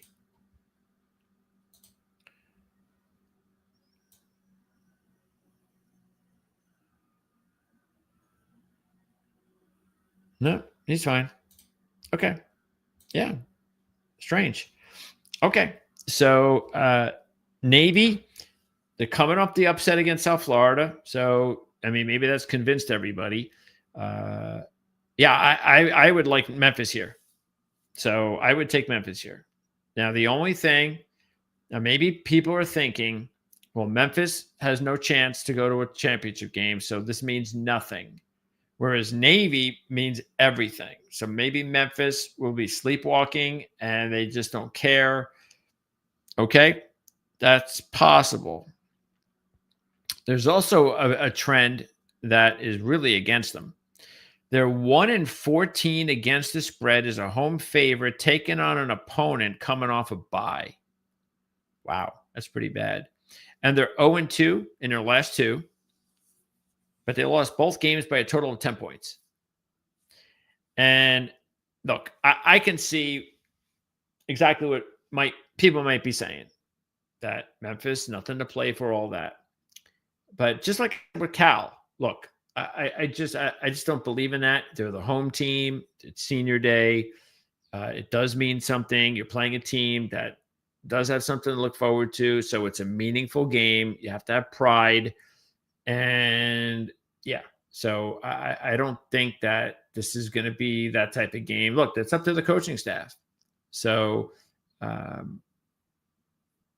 we'll see. I mean, I think the other thing, you have to keep this in mind too, is that if you're not 100% focused in playing against an opponent, that's one thing. But when you're not focused on playing an opponent that runs the triple option, well, that's another thing. So that is something you got to keep in mind. There's a lot of work that goes involved in that. You got to be quick, and you got to react, and you got to be smart, and you got to be dialed in. And so we'll see. I think it's another situation that we'll find out early. But I'll take Memphis in this one.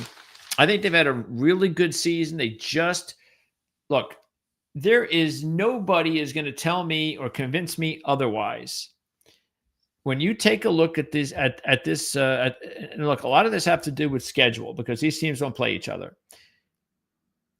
But I think we can go to, let's see, UTSA is just too volatile. They can't beat anybody on the road. These teams right here, these 6 teams, there is nothing separating these 6 teams. Nothing. Any of these teams. Matter of fact, I probably would put Navy 6th, East Carolina 5th,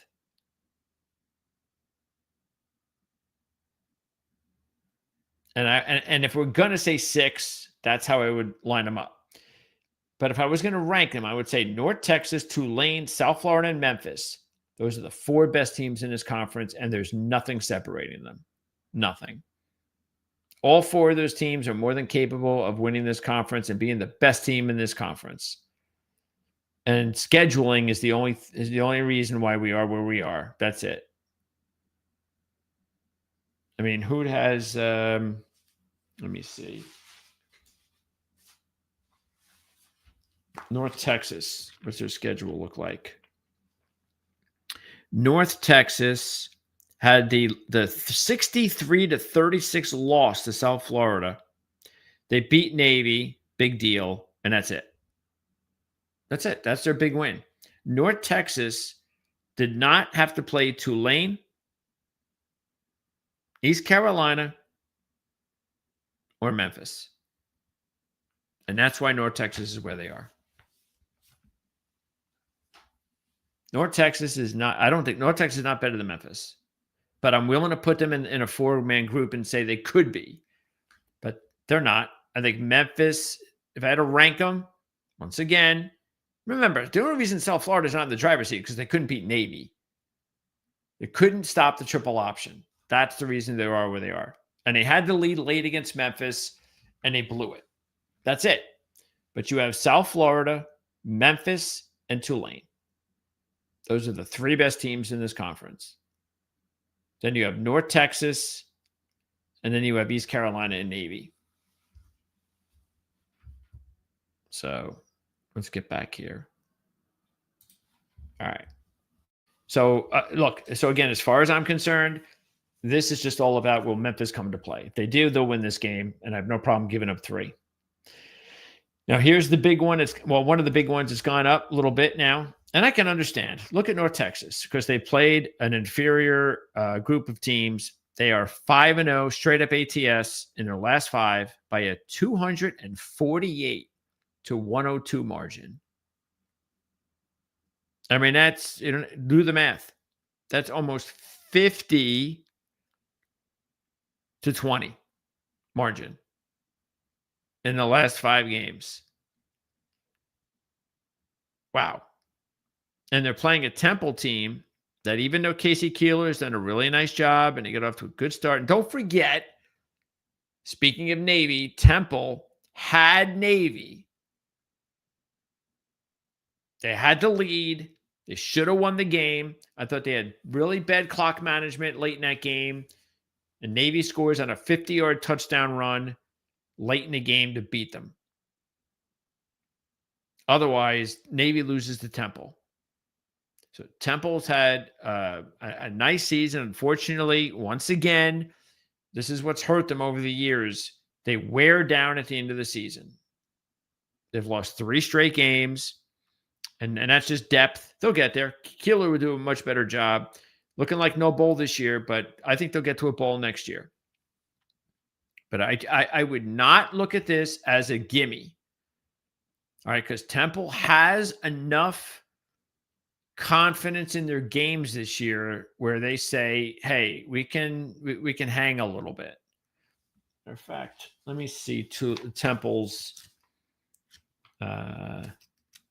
look, if I'm betting the game, if someone says bet the game, I demand that you bet the game. I take North Texas because I'm not getting in the way of that type of streak in that offense.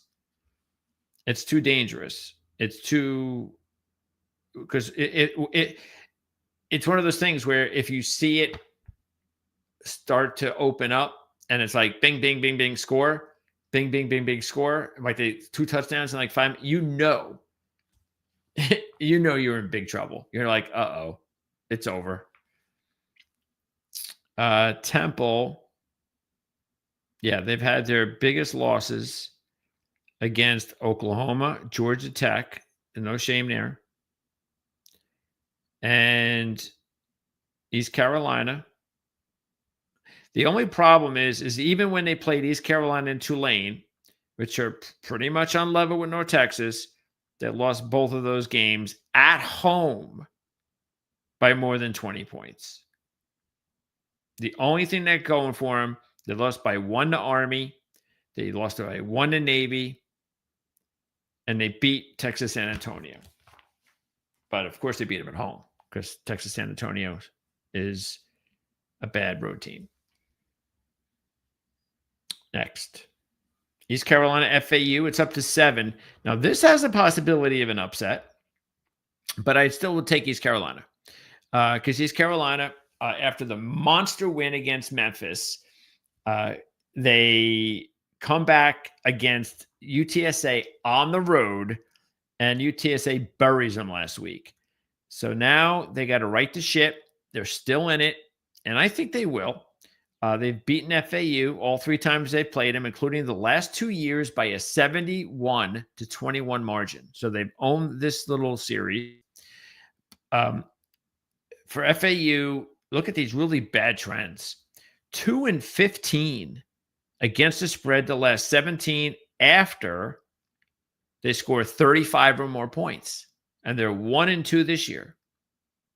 They're also 3-15 against the spread in the second of back-to-back home games. That is a combined 5 of 30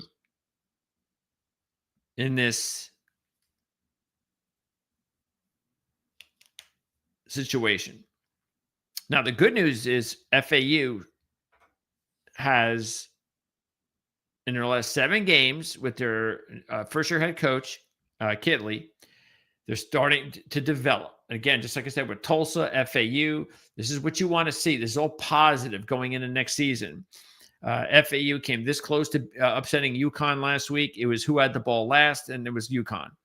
But in the last 7 games, FAU 3-4 straight up, 6-1 against the spread, and they've covered 4 straight games. So they're playing their best ball of the year, and we'll see if East Carolina's tight. So, again, I still think East Carolina is the play. I would expect it's been a nice season for them. I don't know if I can expect East Carolina to lay a complete double leg after the Memphis win. That would be, with this staff, it would be the first blemish because this staff has done a great job since taking over midseason last season. So I think they'll bounce back. I expect them to do that.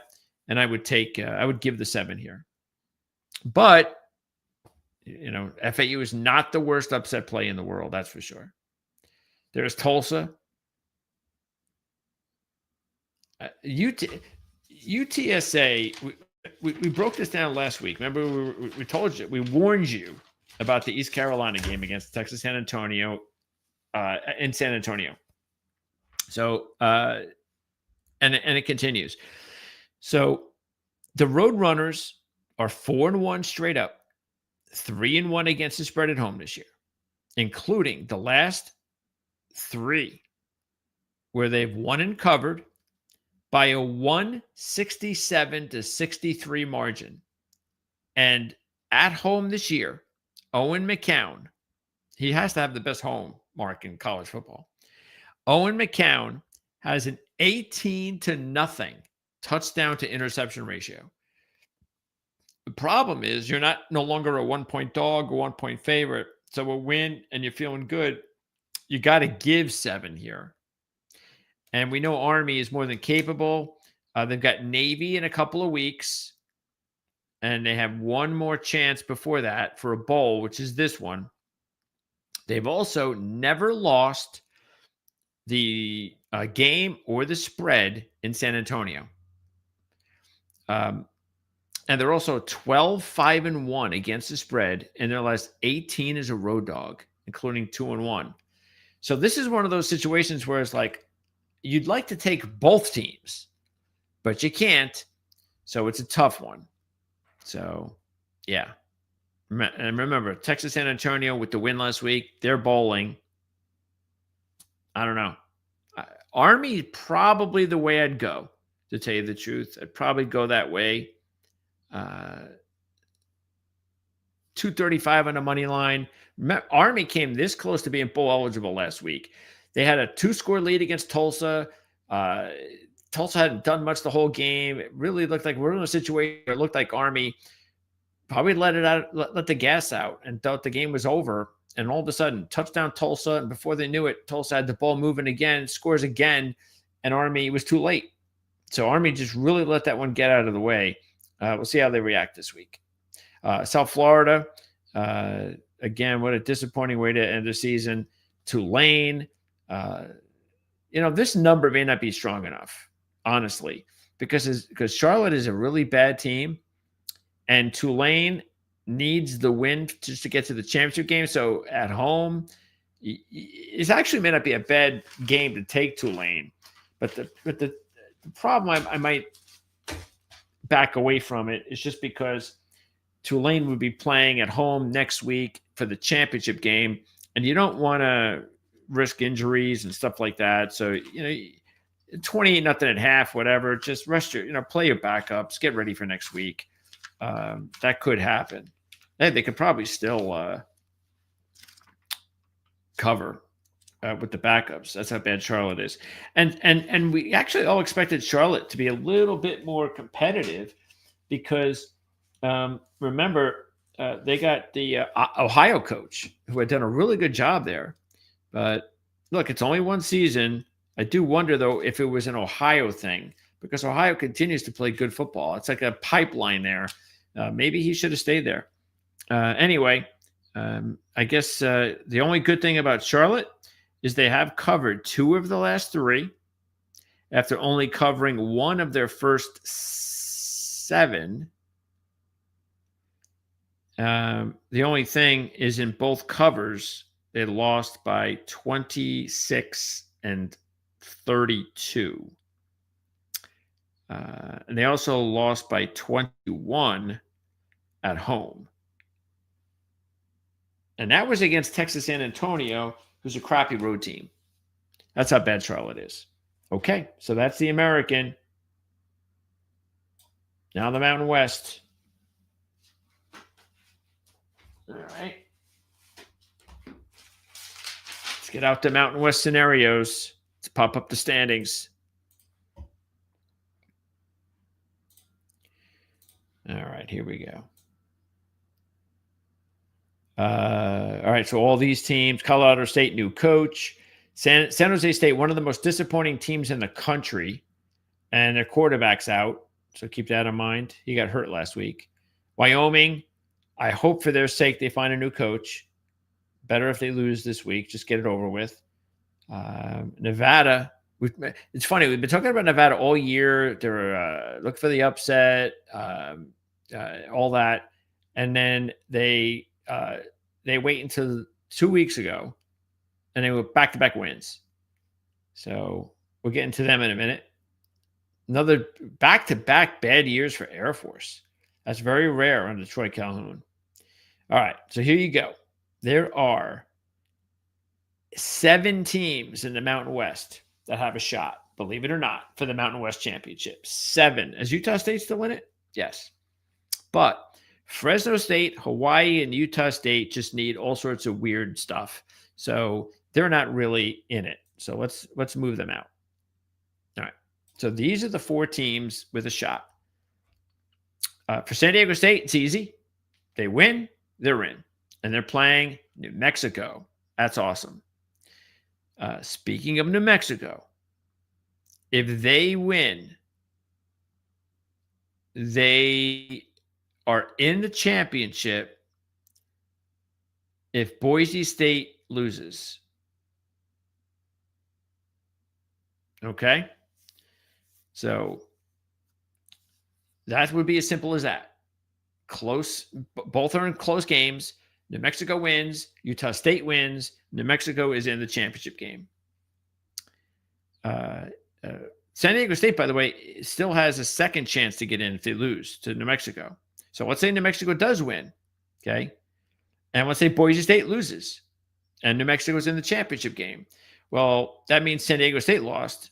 And let's say Boise State does lose. San Diego State can get in and play a rematch with New Mexico as long as UNLV also loses.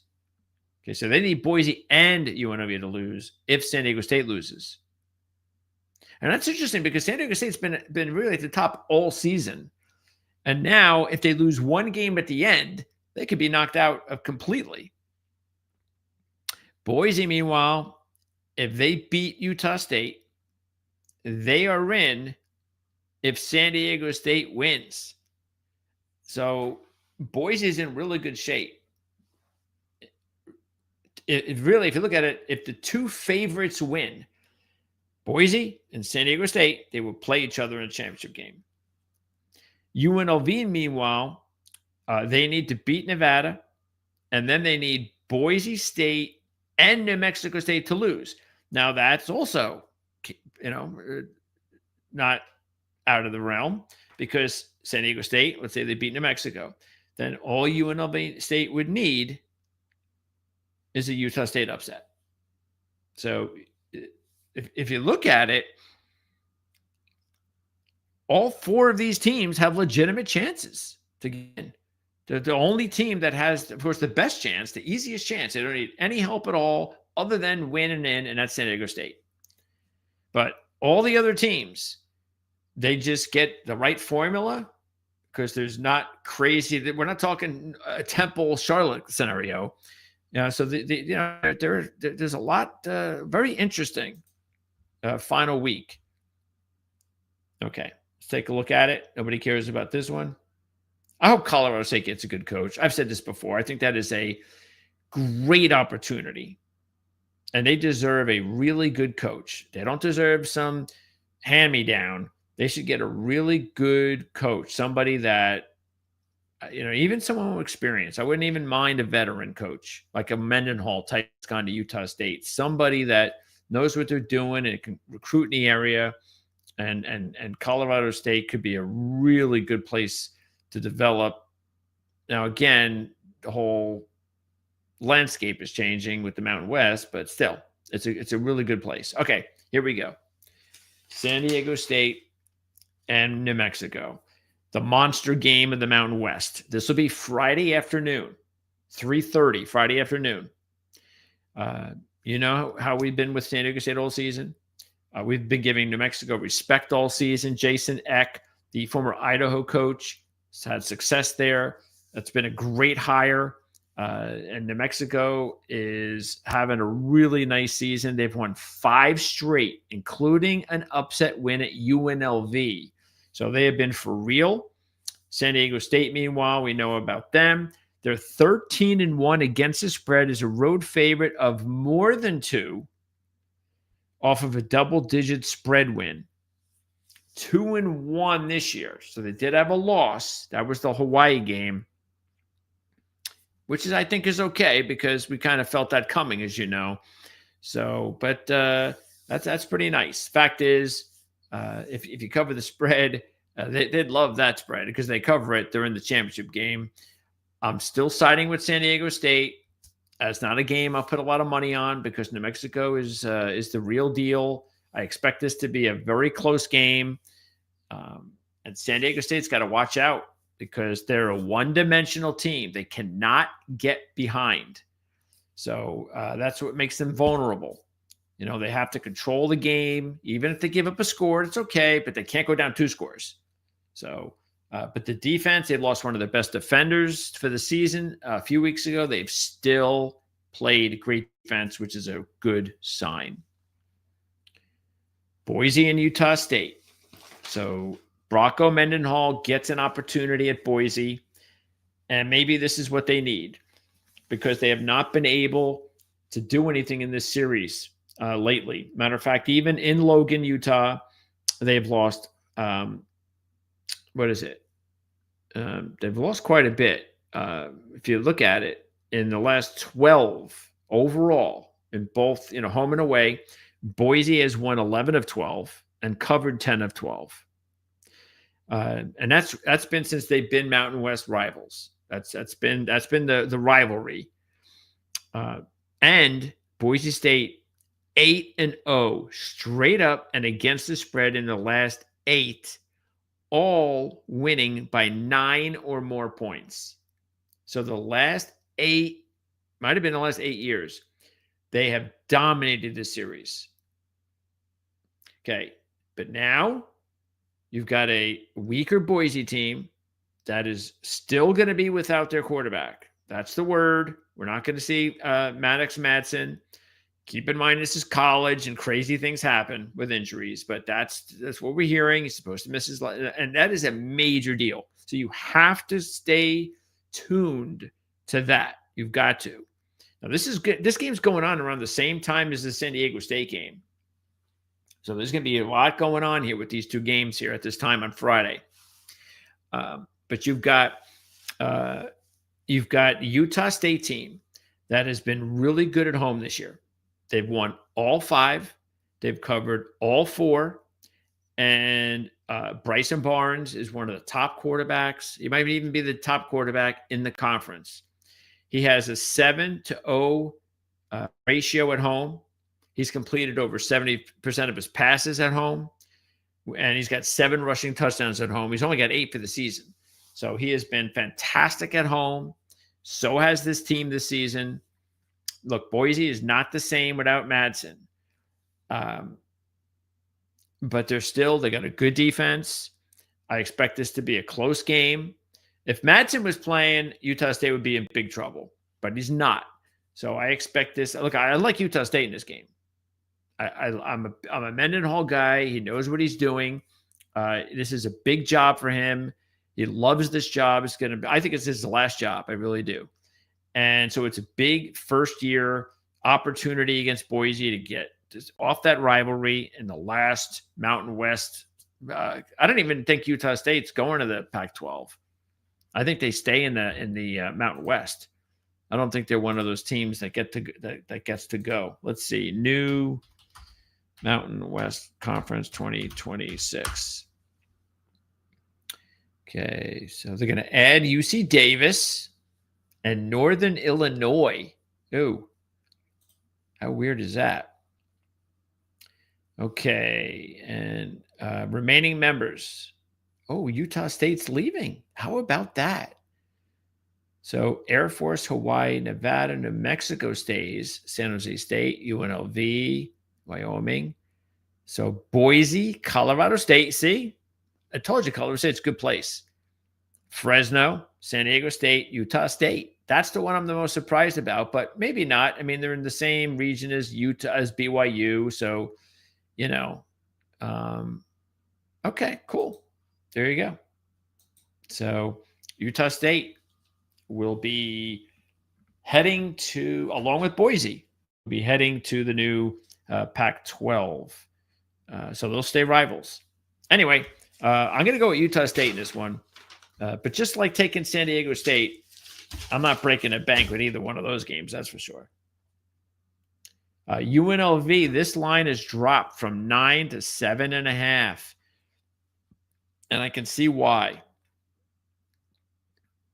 Let's see. Nevada will be playing for one thing and one thing only, to spoil their rivals. They know this is a chance for UNLV to go to a championship game. Head coach Jeff Choate, we've talked a lot about him this season, is in year 2.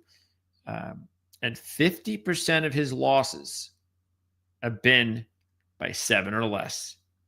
And that's probably why the line has dropped to 7.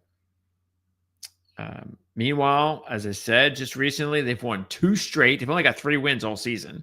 So they've won 2 straight. But UNLV is 4-0 ATS as a road favorite this year. So that's good. And they've beaten Nevada the last 3 years by a 110-63 margin. The battle for the Fremont Cannon. Look, the way Nevada's playing, rivalry game, yeah, I can see them being the play here. I can. But UNLV, if you look at it, they had a nice win last week. They really needed that. We'll see if that carries over. But yeah, I don't know if Nevada can win 3 straight. But I don't know. We'll see. Could be interesting. This will be late on Saturday night. This one doesn't mean anything much. Again, Fresno has a shot, so they do have to. This means something, but boy, what a disappointing season for San Jose State. Again, it looks like their quarterback's out. If that's the case, you might want to take Fresno here. Hawaii is definitely the play here, I got to imagine. Oh, one more thing about Fresno. Let me see here. You know what? Let me pop up because it's been a couple days. Let me see here. If we have an official announcement on the quarterback situation for San Jose State. Come on. There he is. Come on. Give me an update. It's annoying. How can they not say anything? This is what just drives me crazy. He gets hurt last week. Still not known. Yeah, he was on crutches. Freshman quarterback played. So, yeah, there's nothing here. But I would think that it would be that's why I think it's a good play to take Fresno, because they're still playing for something. They've had a better year than San Jose State. The only thing that worries me is, check this out. They're 0-14 against the spread as a road favorite of more than 3. Okay, right now it is more than 3 off a straight-up ATS loss. That's a pretty big, ugly no. And they're also 0-6 against the spread versus a losing conference opponent in a revenge situation. And they're 0-1 this year. They're also 0-2 against the spread as a road favorite this year. But on the flip side, San Jose State is 0-4 against the spread as a home dog since 2023. And they're just 1-5 in the last 6 on the season, with their quarterback looking like he's out, turning to a freshman. So, yeah, a lot of ugliness there. Not a great game to take, but even with that major trends, it'd probably take Fresno. You might be the way to go. And I think Hawaii is probably the way to go here too. The spread's down to 7.5. That's fine. Even better idea to take Hawaii because Wyoming, again, I can't see their head coach coming back. Maybe if they pull off a win here, but they just lost to Nevada. I think they're done. I think they're going to be moving on. And Hawaii is just getting better. They've had a really strong season. They still need to find a way to get to that next level where they can go on the road and be a little bit more competitive. We'll see. And they've got younger players too. They got a young quarterback. So I think they're headed in the right direction for sure. And come on, if you could just get a little bit of money, imagine a player gets paid to play in Hawaii. Come on. All right. So that's the Mountain West. Let's move on to the Sun Belt. And there we go. And let's take a look at the Sun Belt scenarios. Here we go. Okay. Yes, we talked about this crappy decision a long time ago. All right. Oh, yeah, the Sun Belt's easy. I don't even need paperwork. I didn't even know I was looking. So it's easy. It's James Madison. They're already in the East Championship, and Southern Miss and Troy. That's it. And they're playing. So the winner of Southern Miss Troy will take on the James Madison Dukers. So let's go ahead and take a look at the matchups, starting with Georgia Southern Marshall. Nothing there. Nothing here. Old Dominion just kicking ass. So you might want to maybe take their side. This game means nothing. This is a rivalry, interesting rivalry to talk about, because you've got check this out. The road team in the series, this rivalry, Monroe and Lafayette, is 21-4-1 in the last 26 ATS. 21-4-1. The dog in this series is 11-4-1 in the last 16. All of that favors ULM. But this is important. The last 3 years, the home team has covered 2 of the last 3. And the favorite has covered the last 2 years. That means 3 years ago, the road team in the series was 22-1. And the dog in the series 2 years ago was 11-2-1. So the home team and the favorite is starting to get a little bit of a run going. And that's where you're at here. Now, this is a big drop from 12 to 8. And I wonder whether or not those major trends I just talked about have an impact. But I told you, because I think Lafayette's the clear play here. I mean, Monroe has had a bad year. They've lost 7 straight. They're 1-6 in the last 7 ATS. Lafayette is 1-3 straight up ATS. All as dogs. Well, they've been taking on good teams and beating them. And remember, this is like supposed to be like the preseason favorite in this division. And we've had the whole story we've gone over before. Starting quarterback, lost him early, and it took them a while to find the right quarterback. And ever since they have, they've been sort of like that team that most people expected in the beginning of the season. And more importantly, Louisiana needs 1 win for bowl eligibility, and they can get it with the win here. So, bring those numbers down to 8. Let me make sure we don't have any injuries here. Very hard to find out about stuff from the Sun Belt. Louisiana. Okay. Yeah, good quarterback.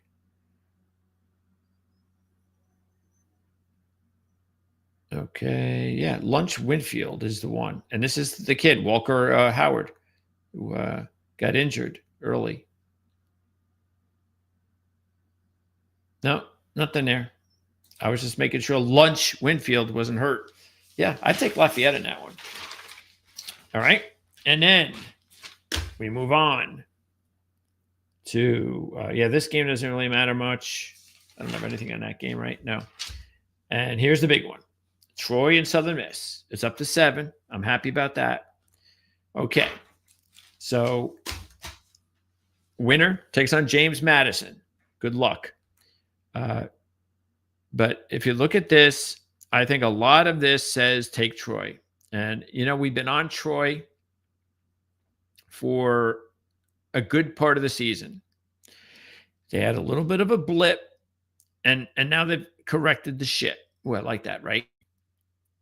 So if you look at Troy, they've had upset wins over Texas State and Buffalo as a road dog already this year. So they know they can do that. They have beaten Southern Miss 5 out of the last 6 straight up ATS, including 3-0 straight up ATS last 3 at Hattiesburg. Okay. They are 4-0 straight up and against the spread in the last 4 years by a 135-56 margin. They have dominated this series lately, and they're getting 7. Southern Miss, meanwhile, all of a sudden, after a blazing start, they've lost the last 2 by an 83-49 margin as the favorite. Matter of fact, they were down 35-7 last week at South Alabama.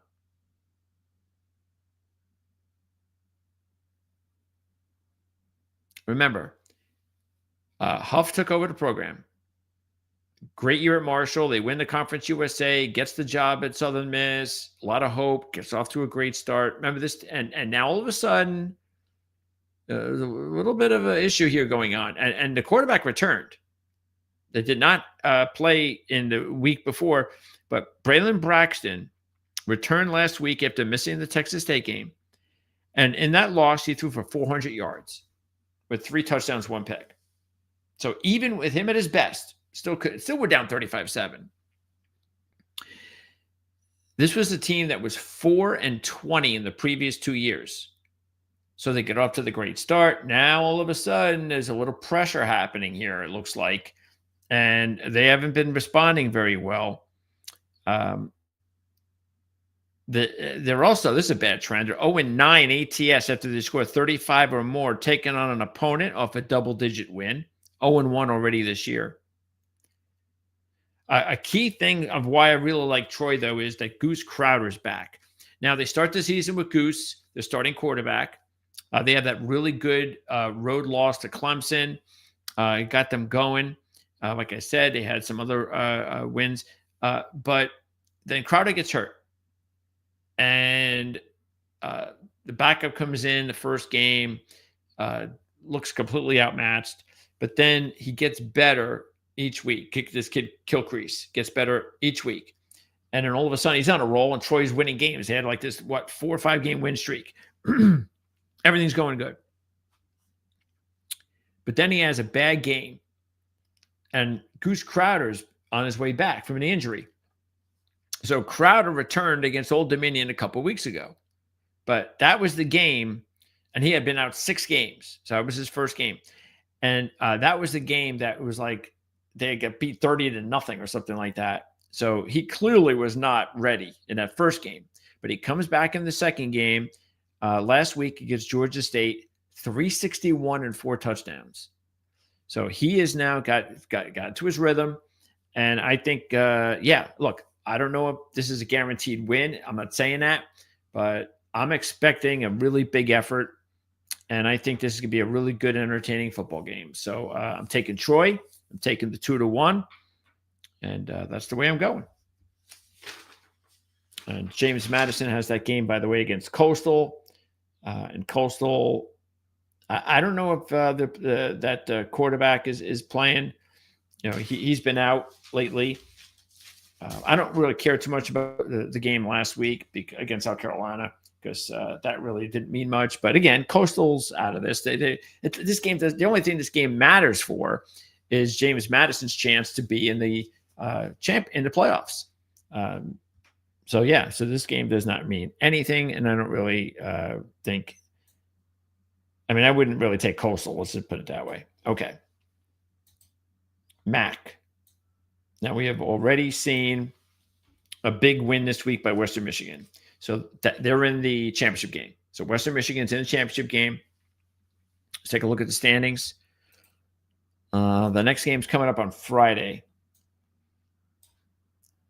Where are we? Here we go. Okay. So Western Michigan there. All right. So all these teams. I wish Harris Simiak would go back to Rutgers, man. Just give up. I hope he gives up. I hope they fire him. I know they won't, but I hope they do. Come on. Just fire Harris. He's over his head. Go back to Rutgers, but where you belong. Let's see, Bowling Green. What a disappointing season they turned out to have. Bad year for Northern Illinois. They're leaving the conference. We just mentioned that. All right. So here we go. There's only one team that has a chance for bowl eligibility. That's Buffalo.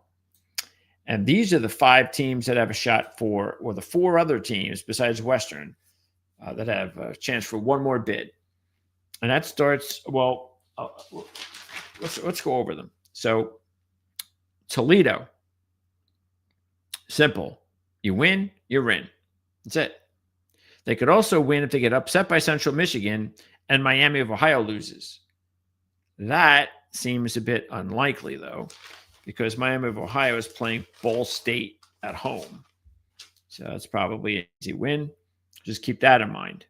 Miami of Ohio, meanwhile, if they win their game against Ball State, they're in, if Toledo gets upset by Central Michigan, and that's a possibility. Now, I will remind people about this with Miami. Remember, their quarterback did quit. So let me see what I have here. Let me see what I have for the Miami backup quarterback situation.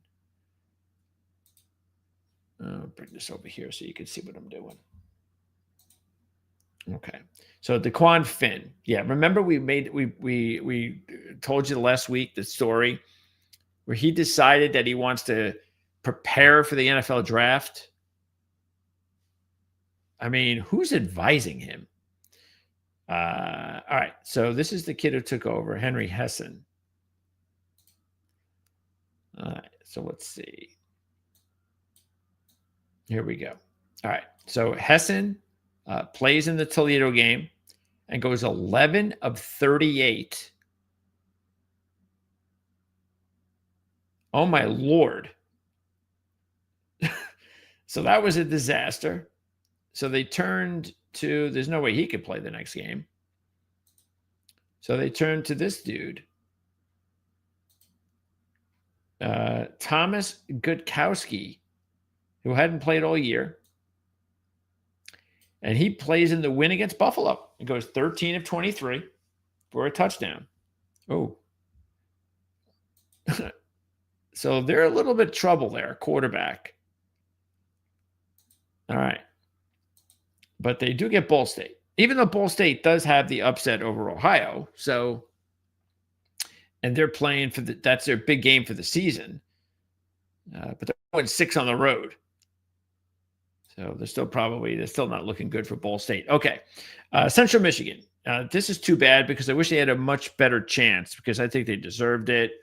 They've had a really nice season, go to a bowl and all that. But if they upset Toledo, the only chance they have, there's 2 chances. And in both chances, they need Miami of Ohio to lose. So that's not looking good. In one chance, they would need Ohio to lose. And then on the other chance, they would need Kent State to win. So there you go. But look, Central Michigan is going to play the game like they should. Like, hey, we have a chance to go to the MAC championship game. So I expect them to play just like that. Ohio, meanwhile, hey, believe it or not, they're not in a good situation. Even if they win their game, they need a lot of help. So much so that we're not going to go into it. But Ohio's got the game against Buffalo. We'll start with that. That's on Friday, 7-point favorite. And I like Ohio in this one. I mean, Buffalo, they do need the win, as I mentioned, for bowl eligibility. But when they've played at home this year against FBS competition, they're 1-4 straight up, 0-4-1 against the spread. Not good. Ohio, meanwhile, has beaten Buffalo the last 6, 5 out of 6 straight up ATS, including 47-16 last year as a 3-point home favorite. So they've dominated this series lately. The only negative against Ohio this year is on the road. They have not covered a game. Matter of fact, they lost that game to Ball State. That was a big upset. So that's something to, be a little bit concerned about. I'm still not touching Buffalo. I'll say that much. All right. Poor Kent State. They had the loss last week to Central that took them out of the bowl. So we were really hoping. But, hey, there's always next year. We'll keep an eye on them. This actually may not be a bad upset here in this spot. There's the Ball State Miami. And here's the big one, too. Toledo and Central Michigan. I think you know which way we're going to go here. Toledo is 1-3 straight up ATS as a road favorite this year. They've lost straight out on as a road favorite this year. 13-point favorite at Bowling Green, 11-point favorite earlier this season against Western Michigan, who turned out to be a heck of a team, actually. And more importantly, they are 5-17 against the spread in the last 22 as a road favorite. That is pathetic. Now, they've dominated the series, though. They've won 13 out of 15 against Central Michigan. They also are playing their best football of the year. They've won 3 straight up ATS by 104-15. And that includes Miami, even though DeQuan Finn left. You have to keep that in mind. Northern Illinois and Ball State, not very good teams. Central Michigan, meanwhile, first year under Matt Drinkall, the Army offensive line coach. Beginning of the year, we mentioned this. This was a good hire. There's a promise about Central Michigan having a pretty decent season, above expectation. That's exactly what happened. Interesting enough, this is their first home dog roll of the year. They were 3-0 ATS as a home dog last year. But overall, 5-2 straight up, 6-1 against the spread in the MAC. And that includes a 3-point road loss at Western Michigan and a 21-point road win at Bowling Green. So this is the season they're having in conference. They're also 12-2 against the spread off a double-digit spread win when they take on an opponent off a straight-up ATS win. 12-2. Okay. I love the points. This is going to be a closer game than that number there. Toledo is not a good road favorite. It's been well chronicled. This has been a good, strong year for Central Michigan in the MAC. I think this is also an upset possibility at plus 320, but I'm definitely going to take the points. This would be a good one. I'm looking forward to this one. All right. And again, if Toledo does get upset, and that is definitely possible, then the door is wide open for Miami. All Miami needs to do is take care of business against Ball State. And that Miami game, where is it? The Miami game is Saturday, I believe. Let's see. Why did I put that over there? Yes, Saturday afternoon. I think it's at 12. Okay, and now let's wrap it up. We're finally getting ready to wrap it up in college with the Conference USA. Oh, we got one more with the Pac-12. There's a game there, and it is an interesting game. All right, so Conference USA. There's definitely stuff to talk about here. Okay.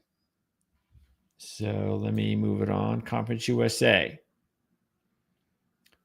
Here's all the teams that are out of it. Delaware, they can't go to a bowl first year and all. Liberty, what a disappointing year for them. We'll get to them in a minute.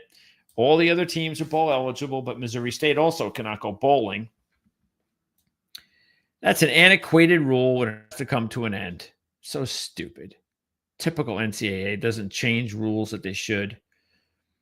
All right. So really what it's all about are these three teams. It's cut and dry. This is how it works. All right. So you've got Jacksonville State. I mean, this couldn't have worked out better as far as the schedule. You have Jacksonville State and Western Kentucky playing this week. So the winner is obviously in the championship game.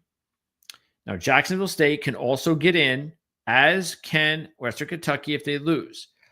But Jacksonville State is a much easier shot at it. In order for them to get in with a loss, they need Kennesaw State to lose to Liberty, which is possible. Western Kentucky, meanwhile, they need Kennesaw State to lose, but they also need some more computer help. So Western Kentucky doesn't have as much of a shot as Jacksonville State. Let's just put it that way. If Jacksonville State, if either team loses. Now for Kennesaw State, if they win versus Liberty, they're in. So there you go. Winner, Jacksonville State, Western Kentucky plays Kennesaw State if they win. It's that simple. But if they, well, here's another thing. If Kent State loses, they can still get in. If Jacksonville State beats Western Kentucky, but they also need a little bit of help from the computers. So really what it's saying is, again, look, it's all simple. Don't go to the computers. If you want to win and be in this championship game, you got this big matchups this week. Just win your games, especially Jacksonville State and Western Kentucky. Take care of business. You're in. The winner plays in the championship game, Kennesaw State, taking on Liberty. And and we'll get into that game, but because Liberty is definitely going to be a dangerous dog. All right, FIU, A lot of points here because Sam Houston's actually played their best football of the year later in the season, even though FIU's played their best football too. But it's a lot of points, and I don't think it's worth it. Delaware is probably the play for them to be a 500 team. They got something to play for. So here's the big one. Western is a 2.5-point favorite. And I understand it. If you look at Western, they've been the more consistent team for years, but and they're more talented than Jacksonville State this year based on the changes and you have Rich Rod leaving and taking players with him and all that. But Charles Kelly's done a nice job with Jacksonville State, and they continue to be a very tough team at home. If you look at this, remember, this is the rematch of last year's championship game. Last game of the regular season, Western Kentucky beats Jacksonville State and gets to play Jacksonville State in the championship game. It was a close game. The fact was that Jacksonville State, you could tell they didn't care. And that was a sign right there, because you could tell they couldn't care, and Western Kentucky barely beat them. And then when they did care the next week for the championship, they killed them.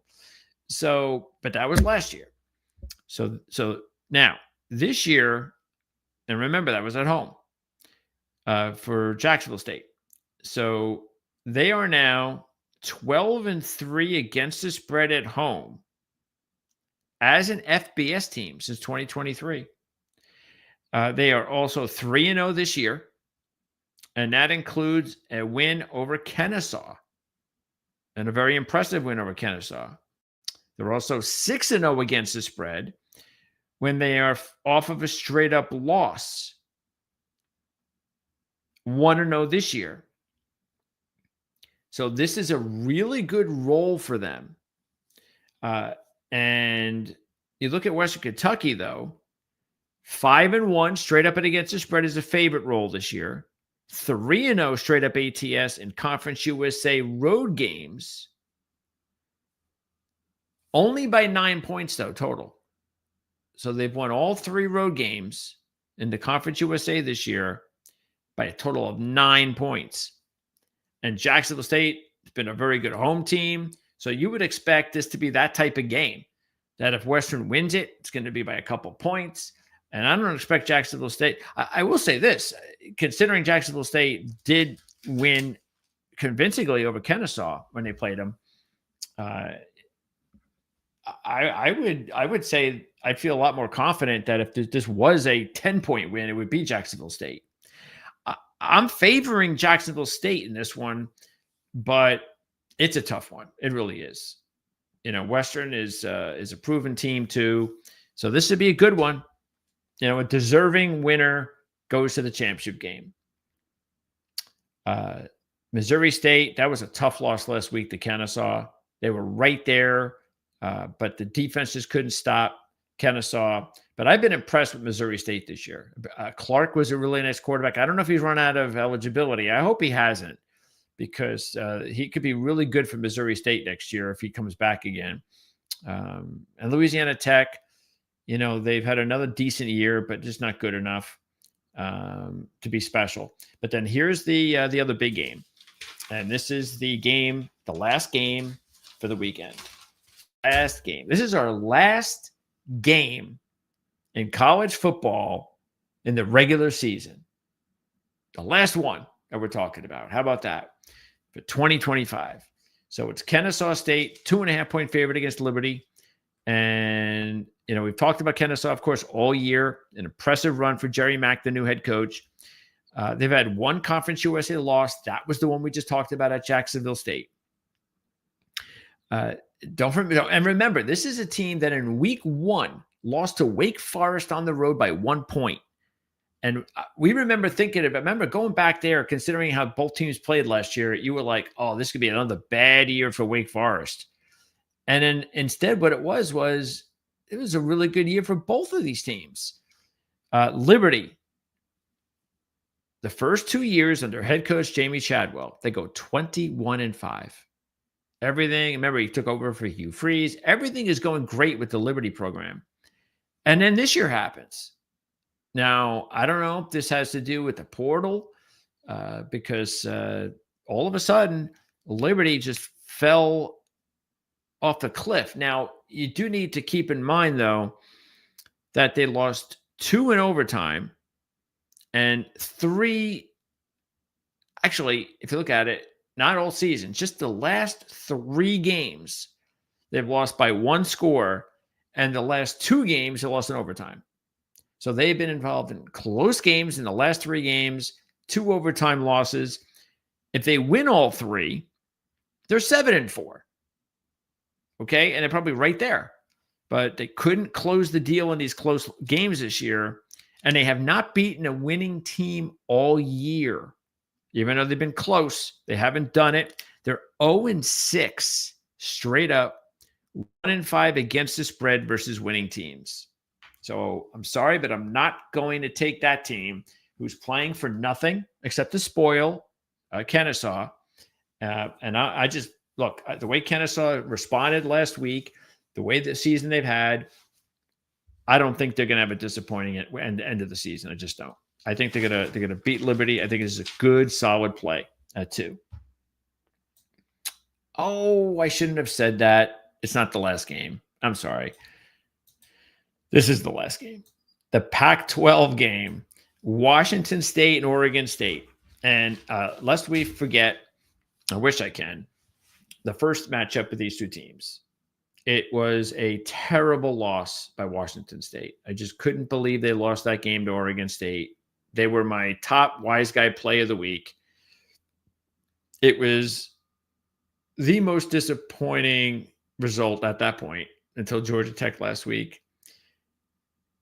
And it was just awful because Oregon State, especially the run they've been on, I mean, just keep this in mind. After this win, Oregon State, they lost to Sam Houston as a 20-point favorite. And then they lost to Tulsa.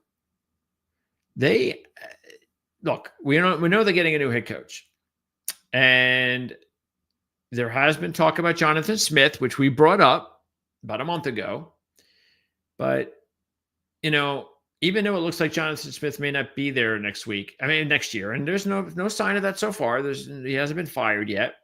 The fact is that, there is some wonder at Oregon State whether or not they would want him back. Look, I get why there's a lot of bad blood there, but I just don't know how you can slam someone of your alma mater. I mean, would you expect him to die there? I mean, there was a lot of bad stuff going on with this move. They've been in limbo the last 2 years, and he had an opportunity to coach at a really big program. They're not Michigan, but Michigan State's a pretty big program overall, a lot bigger than Oregon State. I know there's other things there we don't need to get into, but still, he was a successful coach there. He took that team from nothing to something, and you would think that would matter. So we'll see. I mean, prodigal sons come home all the time. I don't know. We'll see. Washington State, meanwhile, as far as this game, I expect major revenge. I just do, for 2 reasons. One, because they know how poorly they played. They could not have played as bad as they played in that game. I mean, you're talking about a team that nearly beat James Madison, Ole Miss, and Virginia, and they couldn't beat Oregon State. They had nothing that game. They just couldn't play that game. It happens to every team every year. You have that really dreadful game, and that was it for Washington State. Oregon State is 0-4 straight up, 0-3-1 against the spread on the road this year by a 144-58 margin. Their only FBS win was against Washington State. Washington State, meanwhile, needs the win for bowl eligibility. And they have covered 6 straight with revenge off of a loss. So I know it's 13, but I suspect they're going to just take all of it out on Oregon State. It's not a home game for Oregon State. They know they're getting a new coach. They've already beaten this team. I see a major blowout here. So, but of course, I can't take Washington State as a big play because I did in that game in this last matchup. And as I mentioned, that did not go off very well for me. But overall, what am I doing here? I'm just getting this out of the way. Overall, though, I do feel that they should have no problem for bowl eligibility. Okay. By the way, it's double revenge too. So that's it. Let me see if we can. Let me get this out of the way. Actually, let me make sure. Yeah, let me switch this out because I got to move this over to the NFL. We're going to go over the NFL games tomorrow. So let me get that all set up. Okay. Move this over here. All right. Here we go. All right. So before we do that, let me get that out of the way and that out of the way. So before we do that, let me just do a quick recap of picks. What is this? That's my NFL stuff. Okay. So, yeah. So we like Mississippi State as a dog upset possibility for sure. We like Texas A&M. We like Missouri. We like Vandy. We're going to take Florida. We're going to take Michigan as the dog. I don't even know. I don't even know if I took that game, but I am taking Michigan as the dog. So, because you're getting 10.5 as a team in a major rivalry that's beaten the other team 4 straight. I take Penn State. Taking Oregon against Washington. I'm taking Wake Forest against Duke. Of course, I'm taking Virginia. I got North Carolina as a little mini upset. I'm taking Cal as a double-digit upset. I'll take Utah against Kansas. What else? I'm taking BYU. I'm going to take Memphis against Navy. I'm taking San Diego State. I'm taking Utah State. Let's see. I'm taking Lafayette. Troy, I've got them as a single-digit upset. I'm taking Central Michigan. And they're a double-digit upset. They're getting 10. 3-1 on the money line. I'll take that. And I'm taking Kennesaw and Washington State. Okay, so there you go. Let's talk NFL, shall we?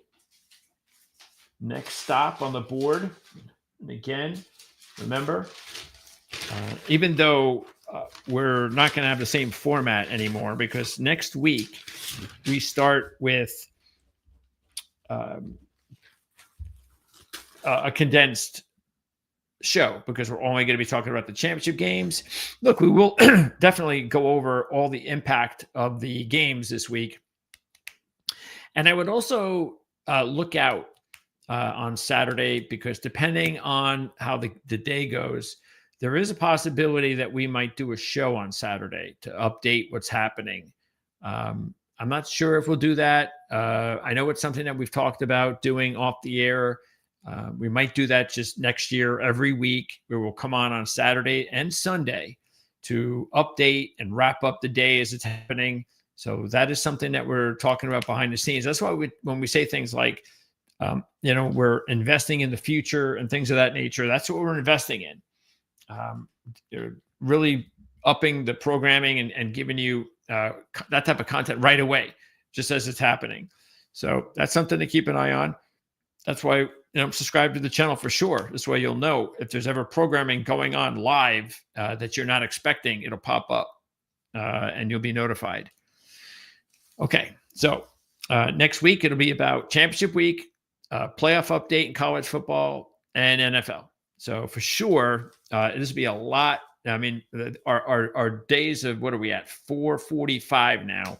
So our days of over 4 hours are going to be over. This will be the last one. We won't have this much content going forward. Okay, so let's do it. What is this? This is 443. Yeah, 443. Okay. All right. Let's get this out of the way and talk NFL. So we have the NFL coming up. Oh, and the other reminder is don't forget that anytime we do any shows, especially if they're longer shows, always take a look at the markers on the bottom of the video. That'll help you to speed up the process if there are conferences or topics that you don't care about what we have to say. All right, NFL. We're going to actually start with my top wise guy play of the week, and that's Detroit. I know I lost last week on Detroit as my top NFL wise guy play, but that was only because they were 100% under Dan Campbell, covering the spread following a loss. And that's the way I was going to go because I've hit that quite a bit. And so I finally lost it, and that's the way it goes. But I'm going right back to him, not because of that, obviously, but, you know, out of all the games I like this week, I think this one just makes the most sense. It's a revenge game. So to expect Green Bay to beat Detroit twice in the same season is going to be tough. We also have no idea if Josh Jacobs is going to be available. He could. I know it's a game time decision. And it's quite possible that it's one of those situations where he was close to playing last week and they said, you know what, let's hold him back. We got a bigger game even next week. So he'll be ready next week. We'll give him an extra few days. And that could be it. Or it could be, nah, it's a short week. He needs another week. We'll give him 10 more days of rest and he'll be fine. So we'll see. But I'm taking him either way. Detroit. I like the fact they're starting to get healthy. I also loved when I heard earlier today that Frank Ragnow was coming out of retirement. Now, that's great news. And a couple of things, though. First of all, I guess he's not playing this week. It's too soon. But the other thing is his health. That's why he retired. So just because he's coming back from retirement, you know, you got to stay healthy and you got to take care of yourself. But if he does, what a big boost that is. Not just because of that, but, you know, Davenport's coming close to edge rusher from returning. You got Terry and Arnold practicing again. You got Joseph coming close to safety. You've already got the return of DJ Reed. So all of a sudden, this team is starting to take shape. Late in the season we go. Don't forget Hutchinson's back. McNeil is back. I mean, I can go on. There's so much positivity regarding the health of players and things of that nature.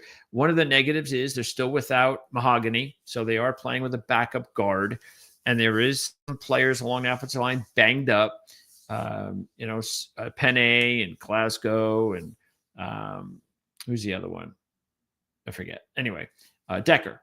But they're playing, and that's important. So I like that. I like the fact that there's really good news on the horizon, revenge situation. On top of that, Green Bay has been a dog roll this year just once, and they lost that one to the Eagles by 3 as a 1-point home dog not too long ago. And they have a couple of trends that we're going to get into that just don't go their way. And in their last 4 games, they're averaging 17.5 points per game. So they are definitely struggling. You're hearing about Jordan Love having a shoulder injury. So there's a lot of offensive bad stuff going on. The defense has kind of been carrying them. Yeah, I think it's going to be real hard for Green Bay to sweep Detroit. So I like Detroit in this spot. Okay, next up. We have the Chiefs and the Cowboys, and I honestly believe, and we'll find out this week, but if the Cowboys win this game against the Chiefs, then the Cowboys are going to make the playoffs. Let me see let's see. Let me get to the playoff standings. I can't do it over there. Let's move it over here. Come on, what are you doing? Why isn't this thing reacting? Hello.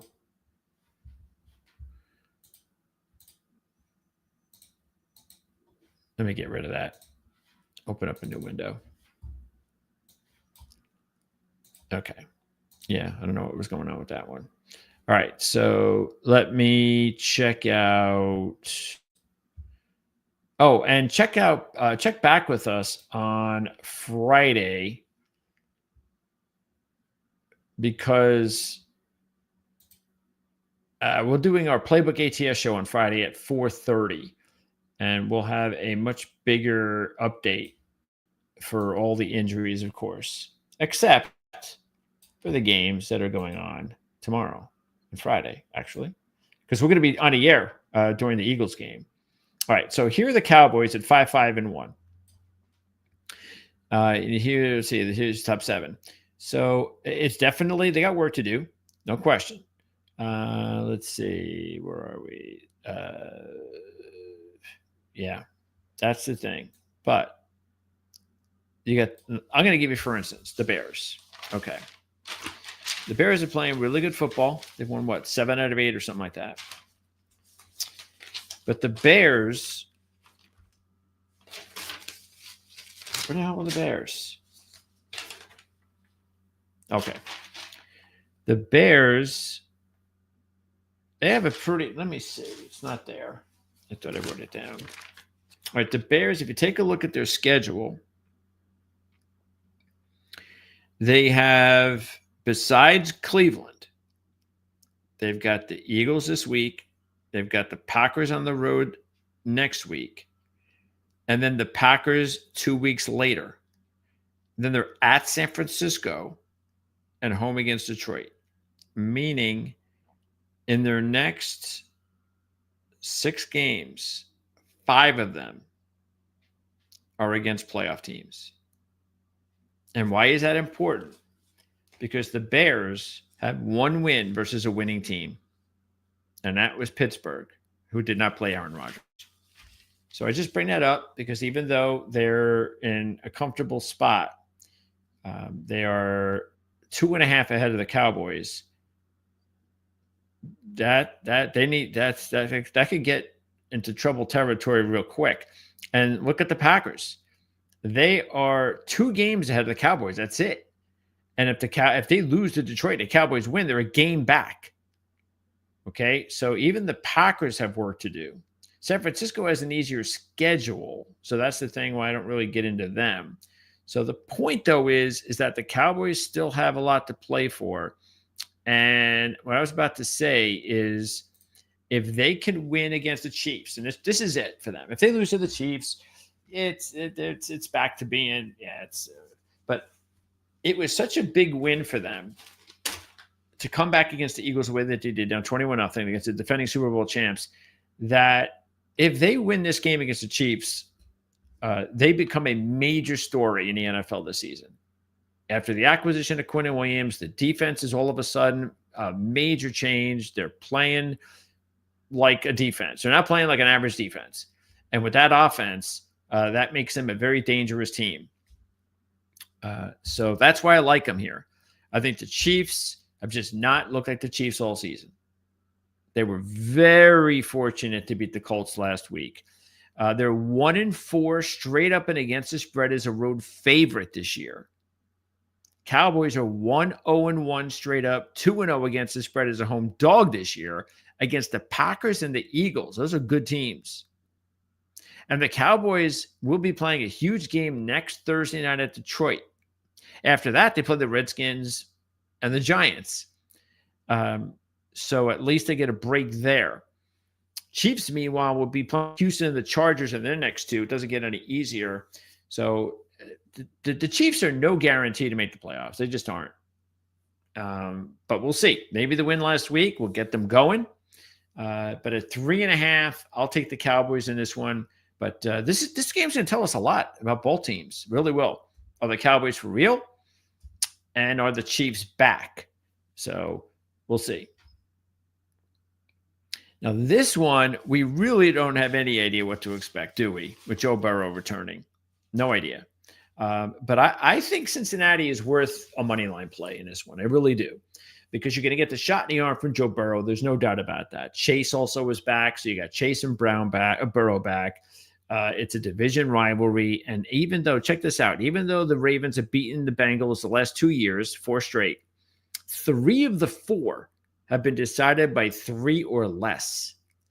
Okay. So this has been a close series for most of the last couple of years. And even though the Ravens have won 5 straight, they've dropped 2 straight covers to the Jets and the Browns. And they haven't exactly looked like, even though they're winning games, they're beating bad teams. So they haven't really. And look, I'm not saying the Bengals are a good team, but what I'm saying is that they can be vulnerable. And so with Burrow stepping into the lineup, that could make it interesting. And I think I think a couple of times this year it might be worth taking a look at the Bengals as a dog. Let me see what the remaining schedule looks like. Because they're at Buffalo next week, so they're going to be at another dog level. Then they return home against Baltimore, but that's it.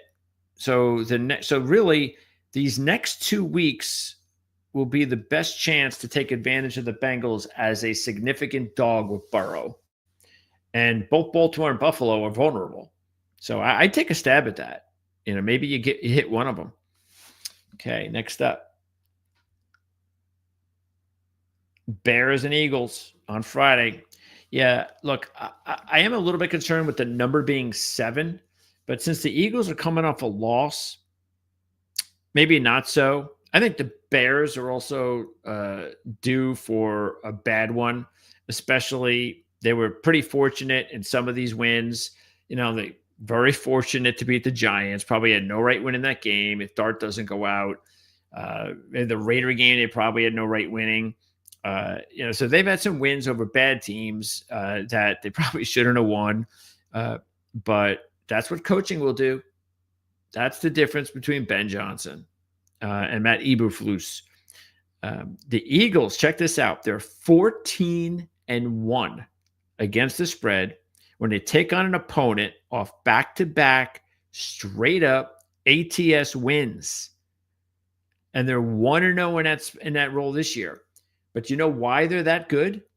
Because Nick Sirianni is 13-0 all time in that role. So he's basically been the reason that they're in that role. And they're 1-0 this year, 13-0 when they take on an opponent off back consecutive straight up ATS wins. So that's pretty impressive. That means, hey, every time Nick Sirianni, every time he takes on a team coming in on a nice little tiny streak, a minimum streak at that, because 2 could be 10, could be 6. They're able to cover. So, again, considering they're coming off a loss, I think they'll be fired up to go out there and get on the winning side. So, for the Bears, meanwhile, this is going to be a big one. This is going to really, for once and for all this year, tell us whether or not this team is for real. All right, so that's it for the Thursday, Friday games. Now let's go into Sunday, starting with the Rams and Carolina. And the Rams have a perfect road favorite mark since last year. They're 8-0 as a road favorite since last year. 4-0 last year, 4-0 this year. They're given 10 in this spot. Carolina gets off to a pretty good start at home this year, and they struggle on the road, sort of like last year. Then all of a sudden, the last month, it's changed. Better on the road, weaker at home. Last 2 home games, they lost both of them, straight up ATS. They lost by 31 to the Bills, and they lost to the Saints. So a good reason why I think taking the Rams, not a bad idea. Also, Bryce Young, even though he did finally beat a winning team when they won that game against the Packers, he is still now just 1-12 straight up in his career against winning teams, 4-8-1 against the spread. I'll take the Rams because, heck, how do you not take the Rams? Houston and the Colts, 4.5. And are the Colts going to feel some pressure now?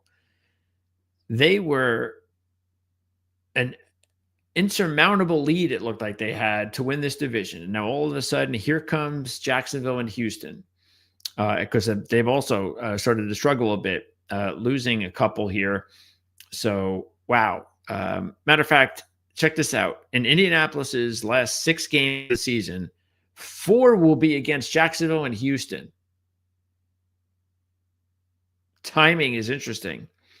Houston, all of a sudden, even they're on a 3-game winning streak. No word yet on Stroud. Let's see. Davis Mills has been doing a decent job as the backup. Let me see. CJ Stroud. What do we got here? Anything new? We'll see. Yeah, we know he'll start when cleared. Oh, full participation in Wednesday's practice. That sounds good for CJ Stroud fans. Okay. Houston is 11-2 straight up in the last 13 division games. And they're also 3-0 straight up in the last 3 versus the Colts. Indy, meanwhile, this is their first home game at Lucas Oil since October 26th. That was over 5 weeks. They will counter Houston with 7 of 8 spread covers, 7-1 ATS last 8 versus division opponents, including 2-0 this year, but that was against the Tennessee both games. And Indianapolis, in their last 6 games, I told you 4 against Jacksonville. You know the other 2? Seattle and San Francisco. Colts better watch out. I like Houston in this one. Colts feeling the pressure. San Francisco is a 4.5-point favorite against Cleveland. We've done this role here for the Browns for this a couple times this season, and I think we're going to still stick with that. And what is that role? Well, Kevin Stefanski is 2-14 against the spread all time as a dog, coming off a straight-up ATS win, taking on an opponent with a win percentage of 500 or better. He's 0-2 in that role already this year. Again, 2-14 all time. So coming off the win against Las Vegas, I'll take San Francisco minus the 4. They have covered all 4 of their games this year as a road favorite. Keep an eye on the weather. It's supposed to be some rain, maybe even some wind, or some wind and maybe some rain. Jacksonville's a 6.5-point favorite against Tennessee. I think Jacksonville's definitely the way to go here. Similar to the Colts, Jags, 4 of their last 6 are in the division, but while 2 are against the Colts, 2 are against Tennessee, including this one, of course. They are 5-1 straight up, 4-2 against the spread, their last 6 versus Tennessee. Tennessee, meanwhile, 2-17 in the last 19 straight up versus division opponents, 0-4 this year. And 3-13 against the spread in the last 16, 1-3 this year. So I think Jacksonville is clearly the play. They've gotten right back into winning ways, winning the last 2, and it's not asking much to win by just 6. Miami and the Saints in this one. Miami 5.5-point favorite now, down from 6, coming off a bye. Definitely playing their appears to me to be their best football of the year, actually. Saints, meanwhile, they're just Tyler Shuck, get him some experience. Devin Neal will get some experience, taking over for Kamara here. I have no. I mean, this Dolphins probably the pick here, but I mean, you got better options. Tampa Bay, only now a 2-point favorite here at home against Arizona. Yeah, I don't know. I'm a little bit surprised by that. I mean, this is Arizona. Why are they getting so much respect here? I mean, this is a 3-win football team. They've lost their last 3 by a 112-68 margin. I don't get it. I guess they're looking at the fact that they've actually played better on the road than at home. They're 2-3 straight up, 4-1 against the spread. And they've also covered 9 straight on the road off back-to-back straight-up losses versus a non-division team. But still, Godwin came back last week. Irving's supposed to come back this week. There's Bredesen, Reddick, and Dean are practicing. They're close to returning. We'll keep an eye on that. Yeah, I like Tampa Bay here. I don't know why this is only 2.5. Let me see if there's any... And it was 3 the other day, and there weren't any bad injury updates for Tampa Bay. So I'm a little bit surprised that this line is the way that it is. Let's see. Baker, we know, okay. Mixed injury notes. I mean, they're getting mixed, but I haven't heard anything that says that they're not playing. That's the only thing that I'd keep an eye on. I mean, obviously, you don't know about Baker, and that's a big difference if it's Teddy Bridgewater. But I wouldn't worry about Irving being out either. I mean, Tucker's done just fine. So, yeah, it's Arizona we're talking about. We're not talking about a playoff team. Atlanta's a 2.5-point favorite against the Jets. I actually think the Jets might be a pretty good pick here. Atlanta, had a win against the Saints last week, and the Jets are kind of like the Saints, but I do think the Jets are better than the Saints. But check this out. Atlanta has dropped.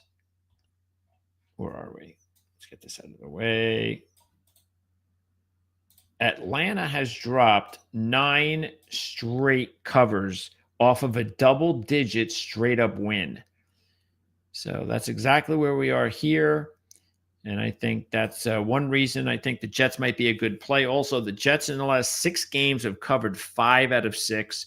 So they continue to play hard and with purpose, even if they lose.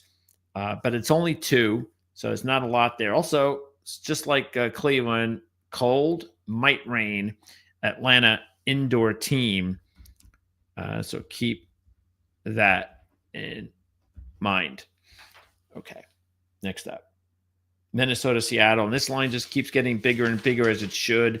Seattle's the obvious play. Right now, Minnesota, look, I don't know if J.J. McCarthy, you don't know if he's going to play because of his concussion. Let's see if there's been any updates. Limited. Everybody needs to calm down. Yeah, I know where that's going.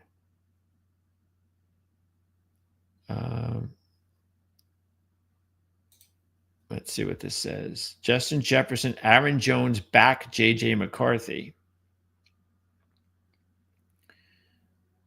Let's see. Amid the likelihood that McCarthy will miss the game, which is probably why the line has gone up a little bit, they have not lost faith. Jefferson described McCarthy's debut as tough, but predicted improvement in the future. It's early. He's new to the game, new to the NFL. He's learning just like everyone else has learned as a rookie. Had to go through the mental stage of having to overcome an injury the first year. I feel like just him learning these past couple of games, of course, learning during the stretch of the season, he's going to bounce back in a different way than everybody else is going to think so. Ask if he will bounce back. Just talking to him and seeing the arm talent he has, seeing his composure, seeing the confidence he comes with every single day. Of course, seeing the poise he has throughout the game. He's relentless. He's confident to go out there. He just has to carry it on throughout the week to week. Just show up on Sundays with that mentality that he's been having the whole entire week. Jones said he's proud of the way he's been dealing with the adversity. I told him that the ones who counted you out, they're going to have to recount.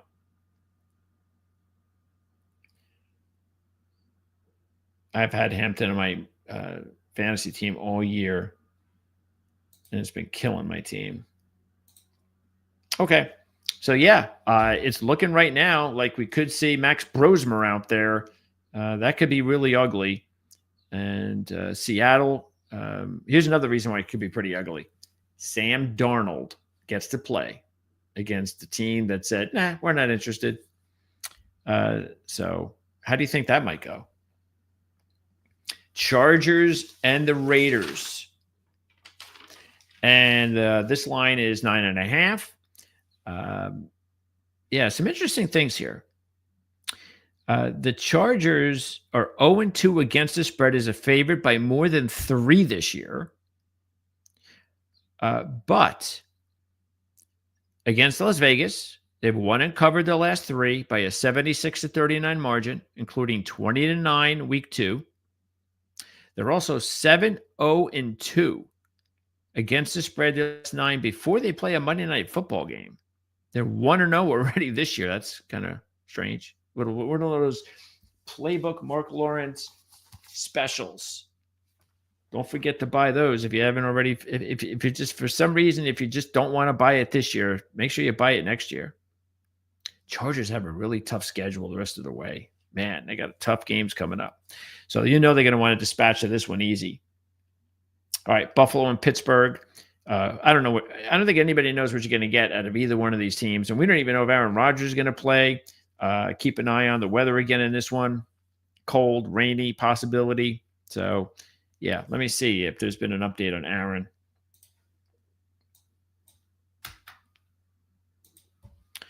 Aaron Rodgers. Mixed signals. Yeah. Should resume practicing Thursday. Well, there you go. That's what's going to be it. Just keeping an eye on whether he practices on Thursday. I'll tell you right now, without Aaron Rodgers, I'd definitely be all over Buffalo. But with Aaron Rodgers, I'm still taking Buffalo. But I don't know how you can be confident with Buffalo right now. Denver, why is this line dropping? Washington, they've lost 6. Check this out. Before the going into both teams coming up buys, before going into the bye, Washington was 0-6 straight up and ATS in the last 6. Denver is on an 8-game win streak. They won the stats in all 8 with a 5-3 ATS record, which is not great when you won 8 straight, but it's still okay. The only negative mark that might be scaring people off is they have dropped both covers as a road favorite this year. And they're 0-13 against the spread as a favorite off of a straight-up ATS division home win. Meaning that when they come off an impressive, important division home win, every division home game is important, and you win that game, and you cover it, so it's an impressive win. You follow that up when you're supposed to win the next game with a down performance. So that might be it.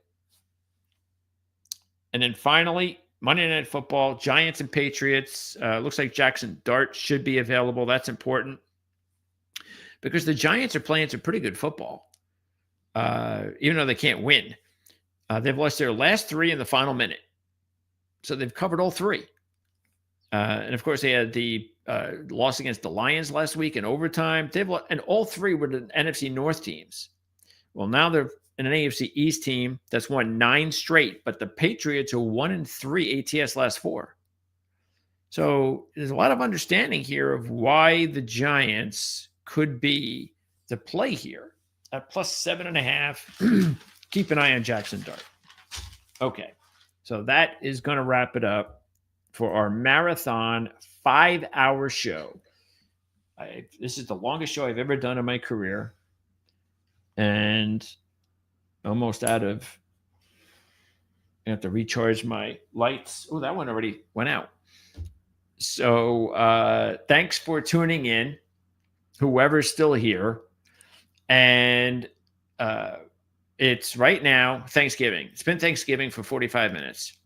So happy Thanksgiving to anybody that is still watching live or that's just tuned in the last few minutes. And I'll see everybody on Friday on the Playbook ATS podcast. Again, we're going to be on at 4:30 Eastern time. It's Jim Feist, Mark Lawrence, Andy Iskoe. I will be there, and we'll take a look at the NFL and college football. Of course, there'll be a lot of college football going on Friday already. I've got the horse racing going on. We just did that show earlier today. So I might have to, matter of fact, is that going to be during the show? If you're into horse racing, that's available on the network. We just went over games. It might be, yeah. We got one race is at 5:25, the other's at 5:54. So I'm going to have to finagle my way there. Yeah, there's a lot of stuff going on Friday with the NFL game, the college football games, and then we'll be on the air. So who knows? We might even start a little earlier at 4:00. And then check out our Penn State pregame show too. The boys will update you on what's going on with the Penn State Rutgers game on Friday. So we'll have 2 shows on Friday, and then that'll be it for the rest of the week. Again, don't forget the possibility of us doing something on Saturday or Sunday, Saturday night, who knows, maybe even Sunday, to kind of update as quickly as possible what's happening. If not, then check out next week's schedule, because I'm not sure. It'll be the first week that the college football regular season will be over. And that means I might be able to maybe do the show on Monday if I don't do it over the weekend, where we can wrap up everything that went on. I probably stay away from that though, because we tried some of that earlier this year and it didn't go very well traffic wise, because I think most people were just expecting us to preview games and give picks and things of that nature, or at least update all the trends and the odds. So I get that. So yeah. Anyway, I'm just throwing it out there that we'll make some changes with the regular season, which takes up a lot of my time and a lot of the content, meaning I'll be able to deviate and talk about other things. So we'll see. But that's why you need to subscribe to the channel, because you never know when we're going to pop in a show live, and you'll be notified. Also, don't forget, if you want to check out the YouTube memberships, just hit the join button. We'll see you guys again after Thanksgiving on Friday at 4 or 4:30 Eastern time on the Playbook ATS podcast. So again, have a great Thanksgiving, everybody. It's a great time of year, and we'll see you again real soon.